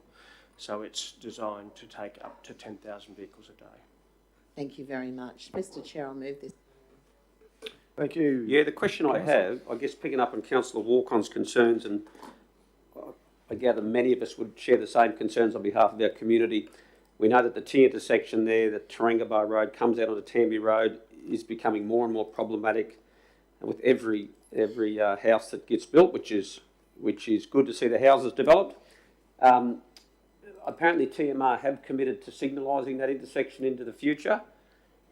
What other, though, strategic options are we putting in place, and when we're likely to see them delivered for other traffic routes for that multitude of development that will continue to occur in Sea Haven, that we would anticipate wouldn't all come out through Carriage Boulevard and to that T intersection there? Or have we got a plan forward to realise another access onto Tamby Road to the south.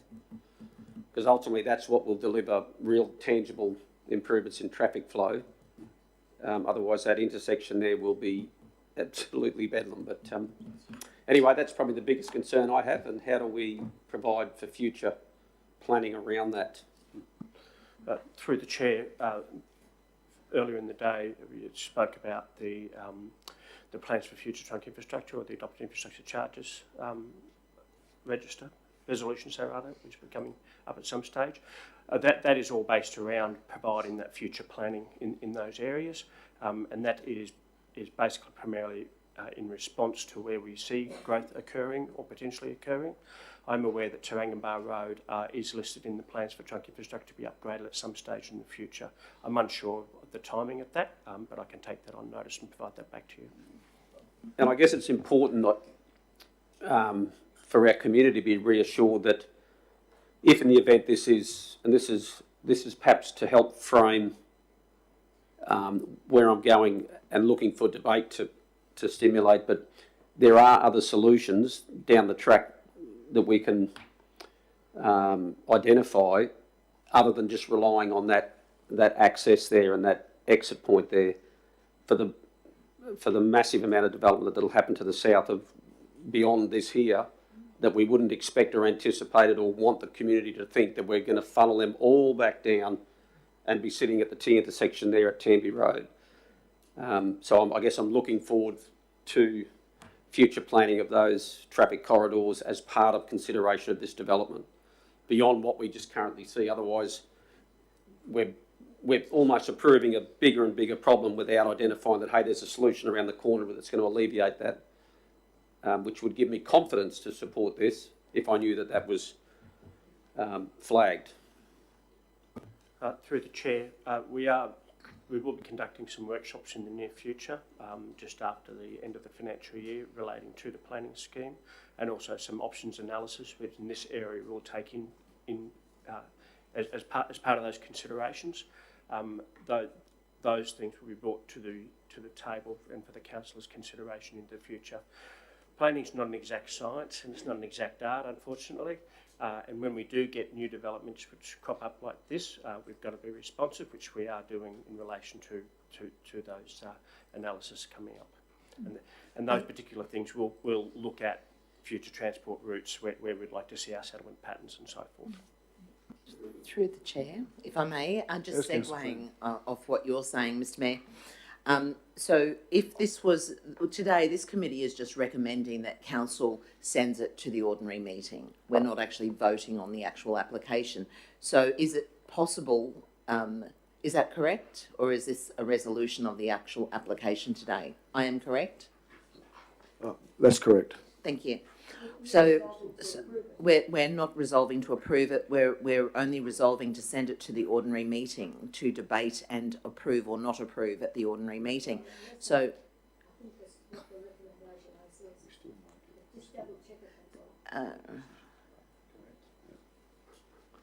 no, we're not approving it today. Is that correct? I just want to make sure. Well, my understanding is that we are approving it, and then it goes to the committee for ratification. It goes to the council meeting for ratification.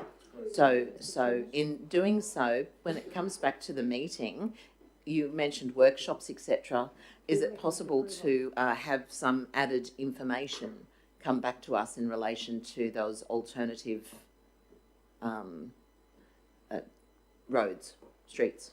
Through the chair, in terms of those workshops, there's quite a bit of material to get through in those, and it's probably not as, and respectfully, it's not as simple as having an outcome that quickly.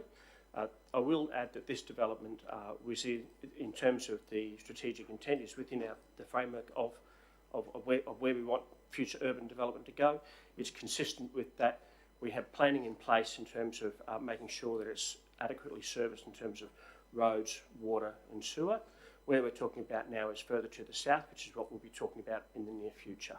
And that's just a natural progression of, I suppose, the urban sprawl as we potentially mushroom out.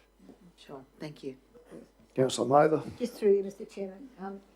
Yes, I was going to suggest a workshop, Greg, sooner rather than later, because we're experiencing, or going to experience, growth like we've never seen it before, and I think we've got to take a card from all the other places that have already congested, so that we don't have that same mistake here. So if we can get ahead of the game, then we're ahead. Yeah. Thanks, Councillor Mather and Councillor Walk-on. I just got a question regarding the low level that is on Taranganbar Road that floods quite easily on a heavy rain. So we know that the development is going to stop a lot of the flow of Ross Creek flooding onto the southern end.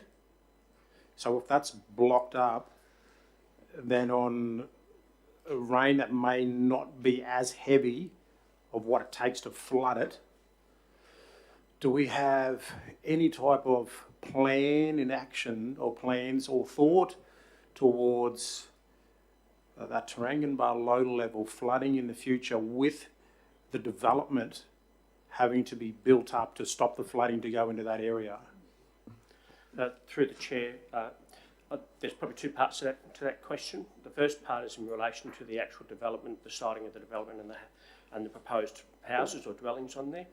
They are required to have an immunity level above the old term Q100, or now what we call the 1% AEP of 300 mil above that.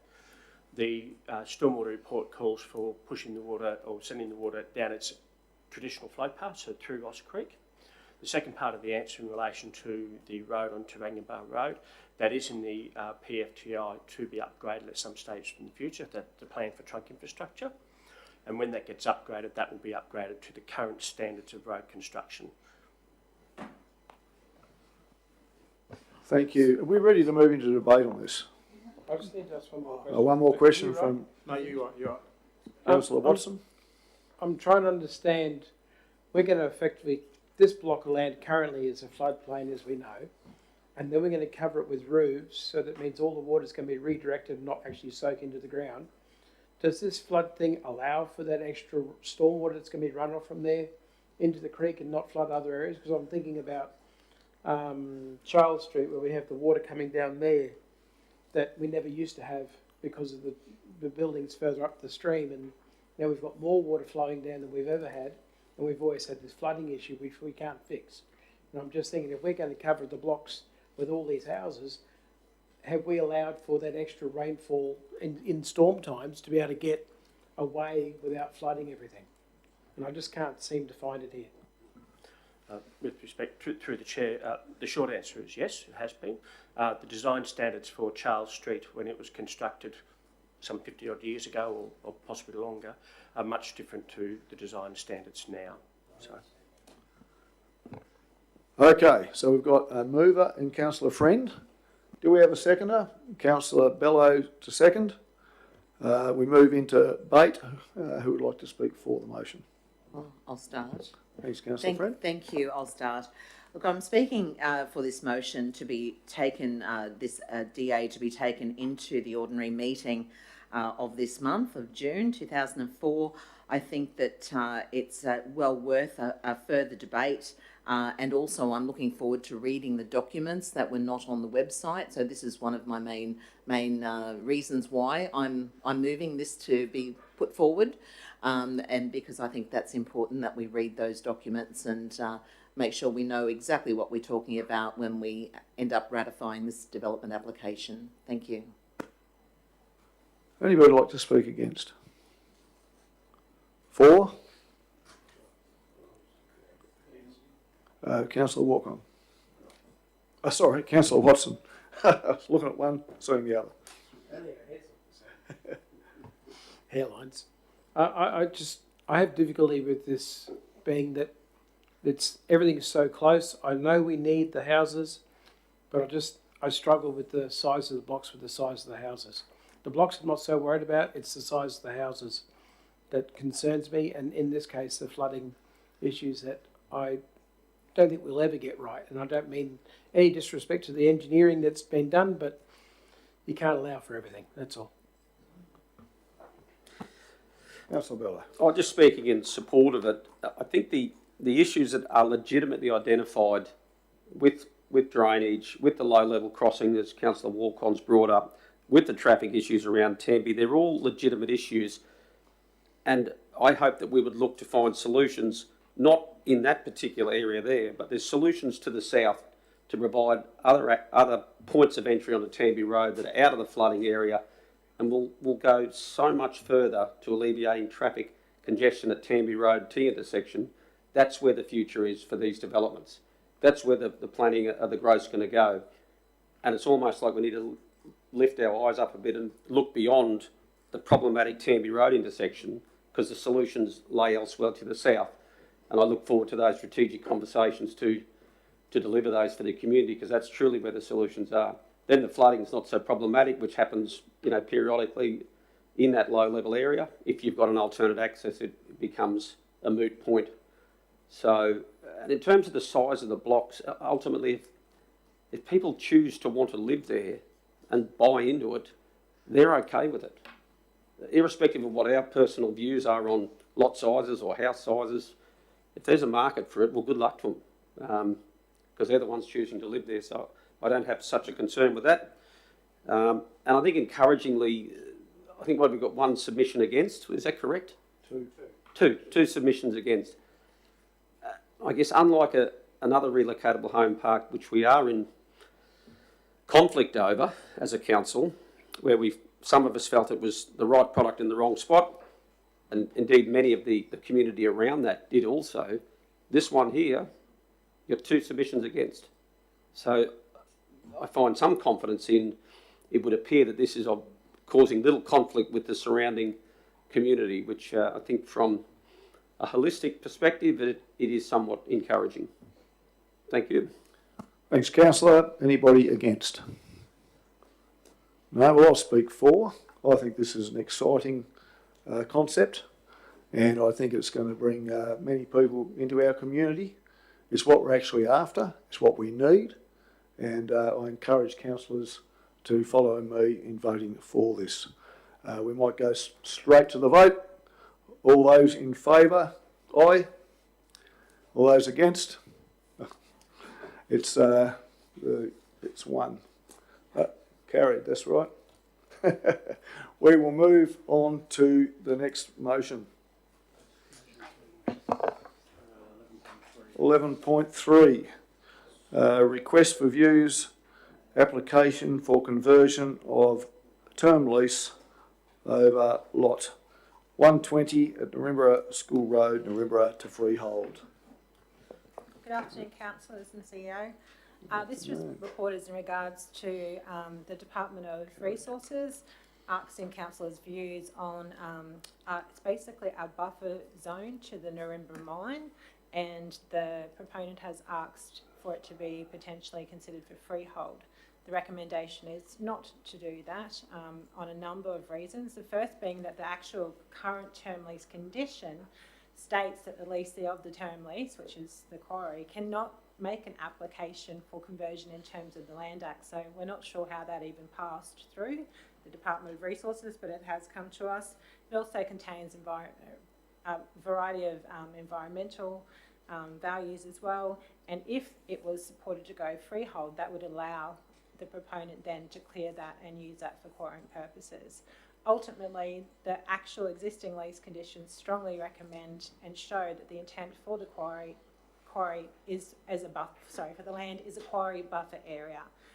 It's really important that that is maintained, and that will ensure that then it won't be used for quarrying and protect all the environmental values and neighbouring properties from that.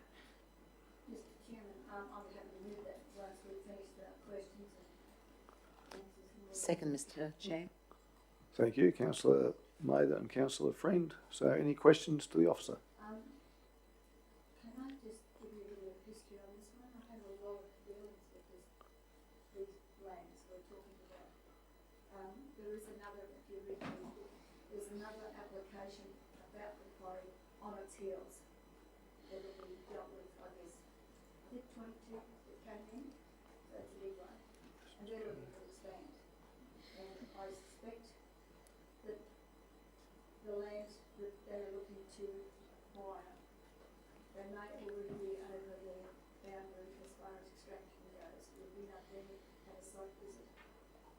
been up there spoken to the people. Nice people. It's changed, ownership has changed hands several times. It is a key resource for the blue metal that's used on our roads. There's a KPI around the quarry, all the way down to the highway via the River School Road, which is also a resource area, so people can't build there or can't develop there. There have been many changes over the years, and there has been a lot of fallout from the extraction, the blasting, the dust clouds, the curtains, the cancers, because it was identified as cancer. So we need to be very mindful of what we're dealing with. We need the resource. We'd like to help the people, the operators, but we need to be very mindful of what we say yes to. And I could say more, but I won't. But the application that's coming in on the heels of this one here, it's an expansion. The people will be very strongly against that expansion if they use the school road to cart, because it's caused a lot of angst, health issues from the people who have had to put up with that for 30, 40, 50 years. Who've lived in the area all their lives. Is that a question, councillor? I think. I'll just give you a little bit of background, Mr. Chairman. And there's one particular submission, I think. There was one particular submission that I guess I haven't seen it myself, but I know about it. Could we have a question? I'm just giving you some education, Mr. Chairman. You've killed my thought. What I'm saying is that I want us to make the right decision, because when that application comes in, and we'll deal with it then, we have to be very mindful of the impact it's going to have on the people there, as we are now, and rightly so. We're looking at the impact. Because We might move on. I think you are leading into the debate, councillor. I'm finished, but I'm saying Thank you. what we're doing now is the right thing, because we're looking at the impact. On the other side, we're also looking at the impact Thank you, councillor that Mather. has been existing on this side. Well, Mr. Chairman, I'll deal with you later. Thank you. Any other questions? Or any questions? No, that's fine, thank you. Any other questions to the officer? Thanks, councillor. I'm just wondering, when we went up for when we drove through a while back, they were looking at, if you look at the plan, the bottom section heading towards the Park Road, are they still going to be working on that area, or is they only looking for this area now? Are they changing where they're heading? Is what I'm trying to ask. I don't know what their potential quarry operations are. I expect that they would want to obviously expand into the buffer area, hence the request for views and the request to potentially consider it becoming freehold. But I haven't spoken to the operators. All that is required of council is to provide council's views back to the Department of Resources on maintaining that buffer area or potentially freeholding it. The recommendation is obviously to maintain that buffer area because of all the reasons stated in the report. Thank you. Right, thank you. I think we're ready to go to the vote. A mover and a seconder. We already have, haven't we? We've got Mather and Friend. Okay, all those in favour? Unanimous. All right, let's go on to 11.4. I'll move this one, Mr. Chair. So 11.4, we've got the 4 pores, desexing and microchipping. I'll second that. Right, got a mover and a seconder, and we'll go to the officer for some information. Okay, through the chair, Councillor Friend, I think it was mid to late last year, the president of Four Paws Association contacted Councillor Friend and council to advise, rather sadly, that Four Paws was ceasing to operate in the area. But a little bit of good news at the end of that sentence was they had $30,000 that they were willing to give to us. Over the following months, we developed a financial donor program where both parties agreed to how we might use these monies, and we're looking at putting that $30,000 towards a desexing program. A little bit of, I suppose, some criteria around around the program. Currently, we're looking at that. Obviously, the pet has to be registered within the Livingstone Shire. There'd be a maximum number of vouchers per household, and also the voucher would need to be used at a clinic within the Livingstone Shire too. So it all stays in-house within our Shire. We're looking currently at providing a $200 voucher to each eligible person for the desexing. That would allow approximately 150 animals to be desexed. There's a little bit of a range in cost. I don't know whether you're over how much it costs to get your animal desexed. So if you have a small animal, it's roughly sort of $300, up to a large animal, 500 plus, depending on fetal complications and how all that goes. So yeah, that's sort of where we're at, and hoping how we can move forward with that one. Thank you. Do we have any questions? Thanks, Councillor. And I think probably we've all been to one of these days in the park. Now, are we going to just give them out to people who want to desex their animal or register their animal, chip them, whatever they... What about a caravan in the park like we have, and they can come along, and we can actually see it happening as we hand out the vouchers? Because it's a day, it's a day that people sort of physically see and register and, oh, yeah, I want to be there, sort of thing. So in the past, actually before my time in the seat, we did run lots of microchipping events. Yeah. They were rather large events. Yep. They've sort of dwindled off. We've done some online microchipping events over the years, but this one's predominantly about desexing. We will tag on some microchipping because we have got budget to do some microchipping as well, but the biggest thing is the desexing. So it won't be an event in the parks sort of event like previously. We may not desex them in the park. That's right, yeah. That wouldn't be a good give look. them the vouchers to take with them. That's right, yeah. The vouchers will have like a 1 month expiry on them, so we don't dish out the 150 vouchers and then they don't all get spent. So that'll allow more bang for buck and more animals to get desexed. Yeah, as long as they can get into the vet in that time. That's right, yeah. Yeah. Fantastic. I reckon we can just about go straight to the vote on this one. I'd just like to say a few words to wrap up, but I believe Councillor Walcon first. You tried. I tried. I do have a question just about the $200 voucher.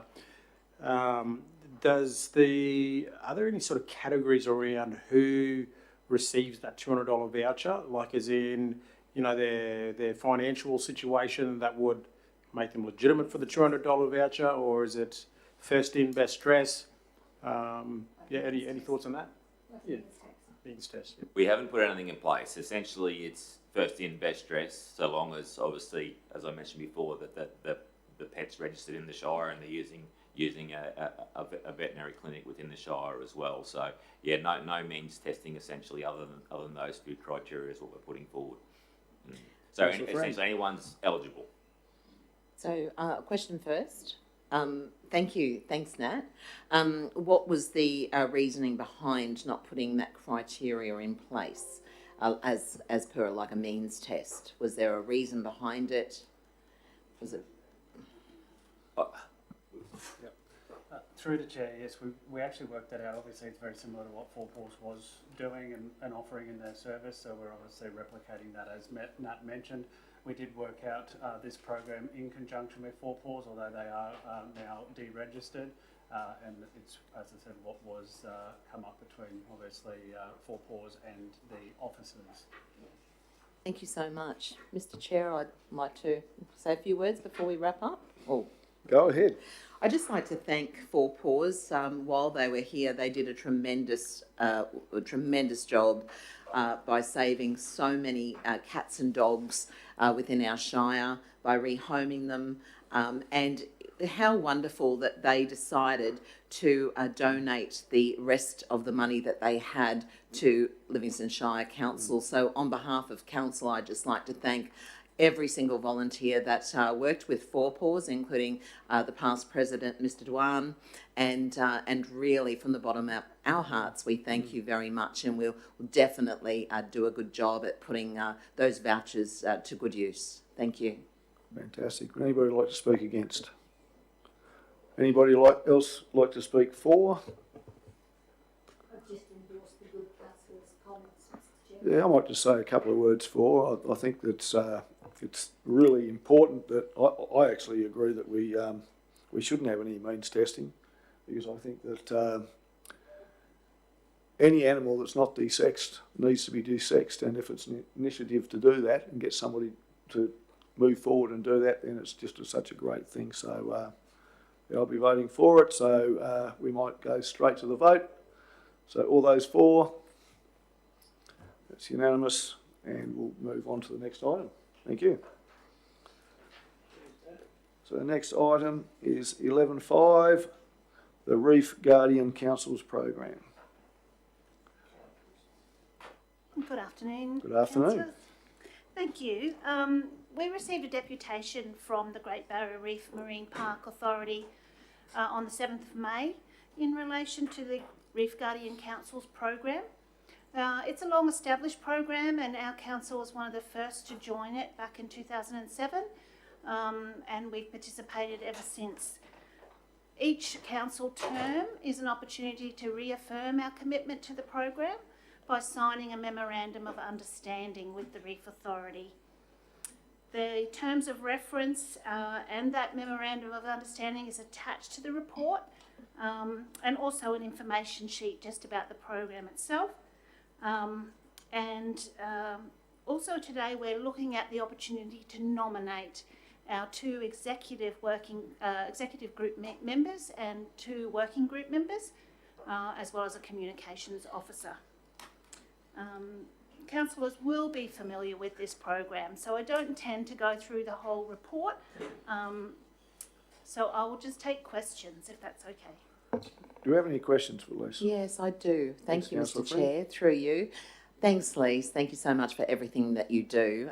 Just when you said you're looking to nominate the two of the executives to be placed upon the program, are we nominating today, or are we taking this, we're just resolving to take it to the ordinary meeting? What, can I have some clarification? Yes, so I'm understanding that from the recommendation made here today, that will go on to the ordinary meeting, but councillors have identified Councillor Eastwood and Councillor Rothery as the potential members of the executive group already in previous meetings. Thank you. Any more questions?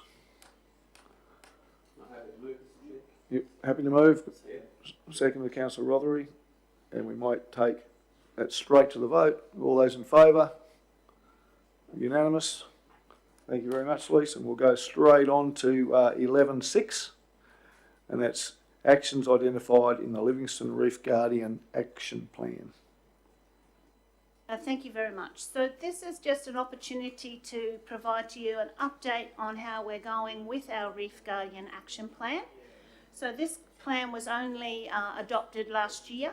It does go for 3 years up to 2026. The action plan has a range of activities that council does that supports the reef, and these are identified in certain themes. So there are themes within the action plan. So in this report, I've just provided you with a bit of an update on some examples of projects we've implemented under each of the themes. So we've been very active in the last 12 months, ticking off actions from the plan, which is very pleasing to see. And we've also been able to bring in some additional funding from the federal government. The federal government's Activating Reef Guardian Action Plans program has funded us for 3 large projects over the next 3 years, which will help us implement this plan.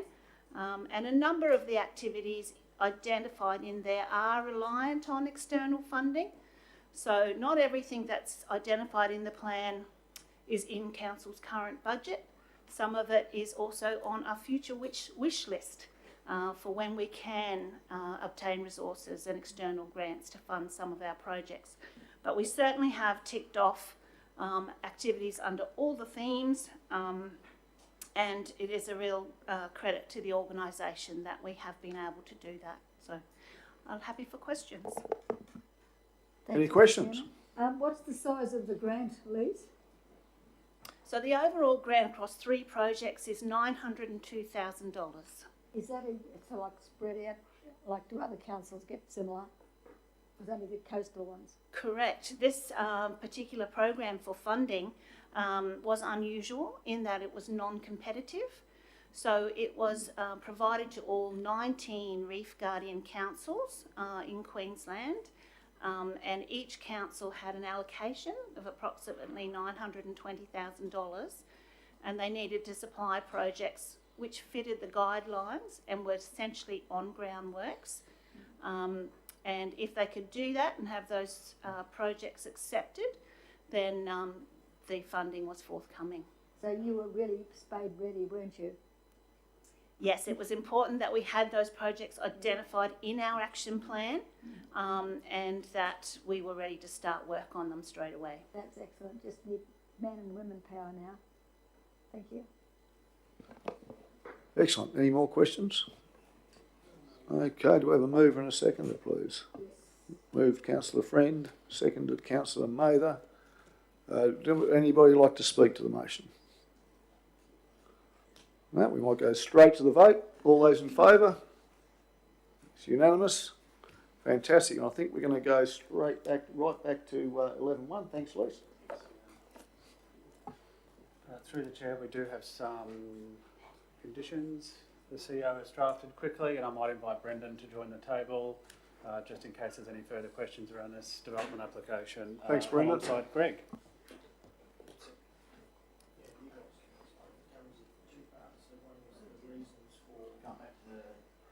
11.1, yeah.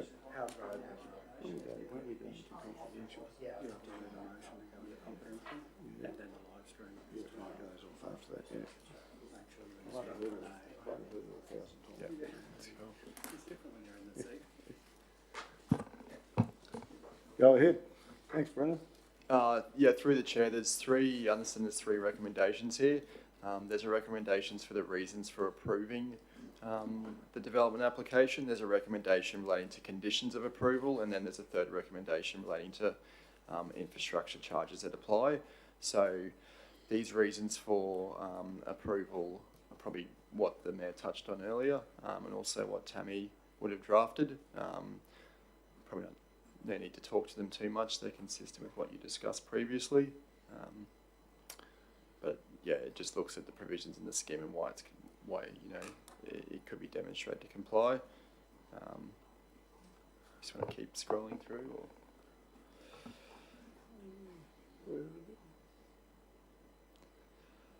so this is a recommendation relating to infrastructure charges. So as you're all familiar, when you create an additional lot, there's an infrastructure charge, and that's the developer's contribution for the increased load that development puts on council's trunk network. It goes into a pool of funding to fund future trunk infrastructure projects. So in this case, the additional lot attracts a charge of $18,340, which would increase with CPI when it's paid.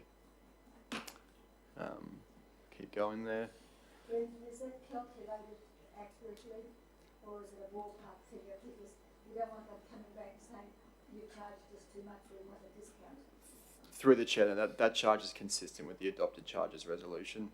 Okay, that'll stick if we really understand that well. That's correct. Yeah, thank you. And these are conditions of approval which would be consistent with most subdivision approvals. Given it's a rural subdivision, you wouldn't have those typical conditions around connection to reticulated water, sewer, or even electricity. So I'm not sure if we want to scroll through them, but that first bunch is effectively just administrative conditions. Reference to the approved plan, which is the subdivision plan Tammy presented earlier. There's some conditions around access, which is just in relation to access to that lot. Some infrastructure conditions, but nothing too onerous there. So it's a fairly limited conditions package.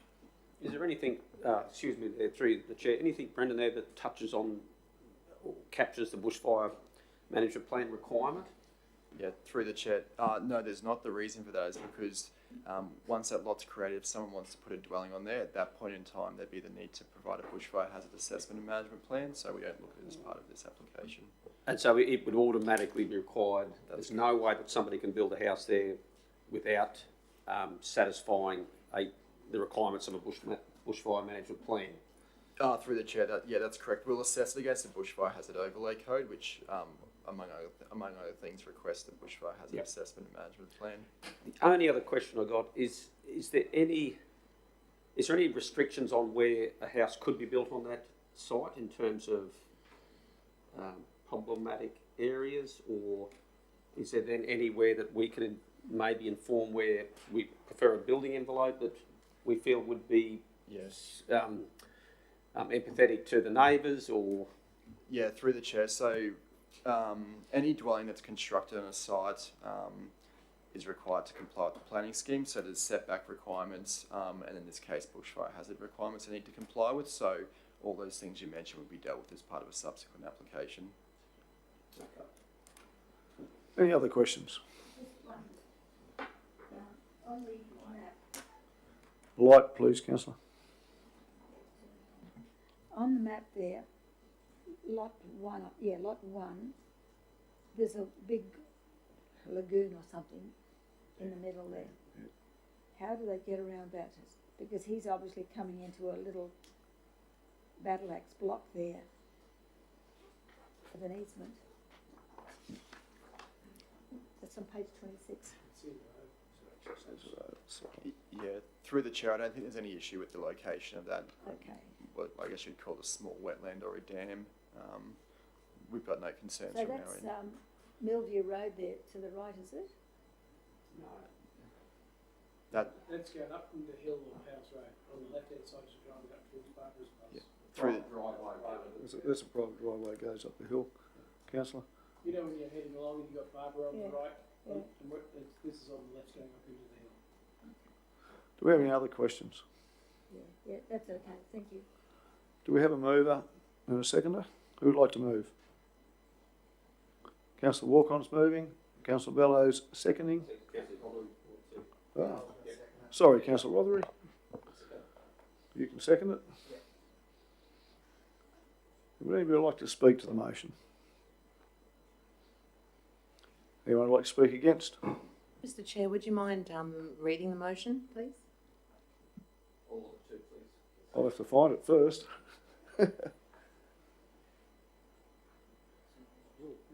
Whoa. I might just read the first line, yes, and you can probably read it yourselves from there. That notwithstanding the officer's recommendation, council approves the DA for the following reasons. And then we have a set of reasons, so we might give you a minute to read those. You want to move? We'll give permission to move further up the table. I'm sure they said in the officer's report it does compromise the framework.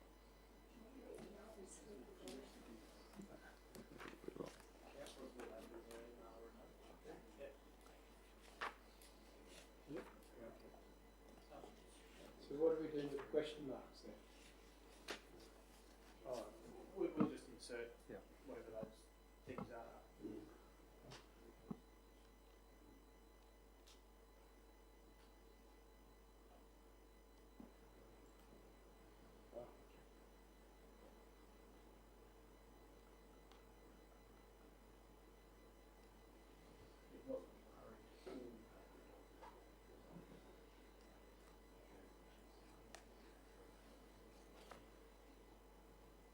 There we go, councillors, can we scroll up a little bit? Thanks, Renee.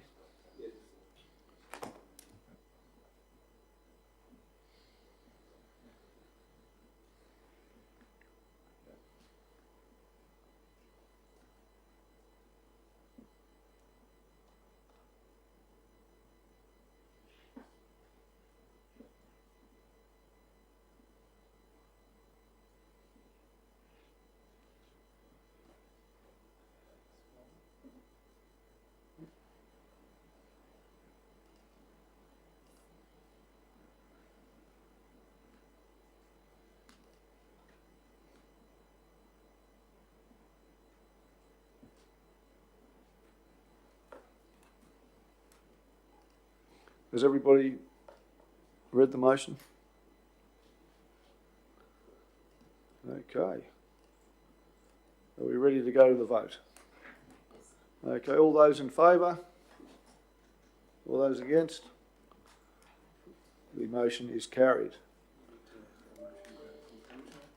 So that concludes our normal business. We're going to move into confidential. I'd just like to move that we move into confidential.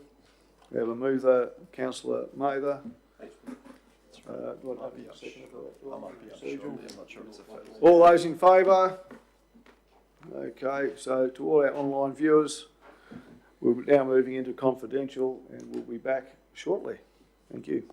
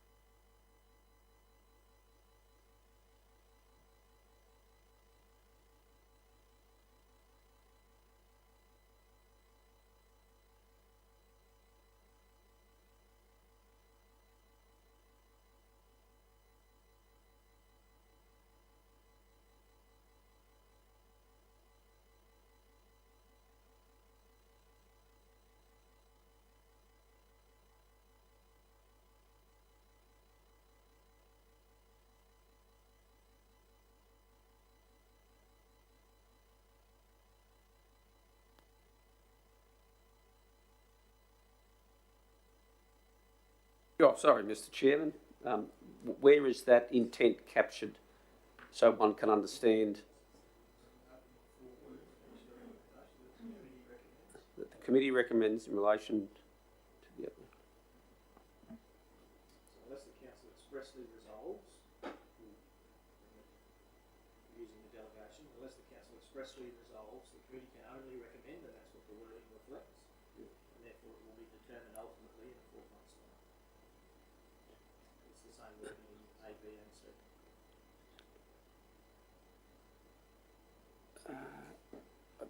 I'm just struggling to see with the reference where the ultimate decision will be made.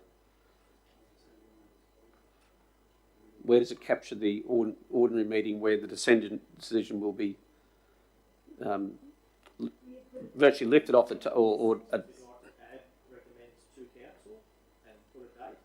We can do that. We haven't done that the rest of today, but we can do that. If that's necessary to get that, absolutely. Councillor Maida, I like what you said then. Could you just qualify that?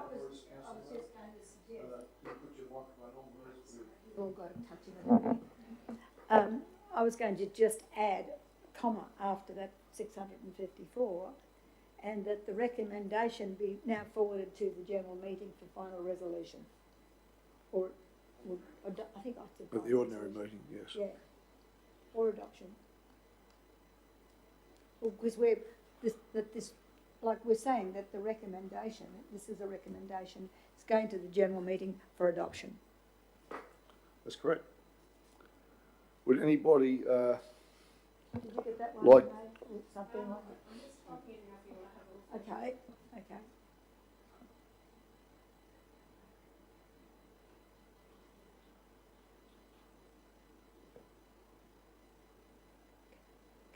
The council is comfortable with that? We need to clarify which council meeting it is. It's not a committee meeting, it's not. It's a council, general meeting. Yeah, council. Ordinary or confidential? Ordinary. Ordinary council meeting. Very good. Maybe just adding the duty that there we go. Yeah. For resolution.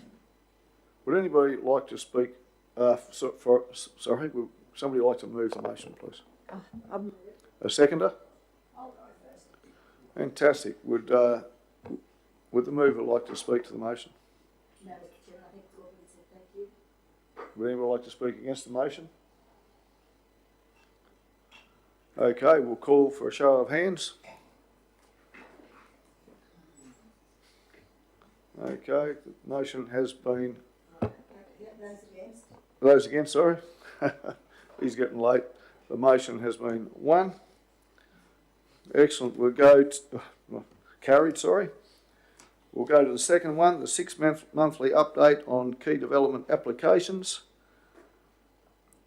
And this is just to be received and the contents noted. Can I have a mover, please? Thanks, Councillor Friend. Seconder, Councillor Watson. Anybody like to speak to the motion? Anyone like to speak against? Show of hands, thank you. It's unanimous. 1.3 or 15.3, options concerning progression of homemakers stage 2 and future consolidation of council offices. This also is to be received and contents noted. Do we have a mover? We have a mover, Councillor Mather. Seconder, Councillor Friend. Anybody like to speak to the motion? All right, we'll go to the vote. That's unanimous. Wasn't it? No, I didn't support it. Well, you did put your hand up. I didn't know. Well, I hadn't gone to no, so... Well, then, how do you see fit, Mr. Chair? Well... You want to call for the vote again? I'll call to the vote again. Yep. Call to the vote again. All those in favour? All those against? The motion is carried. Clarify, Mr. Chair, we're just receiving the office. We are just receiving, that's right. We're not endorsing anything. 15.4, Toowoomba and Hidden Valley draft options analysis. There's a couple of parts of this that the committee recommends council resolve the report to receive and contents noted, and the committee recommends council resolve the workshop is convened with councillors on the 16th of July 2024 to present and discuss the options and analysis recommendations. Do I have a mover, please? Councillor Walk-on, seconded Councillor Mather. Do we need any discussion on this? We'll go straight to the vote. To the vote. It just shows, Unanimous. it just shows people that we're progressing on all fours. Thank you, councillors. That is the end of today's meeting. We thank you those that are online, and we thank you for your patience. Thank you, everybody.